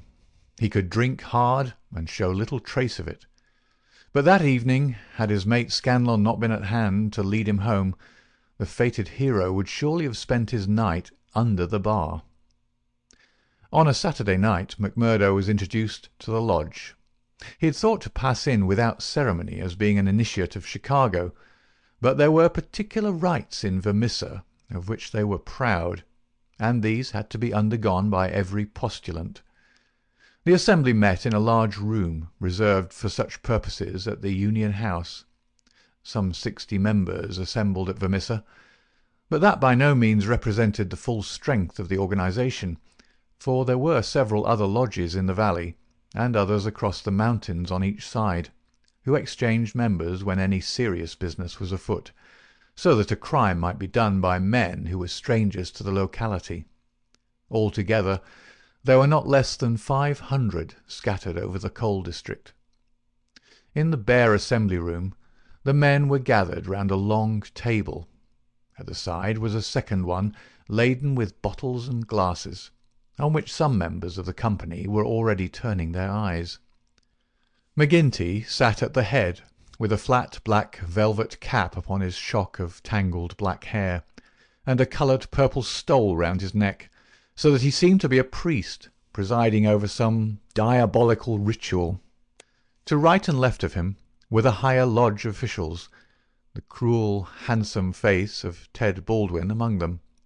Each of these wore some scarf or medallion as emblem of his office. They were, for the most part, men of mature age, but the rest of the company consisted of young fellows from 18 to 25, the ready and capable agents who carried out the commands of their seniors.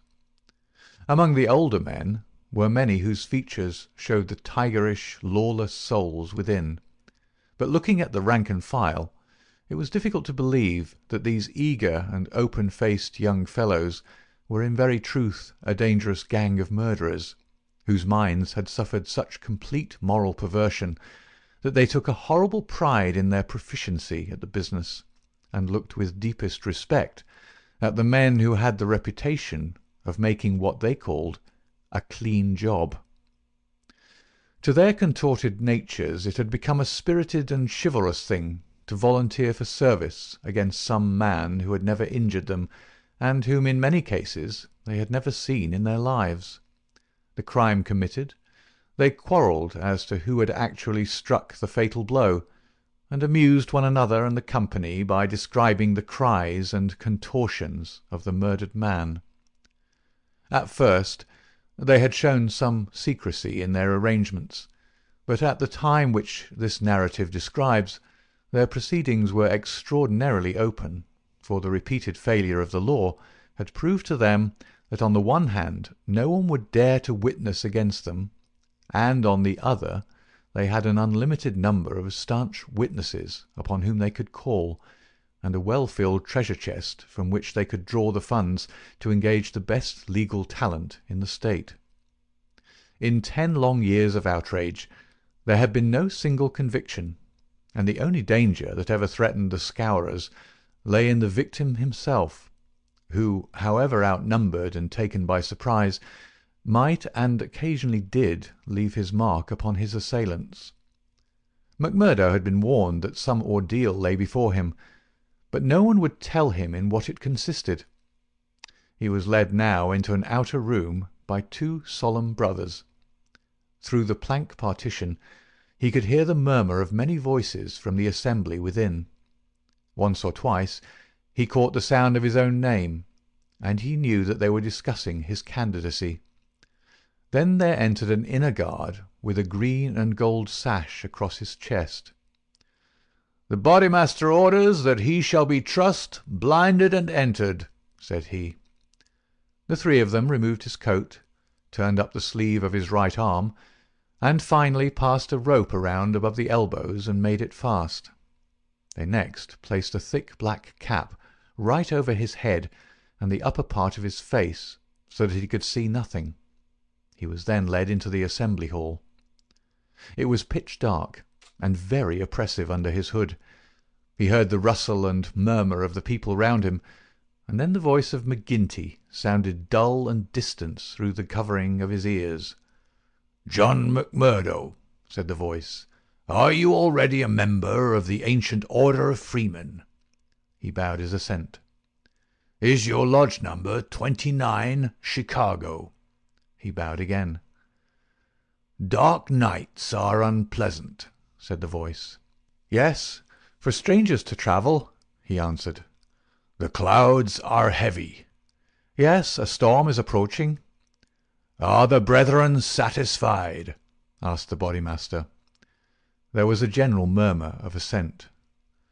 "We know, brother, by your sign and by your countersign, that you are indeed one of us," said McGinty. "We would have you know, however, that in this county and in other counties of these parts we have certain rights, and also certain duties of our own which call for good men. Are you ready to be tested?" "I am." "Are you of stout heart?" "I am." "Take a stride forward to prove it." As the words were said, he felt two hard points in front of his eyes, pressing upon them, so that it appeared as if he could not move forward without a danger of losing them. None the less, he nerved himself to step resolutely out, and as he did so the pressure melted away. There was a low murmur of applause. "He is of a stout heart," said the voice. "Can you bear pain?" "As well as another," he answered. "Test him."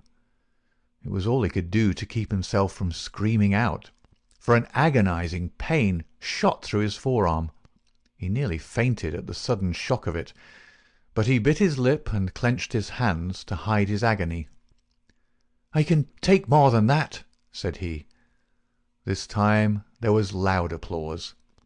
A finer first appearance had never been made in the lodge. Hands clapped him on the back, and the hood was plucked from his head. He stood blinking and smiling amid the congratulations of the brothers. "One last word, Brother McMurdo," said McGinty. "You have already sworn the oath of secrecy and fidelity, and you are aware that the punishment for any breach of it is instant and inevitable death." "I am," said McMurdo. "And you accept the rule of the Bodymaster, for the time being, under all circumstances?" "I do."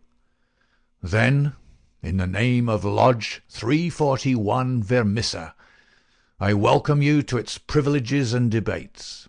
You will put the liquor on the table, Brother Scanlon, and we will drink to our worthy brother."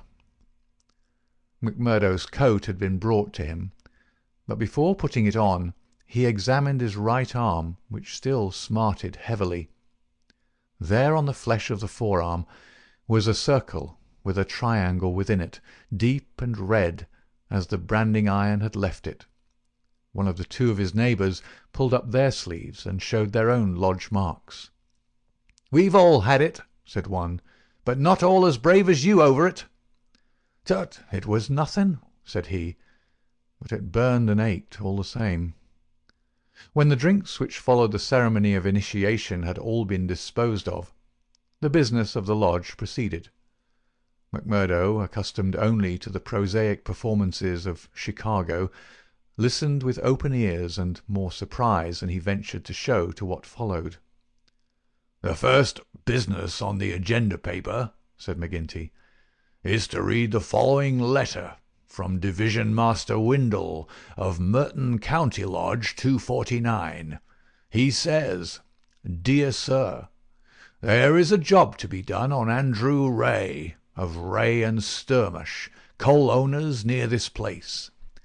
You will remember that your lodge owes us a return, having had the service of two brethren in the matter of the patrolman last fall. You will send 2 good men. They will be taken charge of by Treasurer Higgins of this lodge, whose address you know. He will show them when to act and where. Yours in freedom, J. W. Windle, D.M.A.O.F. Windle has never refused us when we have had occasion to ask for the loan of a man or two, and it's not for us to refuse him." McGinty paused and looked round the room with his dull, malevolent eyes. "Who will volunteer for the job?" Several young fellows held up their hands. The Bodymaster looked at them with an approving smile. "You'll do, Tiger Cormac. If you handle it as well as you did the last, you won't be wrong. And you, Wilson." "I've no pistol," said the volunteer. a mere boy in his teens. "It's your first, is it not? Well, you have to be blooded sometime. It'll be a great start for you. As to the pistol, you'll find it waiting for you, or I'm mistaken. If you report yourselves on Monday, it'll be time enough. You'll get a great welcome when you return." "Any reward this time?" asked Cormac, a thick-set, dark-faced, brutal-looking young man whose ferocity had earned him the nickname of Tiger. "Never mind the reward. You just do it for the honour of the thing. Maybe when it's done there'll be a few odd dollars at the bottom of the box." "What has the man done?" asked the young Wilson. "Sure it's not for the likes of you to ask what the man has done. He's been judged over there. That's no business of ours. All we have to do is to carry it out for them, same as they would for us. Speaking of that, 2 brothers from the Merton Lodge are coming over to us next week to do some business in this quarter." "Who are they?" asked someone. "Faith, it is wiser not to ask. If you know nothing, you can testify nothing, and no trouble can come of it. But they are men who will make a clean job when they're about it." "And time, too," cried Ted Baldwin. "Folk are getting out of hand in these parts. It was only last week that 3 of our men were turned off by Foreman Blaker. It's been owing him a long time, and he'll get it full and proper." "Get what?" McMurdo whispered to his neighbour. "The business end of a buckshot cartridge," cried the man with a loud laugh. "What think you of our ways, brother?" McMurdo's criminal soul seemed to have already absorbed the spirit of the vile association of which he was now a member. "I like it well," said he. "'Tis a proper place for a lad of mettle." Several of those who sat around heard his words and applauded them. "What's that?" cried the black-maned Bodymaster from the end of the table. "'Tis our new brother, sir, who finds our ways to his taste." McMurdo rose to his feet for an instant. "I would say, eminent Bodymaster, that if a man should be wanted, I should take it as an honour to be chosen to help the lodge." There was great applause at this. It was felt that a new sun was pushing its rim above the horizon. To some of the elders it seemed that the progress was a little too rapid. "I would move," said the Secretary Harraway, a vulture-faced old greybeard who sat near the chairman, "that Brother McMurdo should wait until it is the good pleasure of the lodge to employ him." "Sure, that was what I meant. I'm in your hands," said McMurdo. "Your time will come, brother," said the chairman. "We have marked you down as a willing man, and we believe that you will do good work in these parts. There is a small matter tonight in which you may take a hand, if it so please you." "I'll wait for something that is worthwhile." "You can come tonight anyhow, and it will help you to know what we stand for in this community. I will make the announcement later. Meanwhile," he glanced at his agenda paper, "I have 1 or 2 more points to bring before the meeting. First of all, I will ask the treasurer as to our bank balance. There is the pension to Jim Carnaway's widow. He was struck down during the work of the lodge, and it is for us to see that she is not the loser. "Jim was shot last month when they tried to kill Chester Wilcox of Marley Creek," McMurdo's neighbour informed him. "The funds are good at the moment," said the treasurer with the bank book in front of him. "The firms have been generous of late. Max Linder and Co. paid $500 to be left alone. Walker Brothers sent in $100, but I took it on myself to return it and ask for $5. If I do not hear by Wednesday, their winding gear may get out of order. We had to burn their breaker last year before they became reasonable. Then the West Section Coaling Company has paid its annual contribution. We have enough on hand to meet any obligations." "What about Archie Swindon?" asked a brother. "He has sold out and left the district. The old devil left a note for us to say that he'd had rather be a free crossing sweeper in a New York than a large mine owner under the power of a ring of blackmailers. By gar, it was as well that he made a break for it before the note reached us. I guess he won't show his face in this valley again." An elderly, clean-shaved man with a kindly face and a good brow rose from the end of the table which faced the chairman. "Mr. Treasurer," he asked, "may I ask who has bought the property of this man that we have driven out of the district?" "Yes, Brother Morris. It has been bought by the State and Merton County Railroad Company." "And who bought the mines of Todman and of Lee that came into the market in the same way last year?" "The same company, Brother Morris." "And who bought the ironworks of Manson and of Schumann and of Vandeer and of Atwood, which have all been given up of late?" "They were all bought by the West Gilmerton General Mining Company." "I don't see, Brother Morris," said the chairman, "that it matters to us who buys them, since they can't carry them out of the district." "With all respect to you, eminent Bodymaster, I think it may matter very much to us. This process has been going on now for 10 long years. We are gradually driving all the small men out of trade. What is the result? We find in their places great companies like the Railroad or the General Iron, who have their directors in New York or Philadelphia, and care nothing for our threats. We can take it out of their local bosses, but it only means that others will be sent in their stead, and we are making it dangerous for ourselves. The small men could not harm us. They had not the money nor the power. So long as we did not squeeze them too dry, they would stay on under our power. But if these big companies find that we stand between them and their profits, they will spare no pains and no expense to hunt us down and bring us to court." There was a hush at these ominous words, and every face darkened as gloomy looks were exchanged.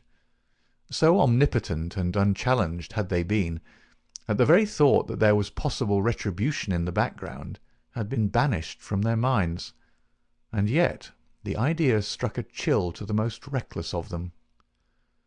"It is my advice," the speaker continued, "that we go easier upon the small men. On the day that they have all been driven out, the power of this society will have been broken." Unwelcome truths are not popular. There were angry cries as the speaker resumed his seat. McGinty rose with gloom upon his brow. "Brother Morris," said he, "you were always a croaker. So long as the members of this lodge stand together, there is no power in the United States that can touch them. Sure, have we not tried it often enough in the law courts? I expect the big companies will find it easier to pay than to fight, same as the little companies do. And now, brethren," McGinty took off his black velvet cap and his stole as he spoke, "this lodge has finished its business for the evening, save for one small matter which may be mentioned when we are parting. The time has now come for fraternal refreshment and for harmony." Strange indeed is human nature. Here were these men, to whom murder was familiar, who again and again had struck down the father of the family, some man against whom they had no personal feeling, without one thought of compunction or of compassion for his weeping wife or helpless children, and yet the tender or pathetic in music could move them to tears. McMurdo had a fine tenor voice, and if he had failed to gain the good-will of the lodge before, it could no longer have been withheld after he had thrilled them with "I am sitting on the stile Mary" and "On the banks of Allan Water." In his very first night, the new recruit had made himself one of the most popular of the brethren, marked already for advancement and high office. There were other qualities needed, however, besides those of good fellowship, to make a worthy freeman, and of these he was given an example before the evening was over. The whisky bottle had passed round many times, and the men were flushed and ripe for mischief when their Bodymaster rose once more to address them. "Boys," said he, "there's one man in this town that wants trimming up, and it's for you to see that he gets it. I'm speaking of James Stanger of the Herald. You've seen how he's been opening his mouth against us again. There was a murmur of assent, with many a muttered oath. McGinty took a slip of paper from his waistcoat pocket. "Law and order." That's how he heads it. "Reign of terror in the coal and iron district. 12 years have now elapsed since the first assassinations which prove the existence of a criminal organization in our midst. From that day these outrages have never ceased, until now they have reached a pitch which makes us the opprobrium of the civilized world. Is it for such results as this that our great country welcomes to its bosom the alien who flies from the despotisms of Europe?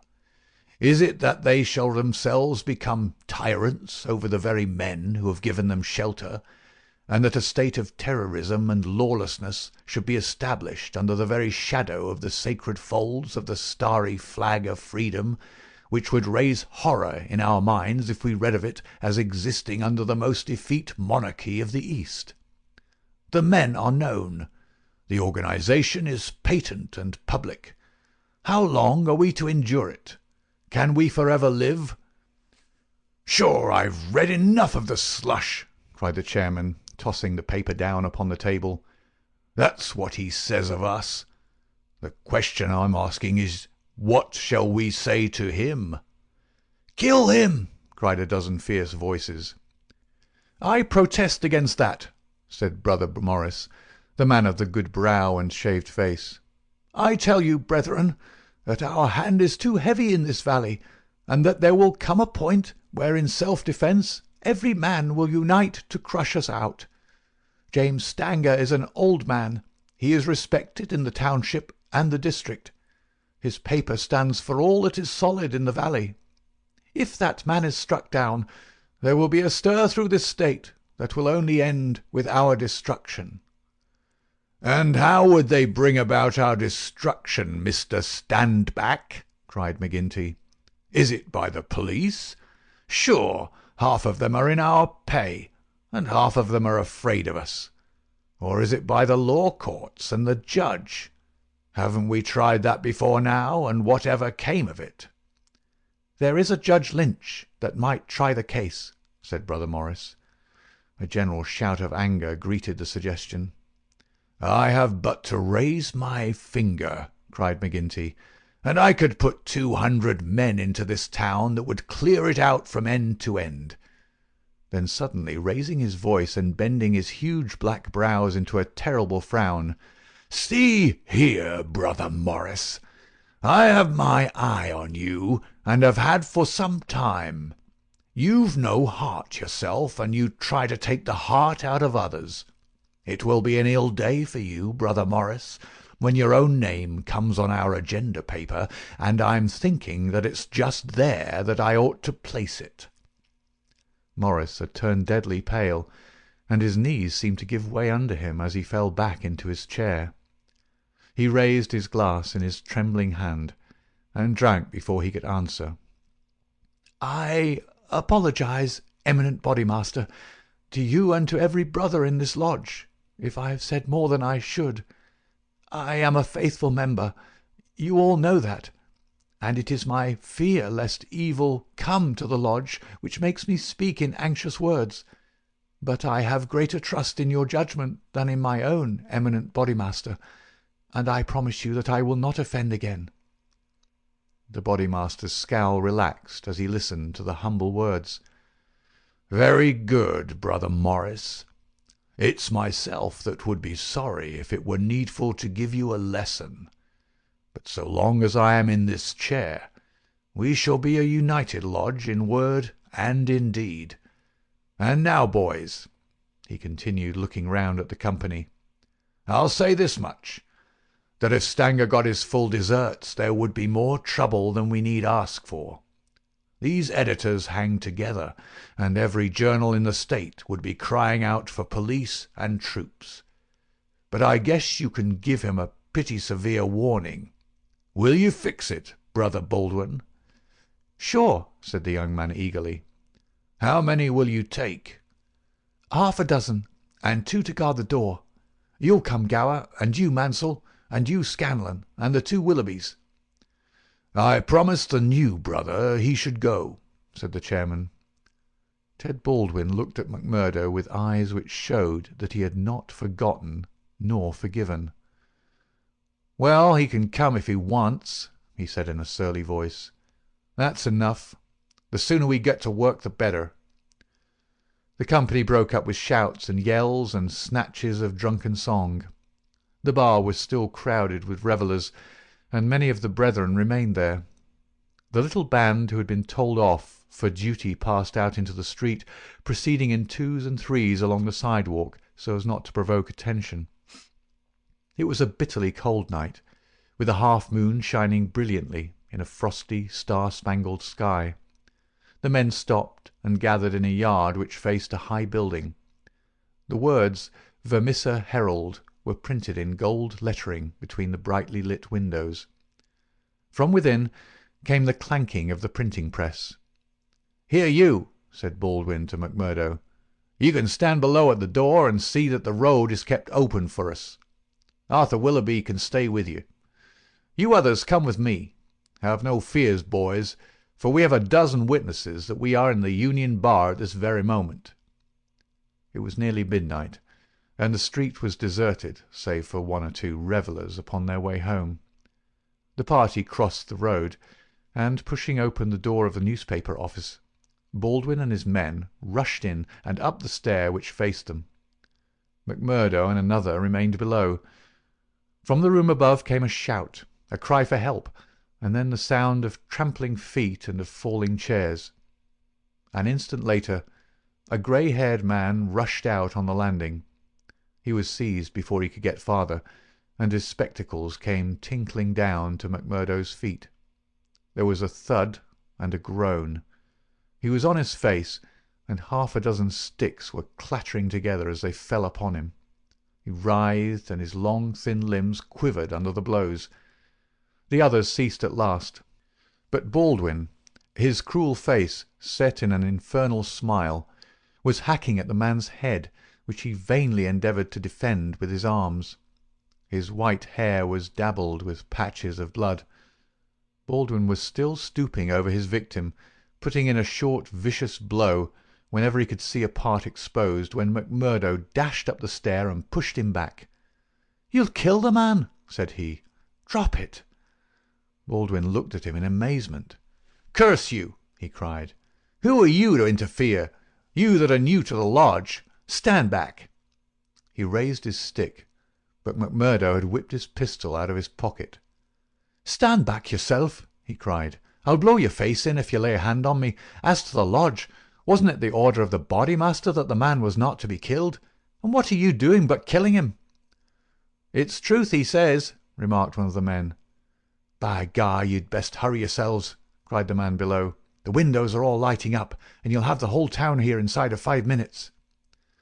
There was indeed the sound of shouting in the street, and a little group of compositors and pressmen was forming in the hall below, and nerving itself to action.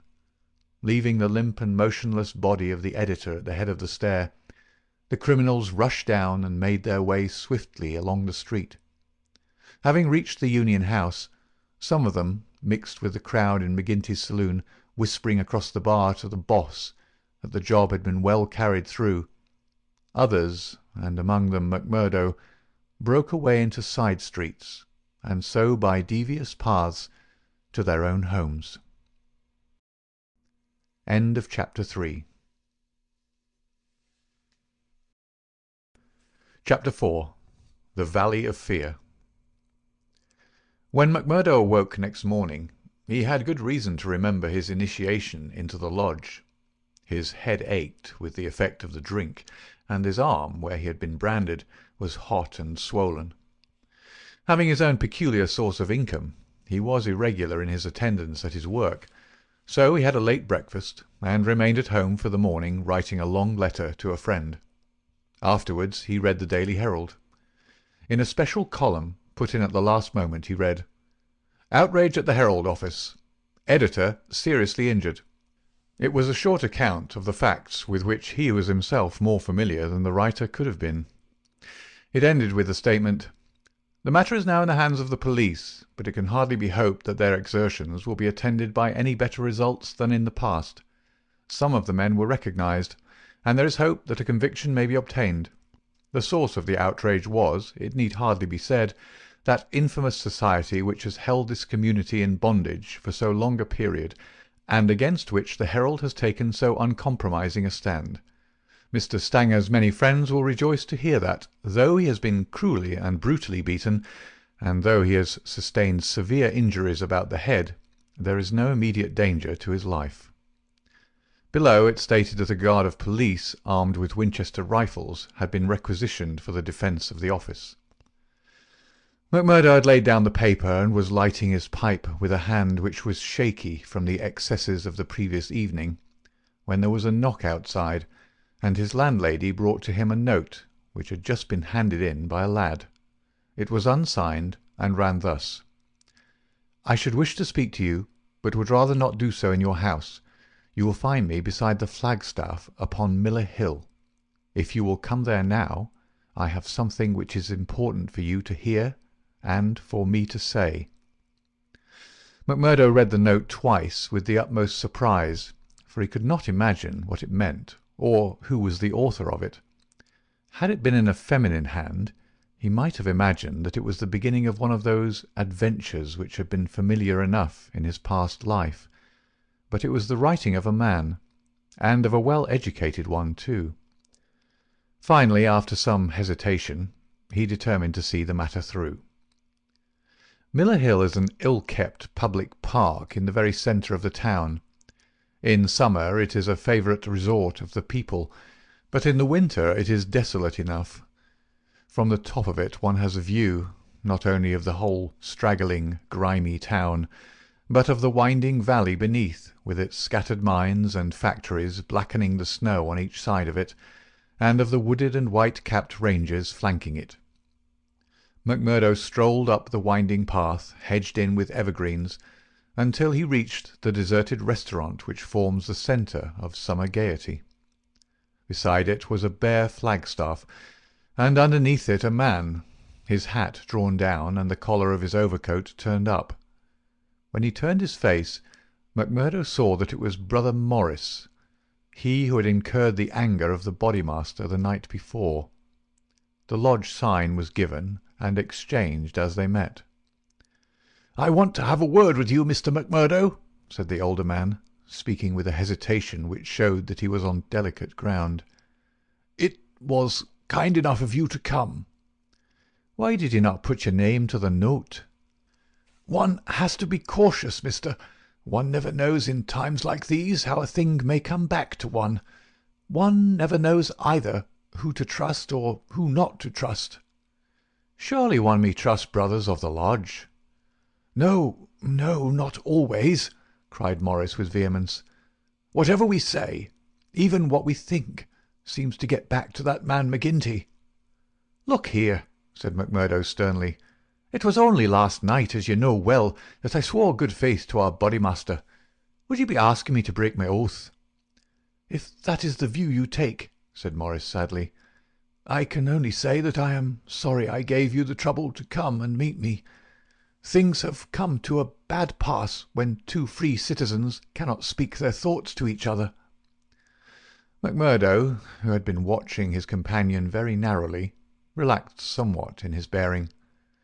"Sure I spoke for myself only," said he. "I'm a newcomer, as you know, and I'm strange to it all. It is not for me to open my mouth, Mr. Morris, and if you think well to say anything to me, I am here to hear it." "And to take it back to Boss McGinty?" said Morris bitterly. "Indeed, then, you do me injustice there," cried McMurdo. "For myself, I am loyal to the lodge, and so I tell you straight, but I would be a poor creature if I were to repeat to any other what you might say to me in confidence. It'll go no further than me, though I warn you that you may get neither help nor sympathy." "I have given up looking for either the one or the other," said Morris. "I may be putting my very life in your hands by what I say, but bad as you are, and it seemed to me last night that you were shaping to be as bad as the worst, still you are new to it, and your conscience cannot yet be as hardened as theirs. That was why I thought to speak with you." "Well, what have you to say?" "If you give me away, may a curse be on you." "Sure, I said I would not." "I would ask you then, when you joined the Freemen's Society in Chicago and swore vows of charity and fidelity, did ever it cross your mind that you might find it would lead you to crime?" "If you call it crime," McMurdo answered. "Call it crime!" cried Morris, his voice vibrating with passion. "You have seen little of it, if you can call it anything else. Was it crime last night, when a man old enough to be your father was beaten till the blood dripped from his white hairs? Was that crime, or what else would you call it?" "There are some would say it was war," said McMurdo. "A war of two classes, with all in, so that each struck as best it could." "Well, did you think of such a thing when you joined the Freemen's Society at Chicago?" "No, I'm bound to say I did not." "Nor did I, when I joined it at Philadelphia. It was just a benefit club and a meeting place for one's fellows. Then I heard of this place. Curse the hour that the name first fell upon my ears. And I came to better myself. My God, to better myself! My wife and 3 children came with me. I started a dry goods store on Market Square, and I prospered well. The word had gone round that I was a freeman, and I was forced to join the local lodge, same as you did last night. I've the badge of shame on my forearm, and something worse branded on my heart. I found that I was under the orders of a black villain, and caught in a meshwork of crime. What could I do? Every word I said to make things better was taken as treason, same as it was last night. I can't get away, for all I have in the world is in my store. If I leave the society, I know well that it means murder to me, and God knows what to my wife and children. Oh, man, it is awful, awful!" He put his hands to his face, and his body shook with convulsive sobs. McMurdo shrugged his shoulders. "You are too soft for the job," said he. "You're the wrong sort for such work." "I had a conscience and a religion, but they made me a criminal among them. I was chosen for a job. If I backed down, I knew well what would come to me. Maybe I'm a coward. Maybe it's the thought of my poor little woman and the children that makes me one. Anyway, I went. I guess it will haunt me forever. It was a lonely house, 20 miles from here, over the range yonder. I was told off for the door, same as you were last night. They could not trust me with the job. The others went in. When they came out, their hands were crimson to the wrists. As we turned away, a child was screaming out of the house behind us. It was a boy of 5 who had seen his father murdered. I nearly fainted with the horror of it, and yet I had to keep a bold and smiling face, for well I knew that if I did not it would be out of my house that they would come next with their bloody hands, and it would be my little Fred that would be screaming for his father. But I was a criminal then, part sharer in a murder, lost forever in this world, and lost also in the next. I am a good Catholic, but the priest would have no word with me when he heard I was a Scowrer, and I am excommunicated from my faith. That's how it stands with me, and I see you going down the same road, and I ask you what the end is to be. Are you ready to be a cold-blooded murderer also, or can we do anything to stop it?" "What would you do?" asked McMurdo abruptly. "You'd not inform?" "God forbid!" cried Morris. "Sure, the very thought would cost me my life." "That's well," said McMurdo. "I'm thinking that you're a weak man, and that you make too much of the matter." "Too much? Wait till you have lived here longer. Look down the valley. See the cloud of 100 chimneys that overshadows it. I tell you that the cloud of murder hangs thicker and lower than that over the heads of the people. It is the valley of fear, the valley of death. The terror is in the hearts of the people from the dusk to the dawn. Wait, young man, and you will learn for yourself." "Well, I'll let you know what I think when I have seen more," said McMurdo carelessly. "What is very clear is that you are not the man for the place, and that the sooner you sell out, if you only get a dime a dollar for what the business is worth, the better it'll be for you. What you've said is safe with me, but by gar, if I thought you were an informer—" "No, no!" cried Morris piteously. "Well, let it rest at that. I'll bear what you've said in mind, and maybe some day I'll come back to it. I expect you meant kindly by speaking to me like this. Now I'll be getting home." "One word before you go," said Morris. "We may have been seen together. They may want to know what we have spoken about." "Ah, that's well thought of." "I offer you a clerkship in my store." "And I refuse it. That's our business. Well, so long, Brother Morris, and may you find things go better with you in the future." That same afternoon, as McMurdo sat smoking, lost in thought beside the stove of his sitting-room, the door swung open and its framework was filled with the huge figure of Boss McGinty. He passed the sign, and then, seating himself opposite to the young man, he looked at him steadily for some time, a look which was as steadily returned. "I'm not much of a visitor, Brother McMurdo," he said at last. "I guess I'm too busy over the folk that visit me. But I thought I'd stretch a point and drop down to see you in your own house." "I'm proud to see you here, Councillor," McMurdo answered heartily, bringing his whisky bottle out of the cupboard. "It's an honour that I had not expected." "How's the arm?" asked the boss. McMurdo made a wry face. "Well, I'm not forgetting it," he said, "but it's worth it." "Yes, it's worth it," the other answered, "to those that are loyal and go through with it and are a help to the lodge. What were you speaking to Brother Morris about on the Miller Hill this morning?" The question came so suddenly that it was well that he had his answer prepared. He burst into a hearty laugh. "Morris didn't know I could earn a living here at home. He shan't know either, for he's got too much conscience for the likes of me. But he's a good-hearted old chap. It was his idea that I was at a loose end and that he would do me a good turn by offering me a clerkship in a dry goods store." "Oh, that was it?" "Yes, that was it." "And you refused it?" "Sure. Couldn't I earn 10 times as much in my own bedroom with 4 hours' work?" "That's so. But I wouldn't get about too much with Morris." "Why not?" "Well, I guess because I tell you not. That's enough for most folk in these parts."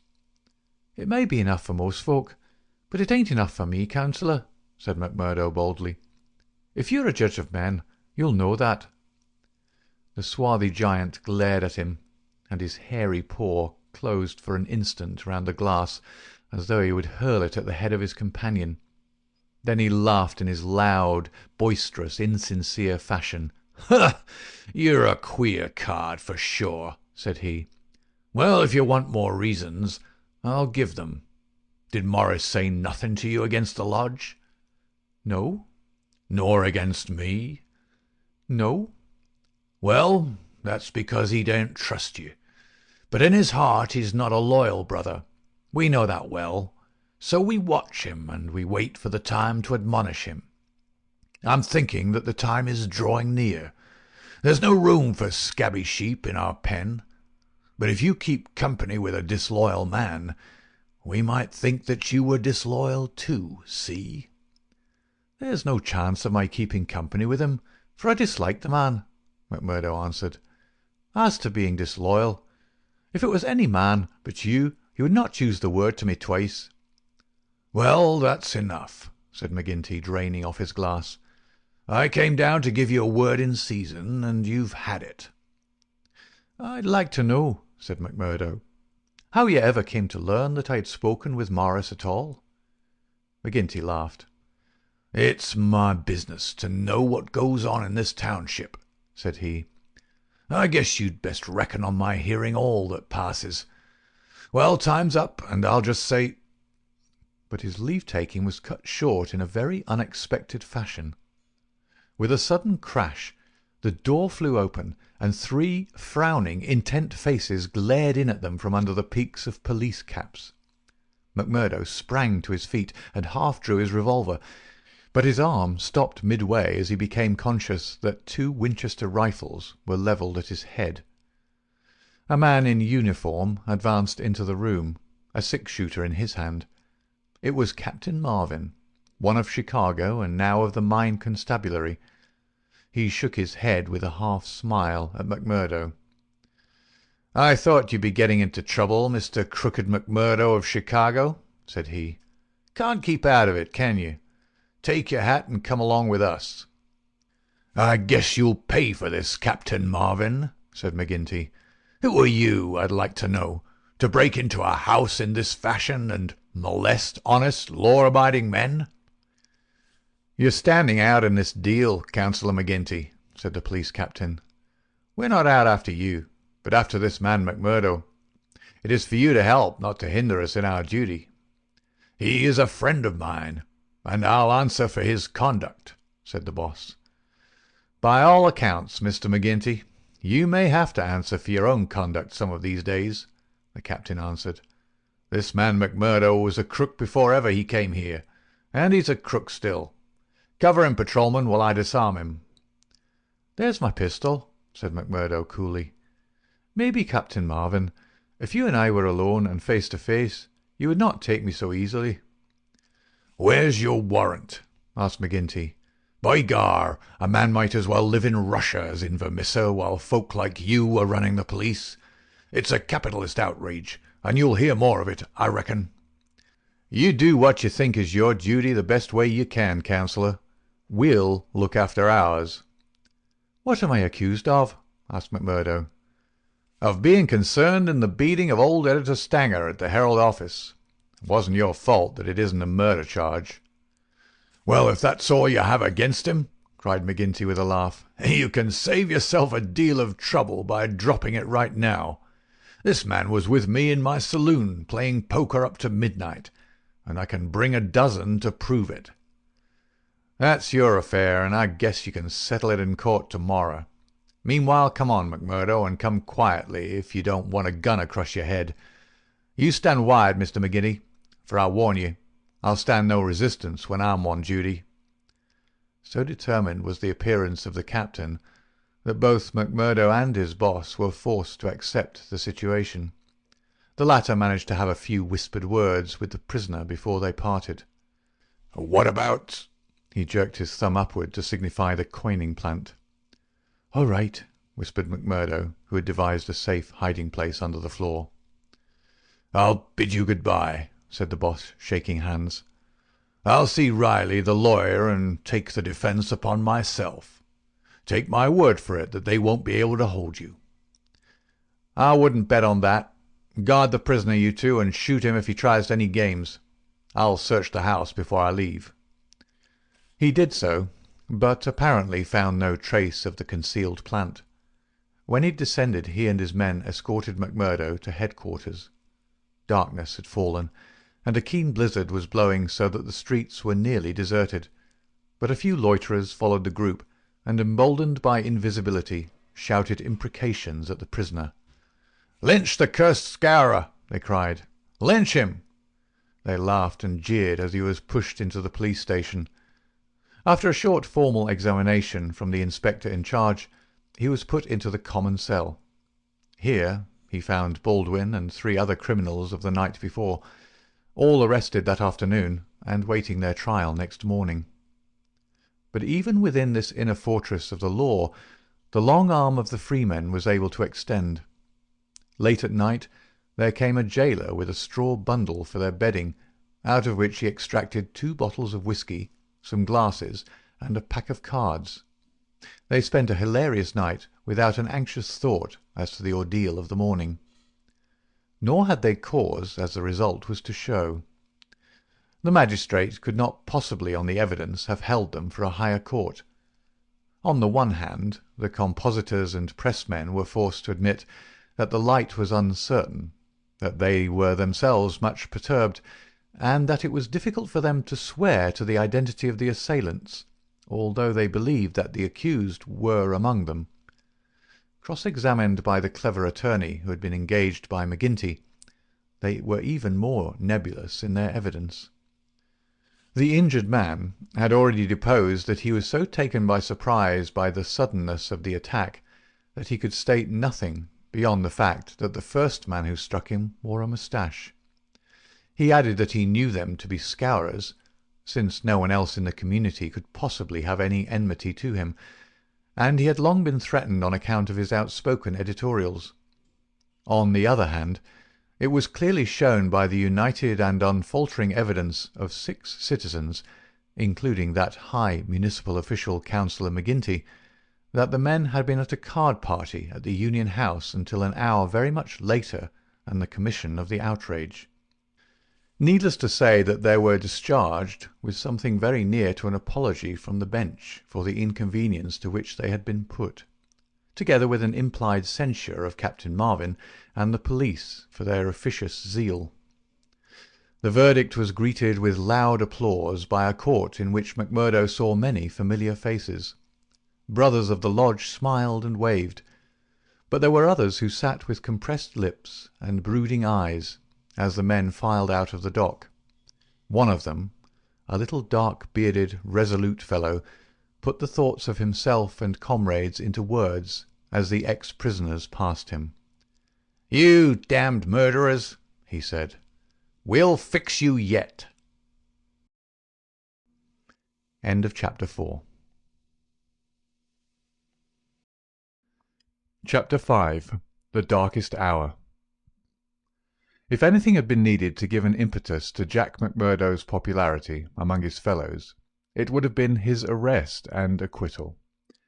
That a man on the very night of joining the lodge should have done something which brought him before the magistrate was a new record in the annals of the society. Already he had earned the reputation of a good boon companion, a cheery reveller, and withal a man of high temper, who would not take an insult even from the all-powerful boss himself. But in addition to this, he impressed his comrades with the idea that among them all there was not one whose brain was so ready to devise a bloodthirsty scheme, or whose hand would be more capable of carrying it out. "He'll be the boy for the clean job," said the oldsters to one another, and waited their time until they could set him to his work. McGinty had instruments enough already, but he recognized that this was a supremely able one. He felt like a man holding a fierce bloodhound in leash. There were curs to do the smaller work, but some day he would slip this creature upon its prey. A few members of the lodge, Ted Baldwin among them, resented the rapid rise of the stranger, and hated him for it, but they kept clear of him, for he was as ready to fight as to laugh. But if he gained favour with his fellows, there was another quarter, one which had become even more vital to him, in which he lost it. Etty Shafter's father would have nothing more to do with him, nor would he allow him to enter the house. Etty herself was too deeply in love to give him up altogether, and yet her own good sense warned her of what would come from a marriage with a man who was regarded as a criminal. One morning, after a sleepless night, she determined to see him, possibly for the last time, and made one strong endeavour to draw him from those evil influences which were sucking him down. She went to his house, as he had often begged her to do, and made her way into the room which he used as his sitting-room. He was seated at a table, with his back turned and a letter in front of him. A sudden spirit of girlish mischief came over her. She was still only 19. He had not heard her when she pushed open the door. Now she tiptoed forward and laid her hand lightly upon his bended shoulders. If she had expected to startle him, she certainly succeeded, but only in turn to be startled herself. With a tiger spring he turned on her, and his right hand was feeling for her throat. At the same instant, with the other hand, he crumpled up the paper that lay before him. For an instant he stood glaring. Then astonishment and joy took the place of the ferocity which had convulsed his features, a ferocity which had sent her shrinking back in horror as from something which had never before intruded into her gentle life. "It's you," said he, mopping his brow. "And to think that you should come to me, heart of my heart, and I should find nothing better to do than want to strangle you. Come then, darling," and he held out his arms. "Let me make it up to you." But she had not recovered from that sudden glimpse of guilty fear which she had read in the man's face. All her woman's instinct told her that it was not the mere fright of a man who is startled. Guilt. That was it. Guilt and fear. "What's come over you, Jack?" she cried. "Why are you so scared of me? Oh, Jack, if your conscience was at ease, you would not have looked at me like that." "Sure, I was thinking of other things, when you came tripping so lightly on those fairy feet of yours." "No, no, it was more than that, Jack." Then a sudden suspicion seized her. "Let me see that letter you were writing." "Ah, Etty, I couldn't do that."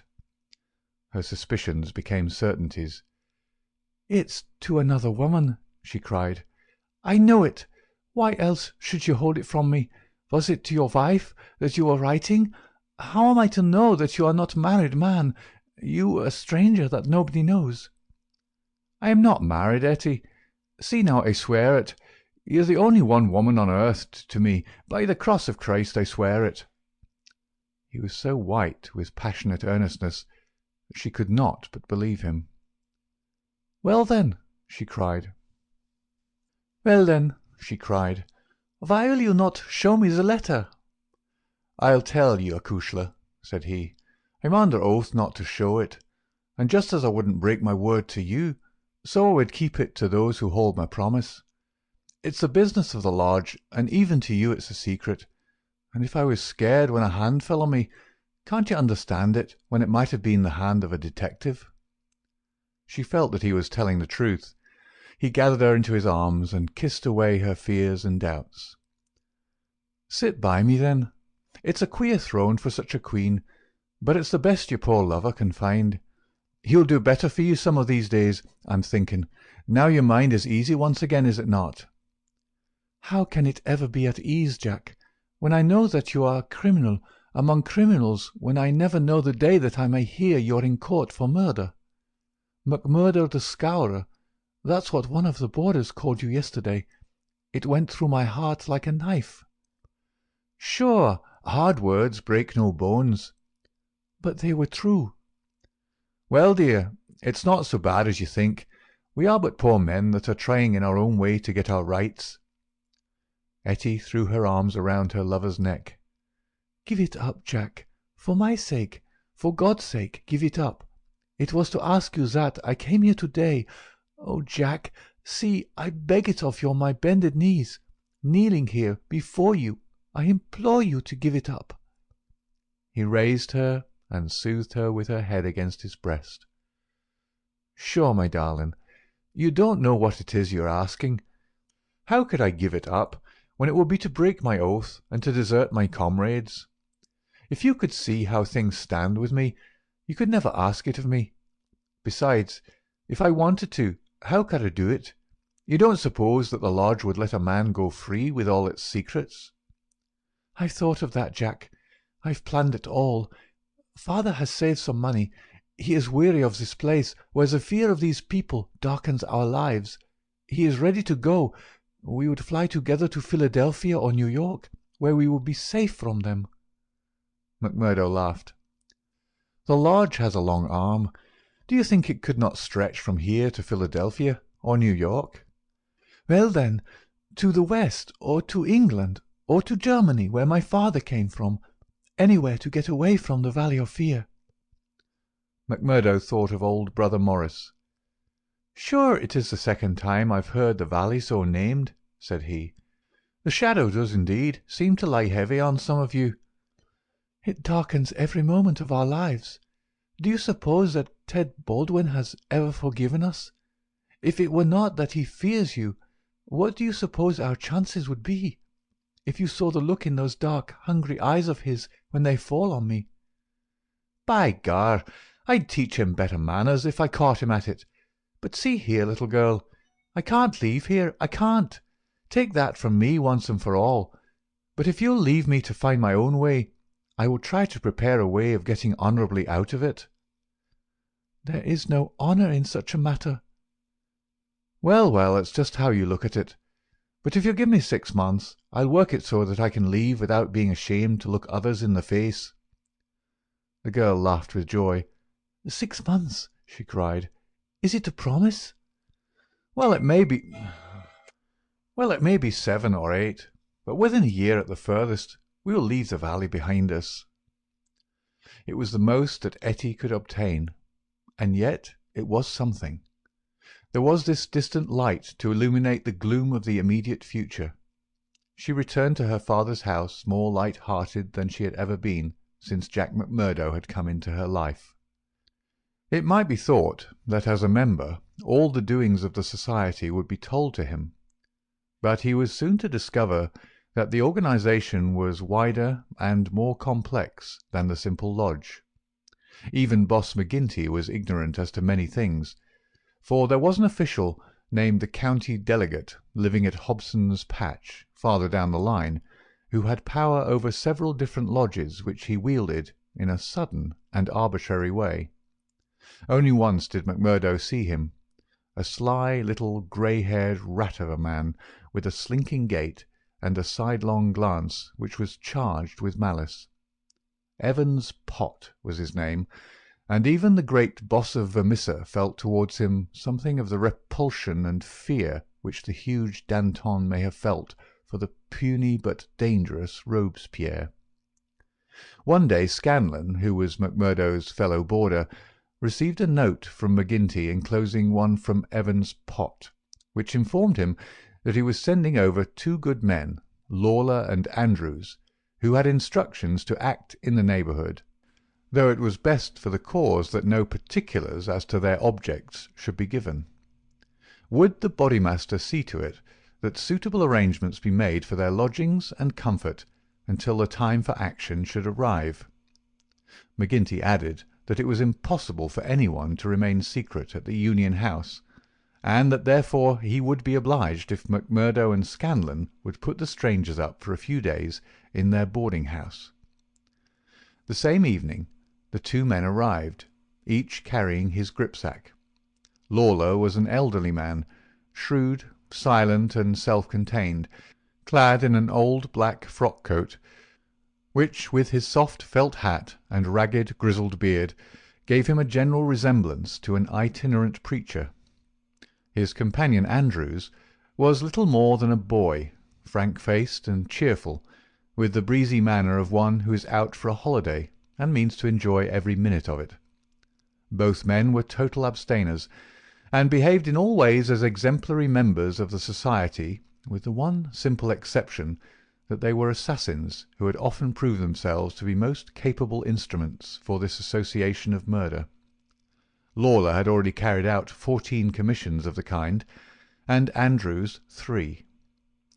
They were, as McMurdo found, quite ready to converse about their deeds in the past, which they recounted with half-bashful pride of men who had done good and unselfish service for the community.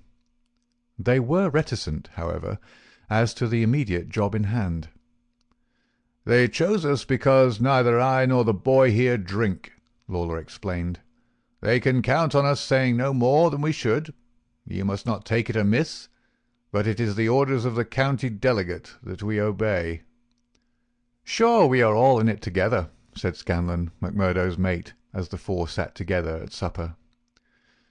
"That's true enough, and we'll talk till the cows come home of the killing of Charlie Williams or of Simon Bird or any other job in the past, but till the work is done we say nothing." "There are half dozen about here that I have a word to say to," said McMurdo with an oath.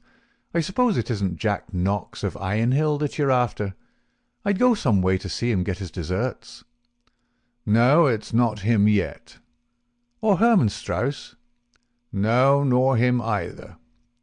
"Well, if you won't tell us, we can't make you, but I'd be glad to know."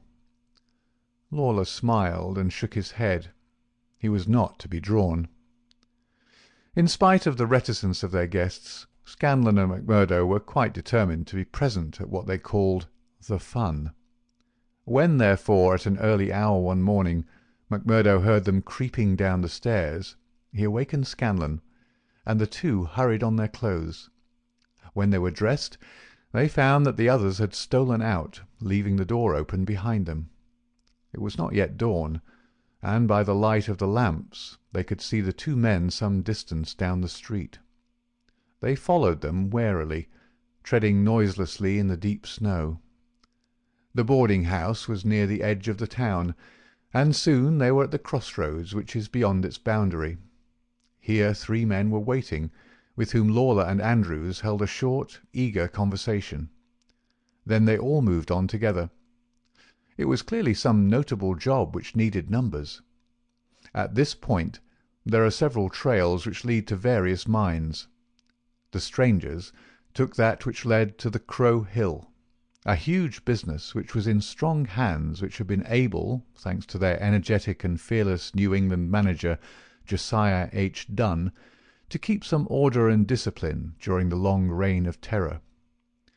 Day was breaking now, and a line of workmen were slowly making their way singly and in groups along the blackened path.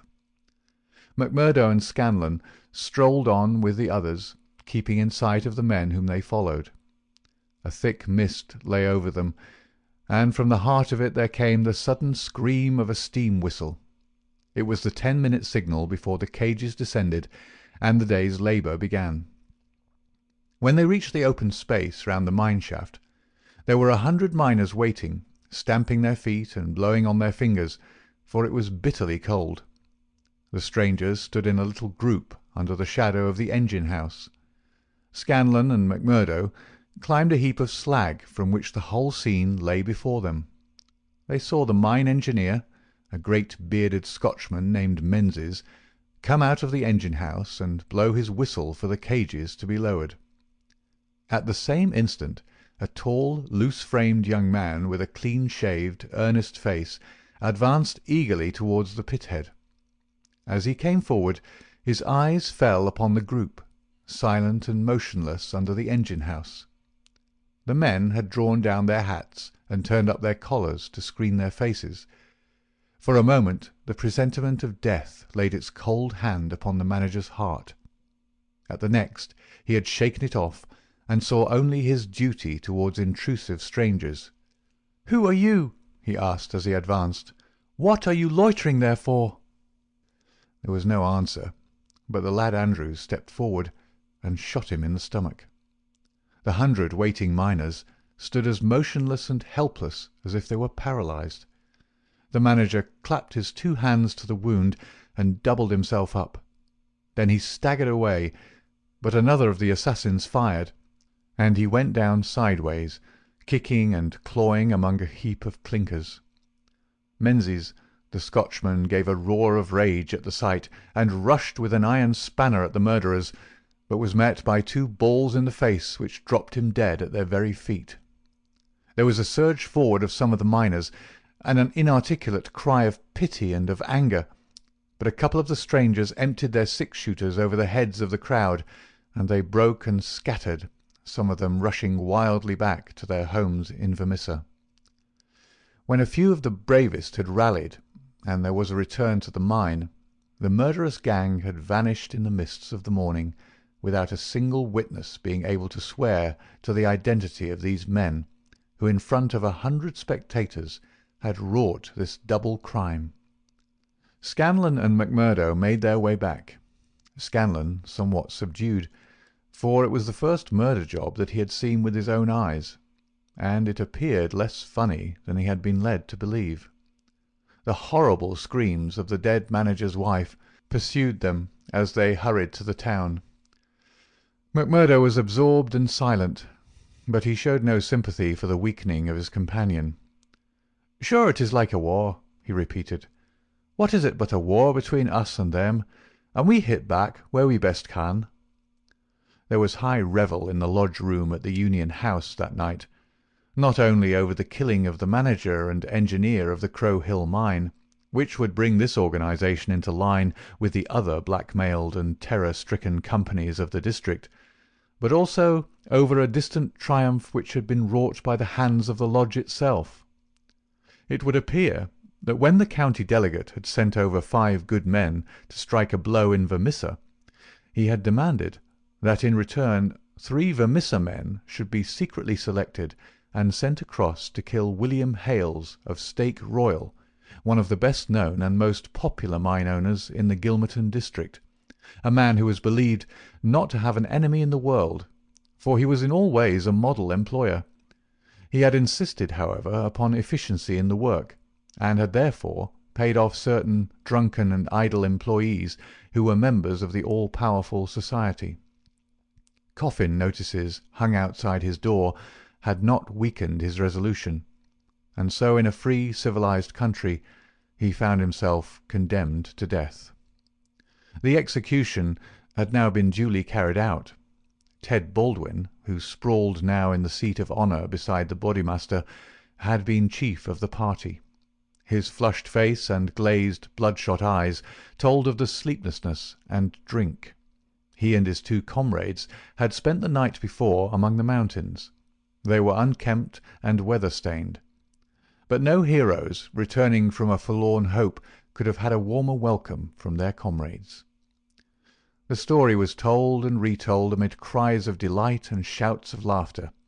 They had waited for their man as he drove home at nightfall, taking their station at the top of a steep hill, where his horse must be at a walk.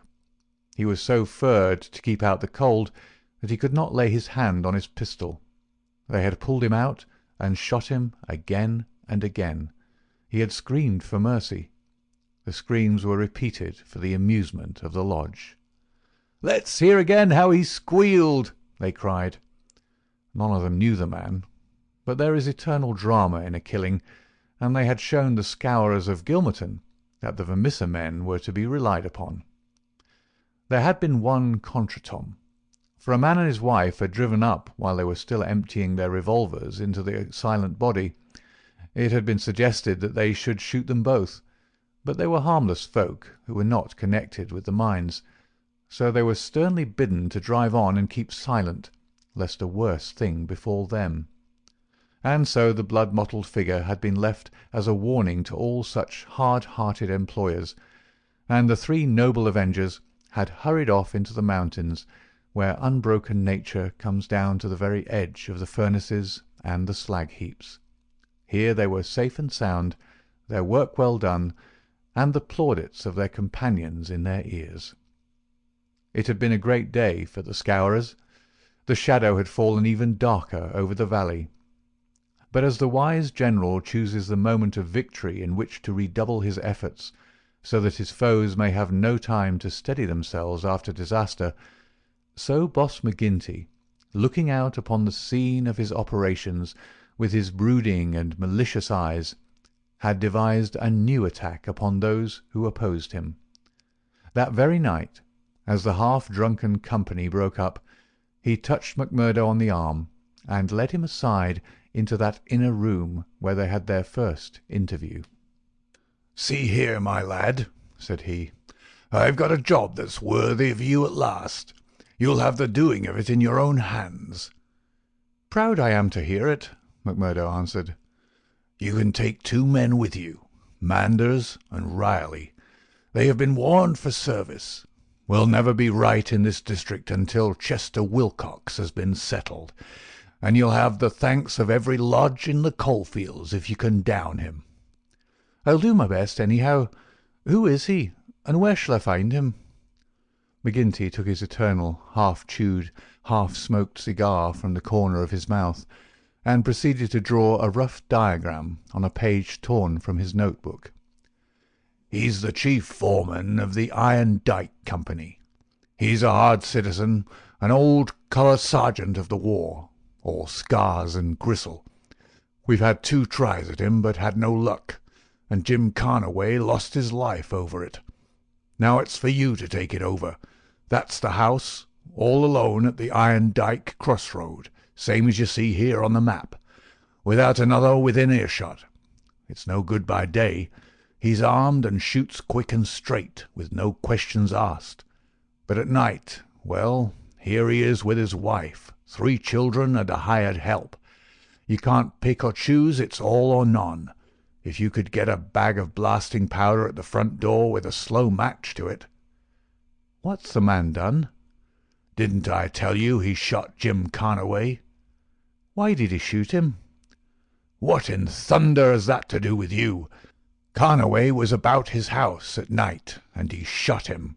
That's enough for me and you. You've got to settle the thing right." "There's these 2 women and the children. Do they go up too?" "They have to, else how can we get him?" "It seems hard on them, for they've done nothing." "What sort of fool's talk is this? Do you back out?" "Easy, counsellor, easy. What have I ever said or done that you should think I would be after standing back from an order of the Bodymaster of my own lodge? If it's right or if it's wrong, it's for you to decide." "You'll do it, then?" "Of course I'll do it." "When?" "Well, you had best give me a night or 2 that I may see the house and make my plans. Then—" "Very good," said McGinty, shaking him by the hand. "I leave it with you. It'll be a great day when you bring us the news. It's just the last stroke that'll bring them all to their knees." McMurdo thought long and deeply over the commission which had been so suddenly placed in his hands. The isolated house in which Chester Wilcox lived was about 5 miles off in an adjacent valley. That very night he started off all alone to prepare for the attempt. It was daylight before he returned from his reconnaissance. Next day he interviewed his 2 subordinates, Manders and Riley, reckless youngsters who were as elated as if it were a deer hunt. 2 nights later they met outside the town, all 3 armed, and one of them carrying a sack stuffed with the powder which was used in the quarries. It was 2 in the morning before they came to the lonely house. The night was a windy one, with broken clouds drifting swiftly across the face of a 3/4 moon. They had been warned to be on their guard against bloodhounds, so they moved forward cautiously with their pistols cocked in their hands. But there was no sound save the howling of the wind, and no movement but the swaying branches above them. McMurdo listened at the door of the lonely house, but all was still within. Then he leaned the powder bag against it, ripped a hole in it with his knife, and attached the fuse. When it was well alight, he and his 2 companions took to their heels and were some distance off, safe and snug in a sheltering ditch, before the shattering roar of the explosion, with the low, deep rumble of the collapsing building, told them that their work was done. No cleaner job had ever been carried out in the blood-stained annals of the Society. But alas, that work so well organized and boldly carried out should all have gone for nothing. Warned by the fate of the various victims, and knowing that he was marked down for destruction, Chester Wilcox had moved himself and his family only the day before to some safer and less known quarters, where a guard of police should watch over them. It was an empty house which had been torn down by the gunpowder, and the grim old colour sergeant of the war was still teaching discipline to the miners of Iron Dyke. "Leave him to me," said McMurdo. "He's my man, and I'll get him, sure, if I have to wait a year for him." A vote of thanks and confidence was passed in full lodge, and so for the time the matter ended. When a few weeks later it was reported in the papers that Wilcox had been shot at from an ambuscade, it was an open secret that McMurdo was still at work upon his unfinished job. Such were the methods of the Society of Freemen, and such were the deeds of the Scowrers by which they spread their rule of fear over the great and rich district which was for so long a period haunted by their terrible presence. Why should these pages be stained by further crimes? Have I not said enough to show the men and their methods? These deeds are written in history, and their records wherein one may read the details of them. There one may learn of the shooting of policeman Hunt and Evans because they had ventured to arrest 2 members of the society, a double outrage planned at the Vermissa lodge and carried out in cold blood upon 2 helpless and disarmed men. There also one may read of the shooting of Mrs. Larby when she was nursing her husband, who had been beaten almost to death by orders of Boss McGinty, the killing of the elder Jenkins, shortly followed by that of his brother, the mutilation of James Murdoch, the blowing up of the Staphouse family, and the murder of the Stendals, all followed hard upon one another in the same terrible winter. Darkly the shadow lay upon the valley of fear. The spring had come with running brooks and blossoming trees. There was hope for all nature bound so long in an iron grip. But nowhere was there any hope for the men and women who lived under the yoke of the terror. Never had the cloud above them been so dark and hopeless as in the early summer of the year 1875. End of Chapter 5. Chapter 6. Danger. It was the height of the Reign of Terror. MacMurdo, who had already been appointed inner deacon with every prospect of some day succeeding McGinty as Bodymaster, was now so necessary to the counsels of his comrades that nothing was done without his help and advice. The more popular he became, however, with the freemen, the blacker were the scowls which greeted him as he passed along the streets of Vermissa.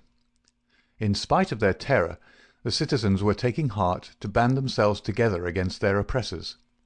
Rumours had reached the lodge of secret gatherings in the Herald office, and of distribution of firearms among the law-abiding people. But McGinty and his men were undisturbed by such reports. They were numerous, resolute, and well armed. Their opponents were scattered and powerless. It would all end, as it had done in the past, in aimless talk and possibly in impotent arrests. So said McGinty, MacMurdo, and all the bolder spirits. It was a Saturday evening in May. Saturday was always the lodge night, and MacMurdo was leaving his house to attend it when Morris, the weaker brother of the order, came to see him. His brow was creased with care, and his kindly face was drawn and haggard. "Can I speak with you freely, Mr. MacMurdo?" "Sure." "I can't forget that I spoke my heart to you once, and that you kept it to yourself, even though the boss himself came to ask you about it." "What else could I do, if you trusted me? It wasn't that I agreed with what you said." "I know that well, but you are the one that I can speak to and be safe. I've a secret here." He put his hand to his breast. "And it is just burning the life out of me. I wish it had come to any one of you but me. If I tell it, it will mean murder for sure. If I don't, it may bring the end of us all. God help me, but I am near out of my wits over it." MacMurdo looked at the man earnestly. He was trembling in every limb. He poured some whisky into a glass and handed it to him. "That's the physic for the likes of you," said he. "Now, let me hear it." Morris drank, and his white face took a tinge of colour. "I can tell it to you all in one sentence," said he. "There's a detective on our trail." MacMurdo stared at him in astonishment. "Why, man, you're crazy," he said. "Isn't the place full of police and detectives, and what harm did they ever do us?" No, it's no man of the district.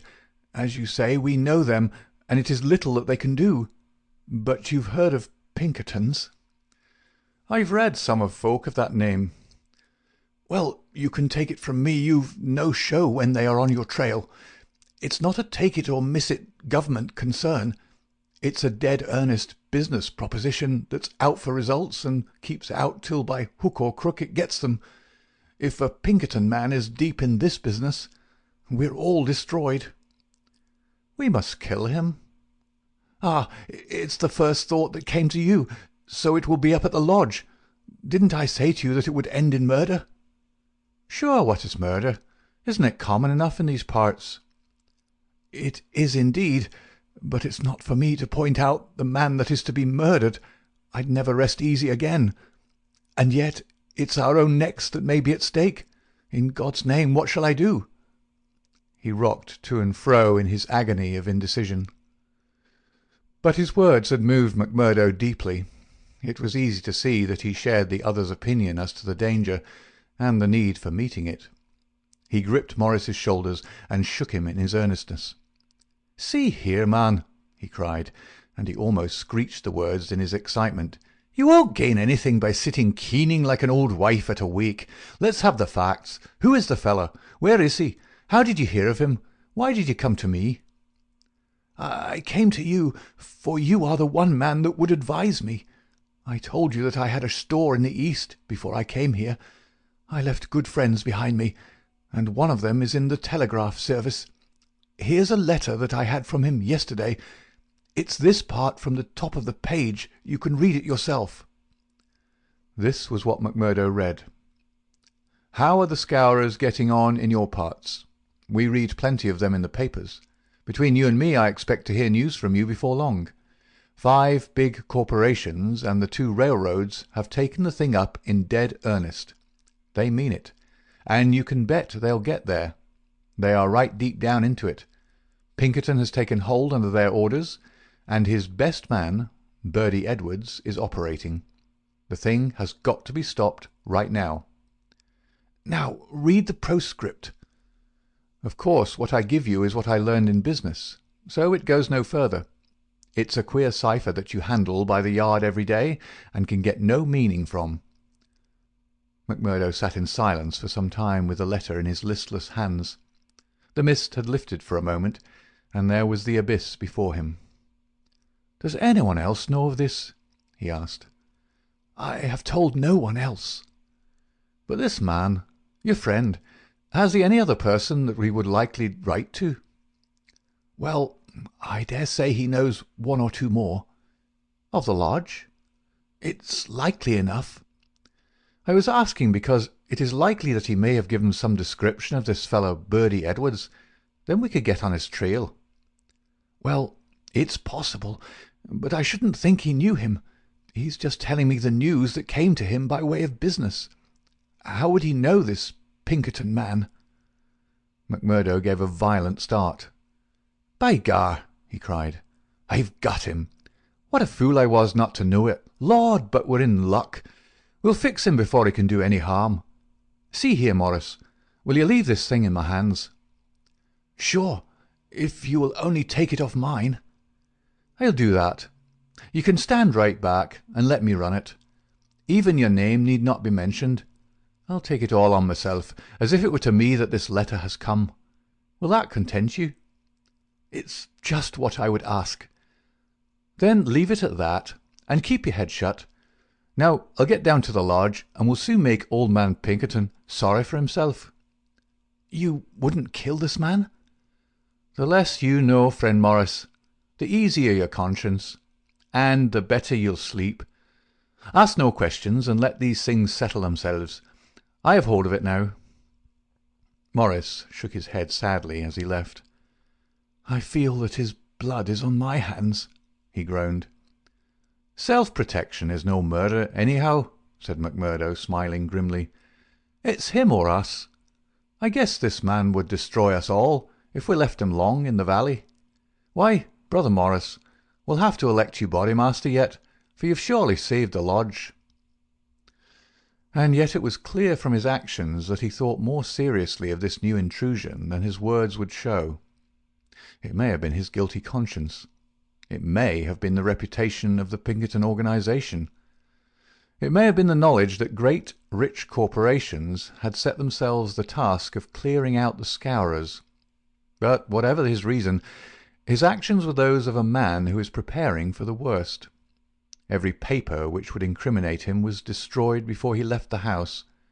After that he gave a long sigh of satisfaction, for it seemed to him that he was safe. And yet the danger must still have pressed somewhat upon him, for on his way to the lodge he stopped at old man Shafter's. The house was forbidden him, but when he tapped at the window, Etty came out to him. The dancing Irish devilry had gone from her lover's eyes. She read his danger in his earnest face. "Something has happened," she cried. Oh, Jack, you are in danger."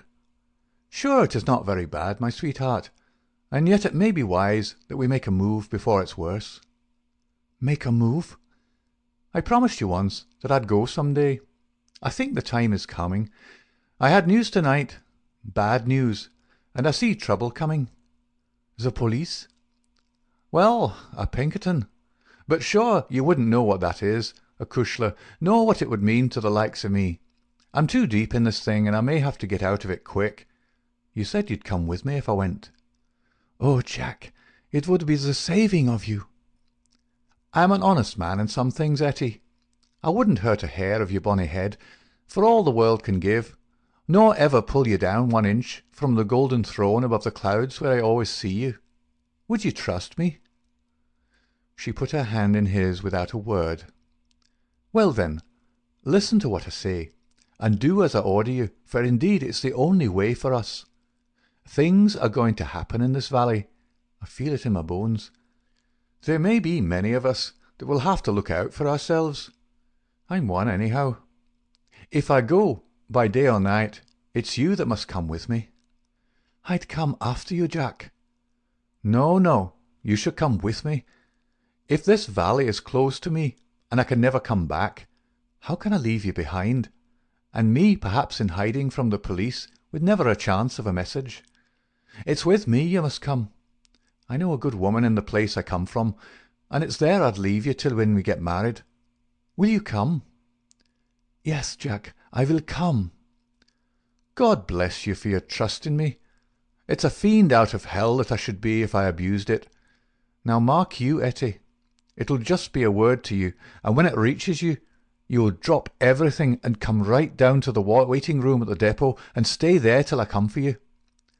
"Day or night, I'll come at the word, Jack." Somewhat eased in mind, now that his own preparations for escape had been begun, McMurdo went on to the lodge. It had already assembled, and only by complicated signs and countersigns could he pass through the outer guard and inner guard who close-tiled it. A buzz of pleasure and welcome greeted him as he entered. The long room was crowded, and through the haze of tobacco smoke he saw the tangled black mane of the Bodymaster, the cruel, unfriendly features of Baldwin, the vulture face of Harroway, the secretary, and a dozen more who were among the leaders of the lodge. He rejoiced that they should all be there to take counsel over his news. "Indeed, it's glad we are to see you, brother," cried the chairman. "There's business here that wants a Solomon in judgment to set it right." "It's Lander and Egan," explained his neighbour as he took his seat. "They both claim the head money given by the lodge for the shooting of old man Crabbe over at Stylestown, and who's to say which fired the bullet?" McMurdo rose in his place and raised his hand. The expression of his face froze the attention of the audience. There was a dead hush of expectation. "Eminent Bodymaster," he said in a solemn voice, "I claim urgency." "Brother McMurdo claims urgency," said McGinty. "It's a claim that by the rules of this lodge takes precedence. Now, brother, we attend you." McMurdo took the letter from his pocket. "Eminent Bodymaster and brethren," he said, "I am the bearer of ill news this day, but it is better that it should be known and discussed than that a blow should fall upon us without warning, which would destroy us all. I have information that the most powerful and richest organizations in this state have bound themselves together for our destruction, and that at this very moment there is a Pinkerton detective, one Birdy Edwards, at work in the valley, collecting the evidence which may put a rope around the necks of many of us and send every man in this room into a felon's cell. That is the situation for the discussion of which I have made a claim of urgency." There was a dead silence in the room. It was broken by the chairman. "What is your evidence for this, Brother McMurdo?" he asked. "It is in this letter which has come into my hands," said McMurdo. He read the passage aloud. "It is a matter of honour with me that I can give no further particulars about the letter, nor put it into your hands, but I assure you that there is nothing else in it which can affect the interests of the lodge. I put the case before you, as it has reached me. Let me say, Mr. Chairman, said one of the older brethren, that I have heard of Birdy Edwards, and that he has the name of being the best man in the Pinkerton service. Does anyone know him by sight? Asked McGinty. Yes, said McMurdo. I do. There was a murmur of astonishment through the hall. I believe we hold him in the hollow of our hands, he continued with an exulting smile upon his face. If we act quickly and wisely, we can cut this thing short. If I have your confidence and your help, 'tis a little that we have to fear. What have we to fear anyhow? What can he know of our affairs? You might say so, if all were as staunch as you, Councillor. But this man has all the millions of the capitalists at his back. Do you think there is no weaker brother among all our lodges that could not be bought? He will get at our secrets. Maybe has got them already. There's only one sure cure. That he never leaves the valley, said Baldwin. McMurdo nodded. Good for you, Brother Baldwin, he said. You and I have had our differences, but you've said the true word tonight. Where is he, then? Where shall we know him? Eminent Bodymaster, said McMurdo earnestly, I put it to you that this is too vital a thing for us to discuss in open lodge. God forbid that I should throw a doubt on anyone here, but if so much as a word of gossip got to the ears of this man, there would be an end of any chance of our getting him. I would ask the lodge to choose a trusty committee, Mr. Chairman, yourself, if I might suggest it, and Brother Baldwin here, and 5 more. Then I can talk freely of what I know and of what I advise should be done. The proposition was at once adopted, and the committee chosen. Besides the chairman and Baldwin, there were the vulture-faced secretary, Harroway, Tiger Cormac, the brutal young assassin, Carter, the treasurer, and the brothers Willoughby, fearless and desperate men who would stick at nothing. The usual revelry of the lodge was short and subdued, for there was a cloud upon the men's spirits, and many there, for the first time, began to see the cloud of avenging law drifting up in that serene sky under which they had dwelt so long.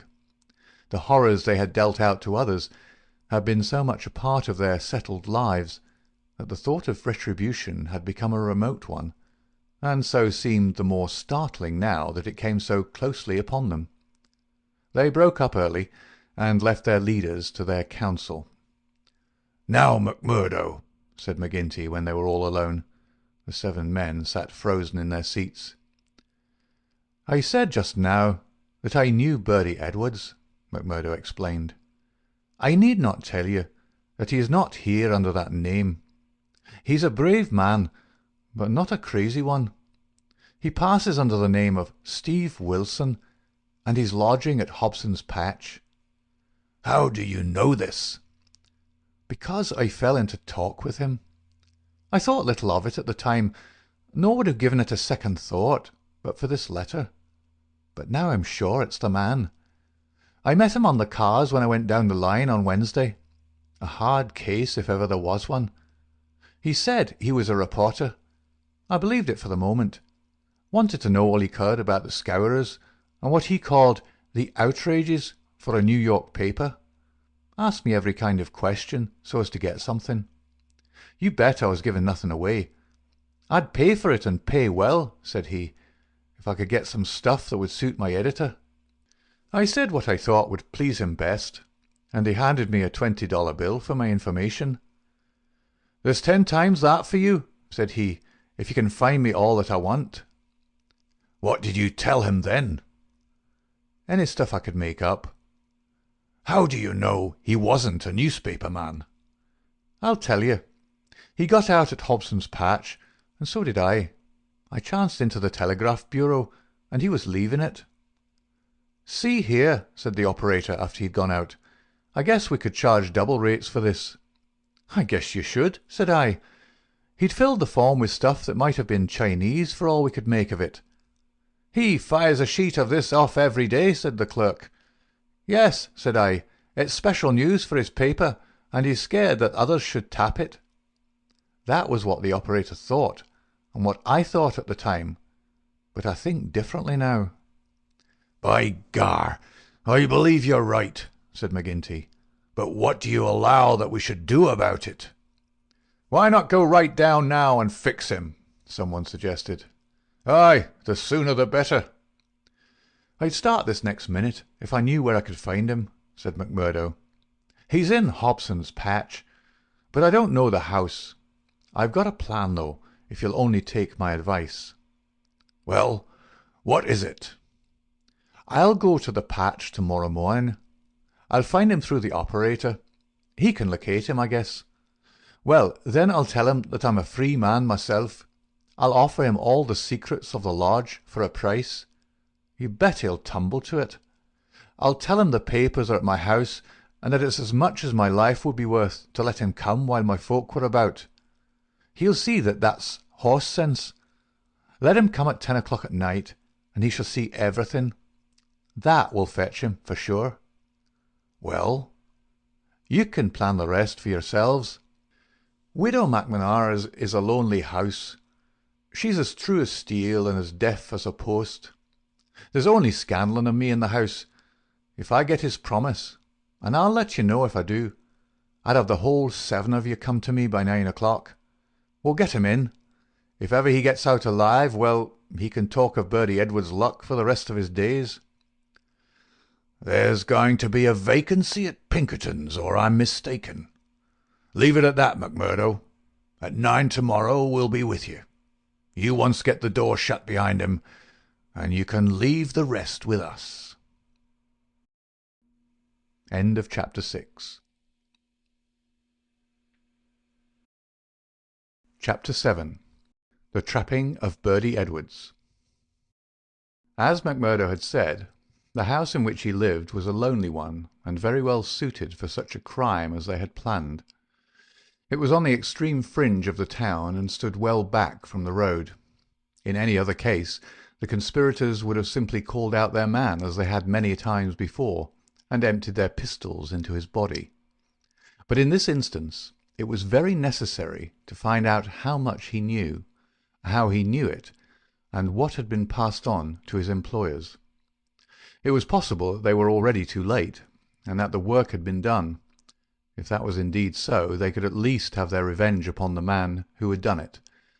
But they were hopeful that nothing of great importance had yet come to the detective's knowledge, as otherwise, they argued, he would not have troubled to write down and forward such trivial information as McMurdo claimed to have given him. However, all this they would learn from his own lips. Once in their power, they would find a way to make him speak. It was not the first time that they had handled an unwilling witness. McMurdo went to Hobson's Patch as agreed. The police seemed to take particular interest in him that morning, and Captain Marvin, he who had claimed the old acquaintance with him at Chicago, actually addressed him as he waited at the station. McMurdo turned away and refused to speak with him. He was back from his mission in the afternoon, and saw McGinty at the Union House. "He is coming," he said. "Good," said McGinty. The giant was in his shirt-sleeves, with chains and seals gleaming athwart his ample waistcoat, and a diamond twinkling through the fringe of his bristling beard. Drink and politics had made the boss a very rich as well as powerful man. The more terrible, therefore, seemed that glimpse of the prison or the gallows which had risen before him the night before. "Do you reckon he knows much?" he asked anxiously. McMurdo shook his head gloomily. "He's been here some time, 6 weeks at least. I guess he didn't come into these parts to look at the prospect. If he's been working among us all that time with the railroad money at his back, I should expect that he's got results, and that he's passed them on." "There's not a weak man in the lodge," cried McGinty. "True as steel, every man of them. And yet, by the Lord, there is that skunk Morris. What about him? If any man gives us away, it would be he. I've a mind to send a couple of the boys round before evening to give him a beating up and see what they can get from him."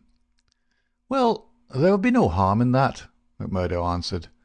"I won't deny that I have a liking for Morris, and would be sorry to see him come to harm. He has spoken to me once or twice over lodge matters. I know he may not see them the same as you or I. He never seemed the sort that squeals. But still, 'tis not for me to stand between him and you." "I'll fix the old devil," said McGinty with an oath. "I've had my eye on him this year past." "Well, you know best about that," McMurdo answered. "But whatever you do must be tomorrow.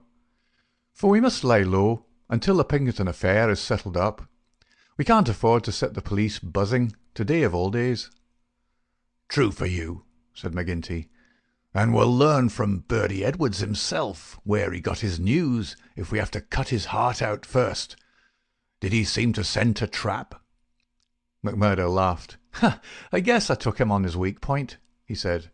"If he could get on a good trail of the Scowrers, he's ready to follow it into hell. I took his money." McMurdo grinned as he produced a wad of dollar notes. "And there's much more when he's seen all my papers." "What papers?" "Well, there are no papers, but I filled him up about constitutions and books of rules and forms of membership. He expects to get right down to the end of everything before he leaves." "Faith, he's right there," said McGinty grimly. "Didn't he ask you why you didn't bring him the papers?" "As if I would carry such things, and me a suspected man, and Captain Marvin after speaking to me this very day at the depot." "Aye, I heard of that," said McGinty. "I guess the heavy end of this business is coming on to you. We could put him down an old shaft when we've done with him, but however we work it, we can't get past the man living at Hobston's Patch, and you being there today." McMurdo shrugged his shoulders. "If we handle it right, they can never prove the killing," said he. "No one can see him come to the house after dark, and I'll lay to it that no one will see him go. Now see here, counsellor, I'll show you my plan, and I'll ask you to fit the others into it. You'll all come in good time. Very well. He comes at 10. He's to tap 3 times, and me to open the door for him. Then I'll get behind him and shut it. He's our man then." "That's all easy and plain." "Yes, but the next step wants considering. He's a hard proposition. He's heavily armed. I filled him proper, and yet he's likely to be on his guard. Suppose I show him right into a room with 7 men in it where he expected to find me alone. There's going to be shooting, and somebody's going to be hurt." "That's so." "And the noise is going to bring every damned copper in the township on top of it." "I guess you're right." "This is how I should work it. You'll all be in the big room, same as you saw when you had a chat with me. I'll open the door for him, show him into the parlour beside the door, and leave him there while I get the papers. That will give me the chance of telling you how things are shaping. Then I'll go back to him with some faked papers.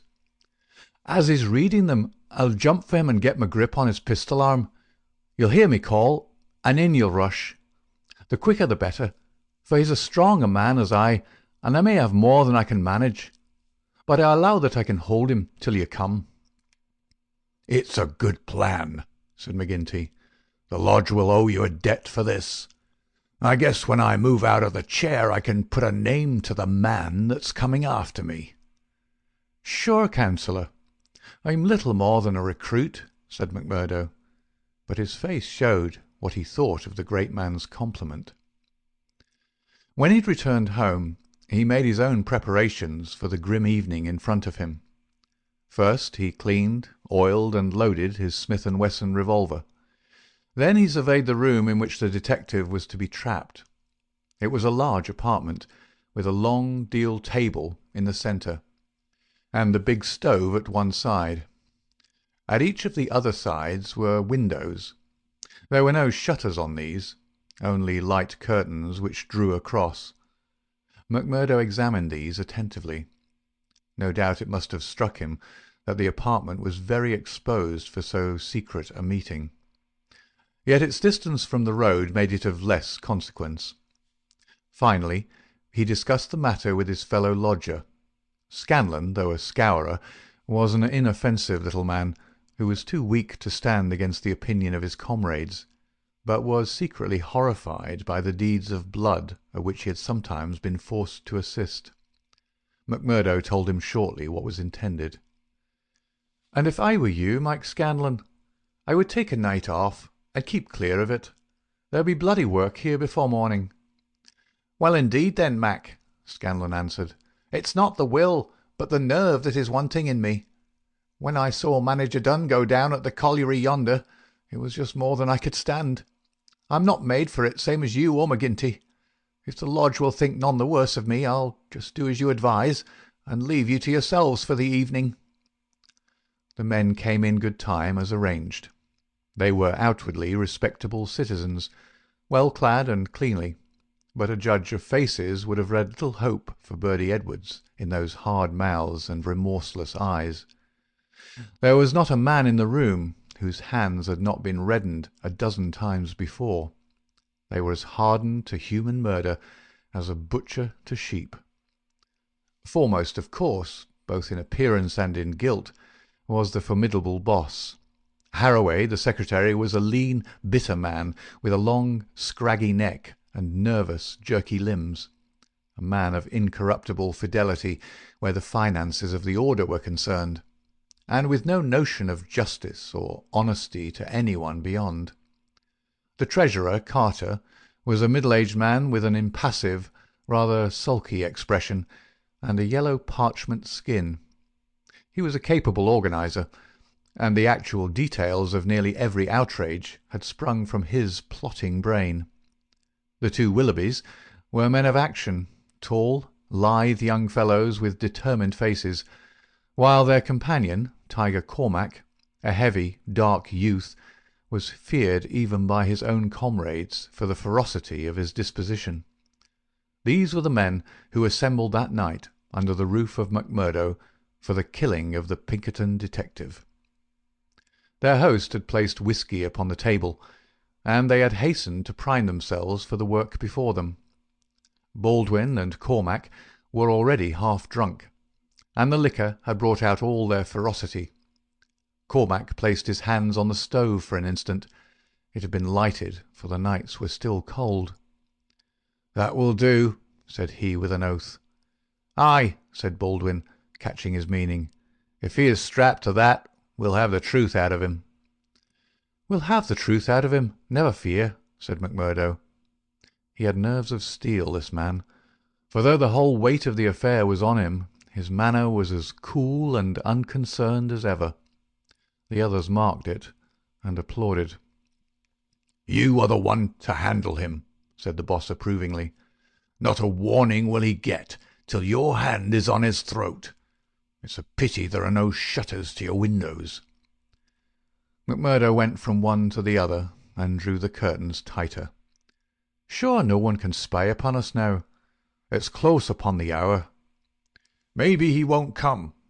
Maybe he'll get a sniff of danger," said the secretary.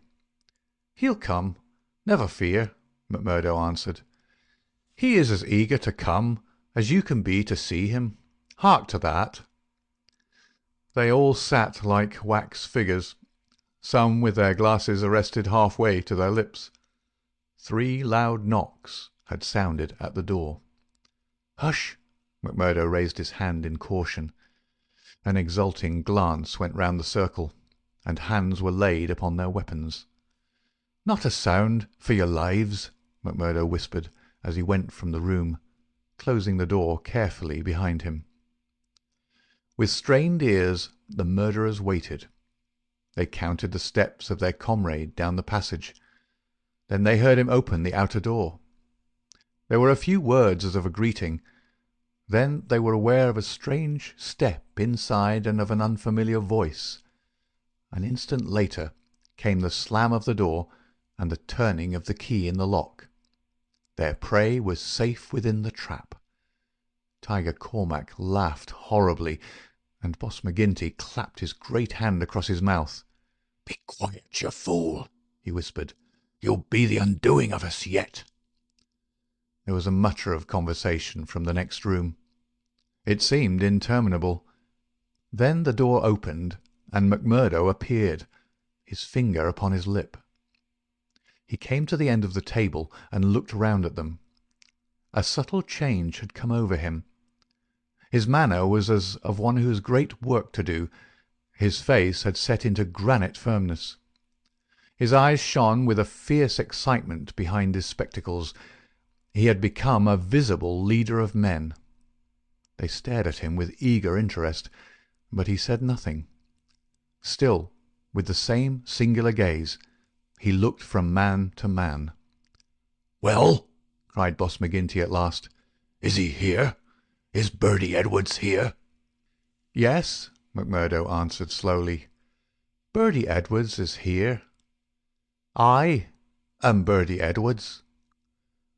There were 10 seconds after that brief speech during which the room might have been empty, so profound was the silence. The hissing of a kettle upon the stove rose sharp and strident to the ear. 7 white faces, all turned upward to this man who dominated them, were set motionless with utter terror. Then, with a sudden shivering of glass, a bristle of glistening rifle barrels broke through each window, while the curtains were torn from their hangings. At the sight, Boss McGinty gave the roar of a wounded bear and plunged for the half-open door. A levelled revolver met him there, with the stern blue eyes of Captain Marvin of the Mine Police gleaming behind the sights. The boss recoiled and fell back into his chair. "You're safer there, councillor," said the man whom they had known as McMurdo. "And you, Baldwin, if you don't take your hand off your pistol, you'll cheat the hangman yet. Pull it out, or by the Lord that made me— There, that will do. There are 40 armed men round this house, and you can figure it out for yourself what chance you have. Take their pistols, Marvin." There was no possible resistance under the menace of those rifles. The men were disarmed. Sulky, sheepish, and amazed, they still sat round the table. "I'd like to say a word to you before we separate," said the man who had trapped them. "I guess we may not meet again until you see me on the stand in the courthouse. I'll give you something to think over between now and then. You know me now for what I am. At last I can put my cards on the table. I am Birdy Edwards of Pinkerton's. I was chosen to break up your gang. I had a hard and dangerous game to play. Not a soul, not one soul, not my nearest and dearest, knew that I was playing it. Only Captain Marvin here and my employers knew that. But it's over tonight, thank God, and I am the winner." The 7 pale, rigid faces looked up at him. There was unappeasable hatred in their eyes. He read the relentless threat. "Maybe you think that the game is not over yet. Well, I take my chance of that. Anyhow, some of you will take no further hand, and there are 60 more besides yourselves that will see a jail this night. I'll tell you this, that when I was put upon this job I never believed there was such a society as yours. I thought it was paper talk, and that I would prove it so. They told me it was to do with the freemen, so I went to Chicago and was made one. Then I was surer than ever that it was just paper talk, for I found no harm in the society, but a deal of good. Still, I had to carry out my job, and I came to the coal valleys. When I reached this place I learned that I was wrong, and that it wasn't a dime novel after all. So I stayed to look after it.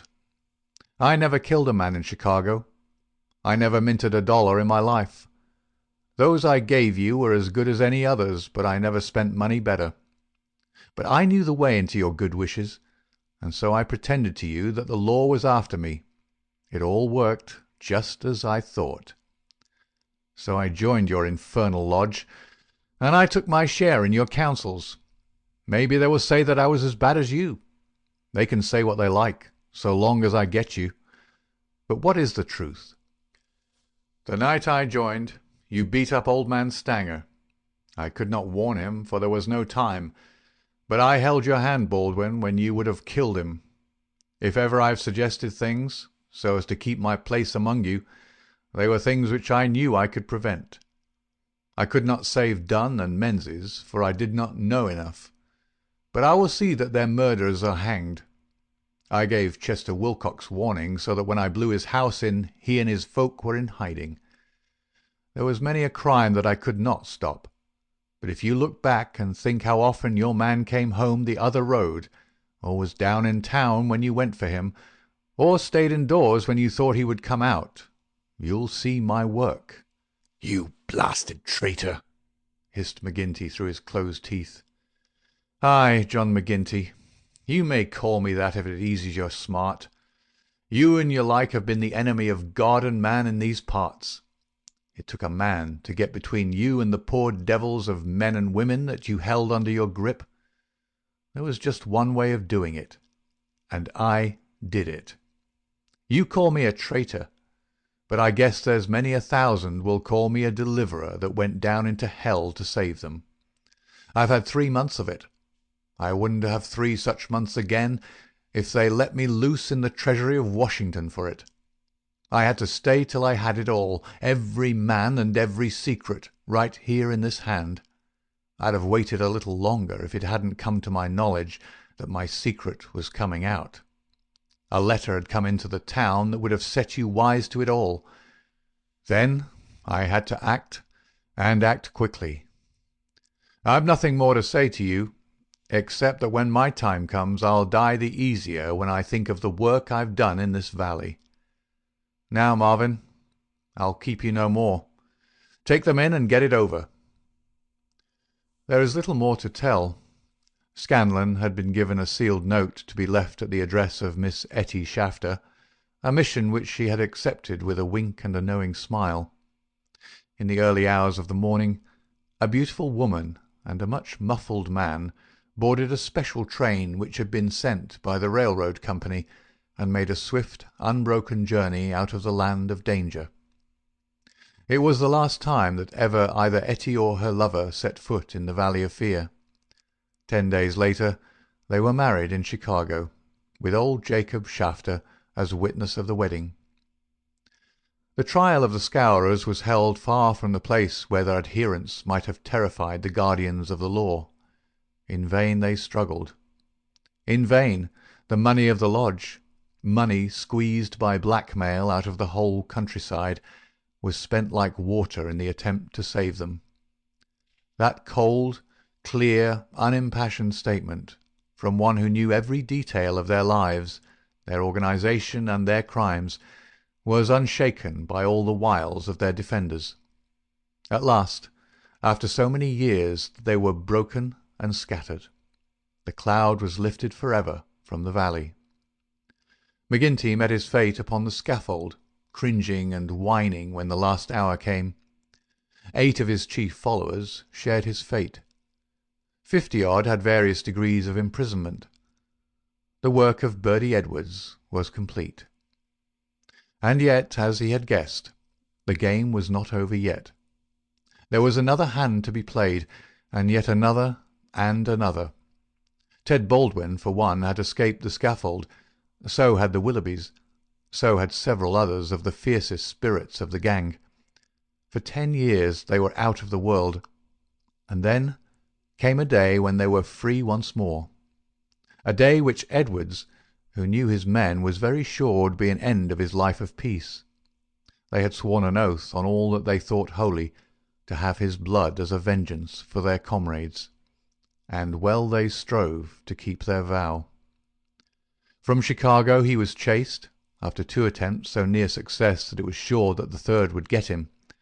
From Chicago he went under a changed name to California, and it was there that the light went for a time out of his life when Etty Edwards died.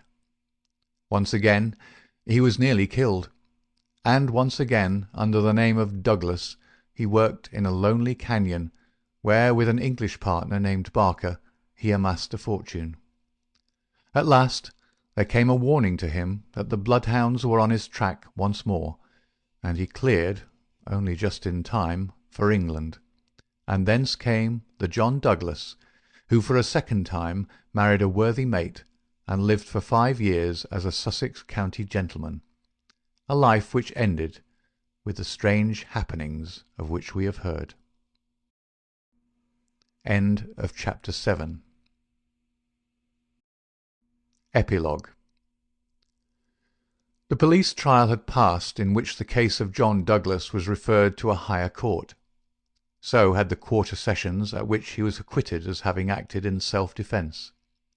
"Get him out of England at any cost," wrote Holmes to the wife. "There are forces here which may be more dangerous than those he has escaped. There is no safety for your husband in England." 2 months had gone by, and the case had to some extent passed from our minds. Then one morning there came an enigmatic note slipped into our letter-box. "Dear me, Mr. Holmes, dear me," said this singular epistle. There was neither superscription nor signature. I laughed at the quaint message, but Holmes showed unwonted seriousness. "Devilry, Watson," he remarked, and sat long with a clouded brow. Late last night Mrs. Hudson, our landlady, brought up a message that a gentleman wished to see Mr. Holmes, and that the matter was of the utmost importance. Close at the heels of his messenger came Cecil Barker, our friend of the moated manor-house. His face was drawn and haggard. "I've had bad news, terrible news, Mr. Holmes," said he. "I feared as much," said Holmes.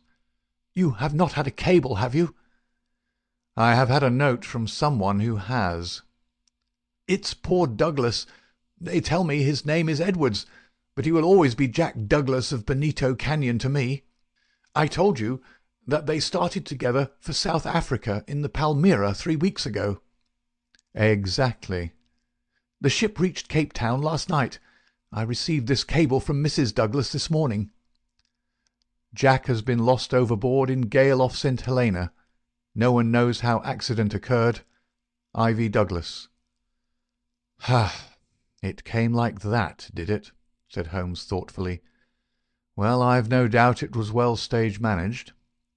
"You mean that you think there was no accident?" "None in the world."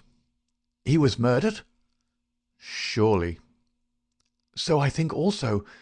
These infernal Scowrers, this cursed vindictive nest of criminals." "No, no, my good sir," said Holmes. "There is a master hand here. It is no case of sawed-off shotguns and clumsy six-shooters. You can tell an old master by the sweep of his brush. I can tell a Moriarty when I see one. This crime is from London, not from America." "But for what motive?" "Because it is done by a man who cannot afford to fail, one whose whole unique position depends upon the fact that all he does must succeed. A great brain and a huge organization have been turned to the extinction of one man. It is crushing the nut with the trip-hammer, an absurd extravagance of energy, but the nut is very effectually crushed all the same." "How came this man to have anything to do with it?" "I can only say that the first word that ever came to us of the business was from one of his lieutenants. These Americans were well advised. Having an English job to do, they took into partnership as any foreign criminal could do, this great consultant in crime. From that moment their man was doomed. At first he would content himself by using his machinery in order to find their victim. Then he would indicate how the matter might be treated. Finally, when he read in the reports of the failure of this agent, he would step in himself with a master touch. You heard me warn this man at Birlstone Manor House that the coming danger was greater than the past. Was I right?" Barker beat his head with his clenched fist in his impotent anger. "Do not tell me that we have to sit down under this. Do you say that no one can ever get level with this king devil?" "No, I don't say that," said Holmes, and his eyes seemed to be looking far into the future. "I don't say that he can't be beat. But you must give me time. You must give me time." We all sat in silence for some minutes, while those fateful eyes still strained to pierce the veil. End of the Epilogue, and end of The Last Valley by Sir Arthur Conan Doyle.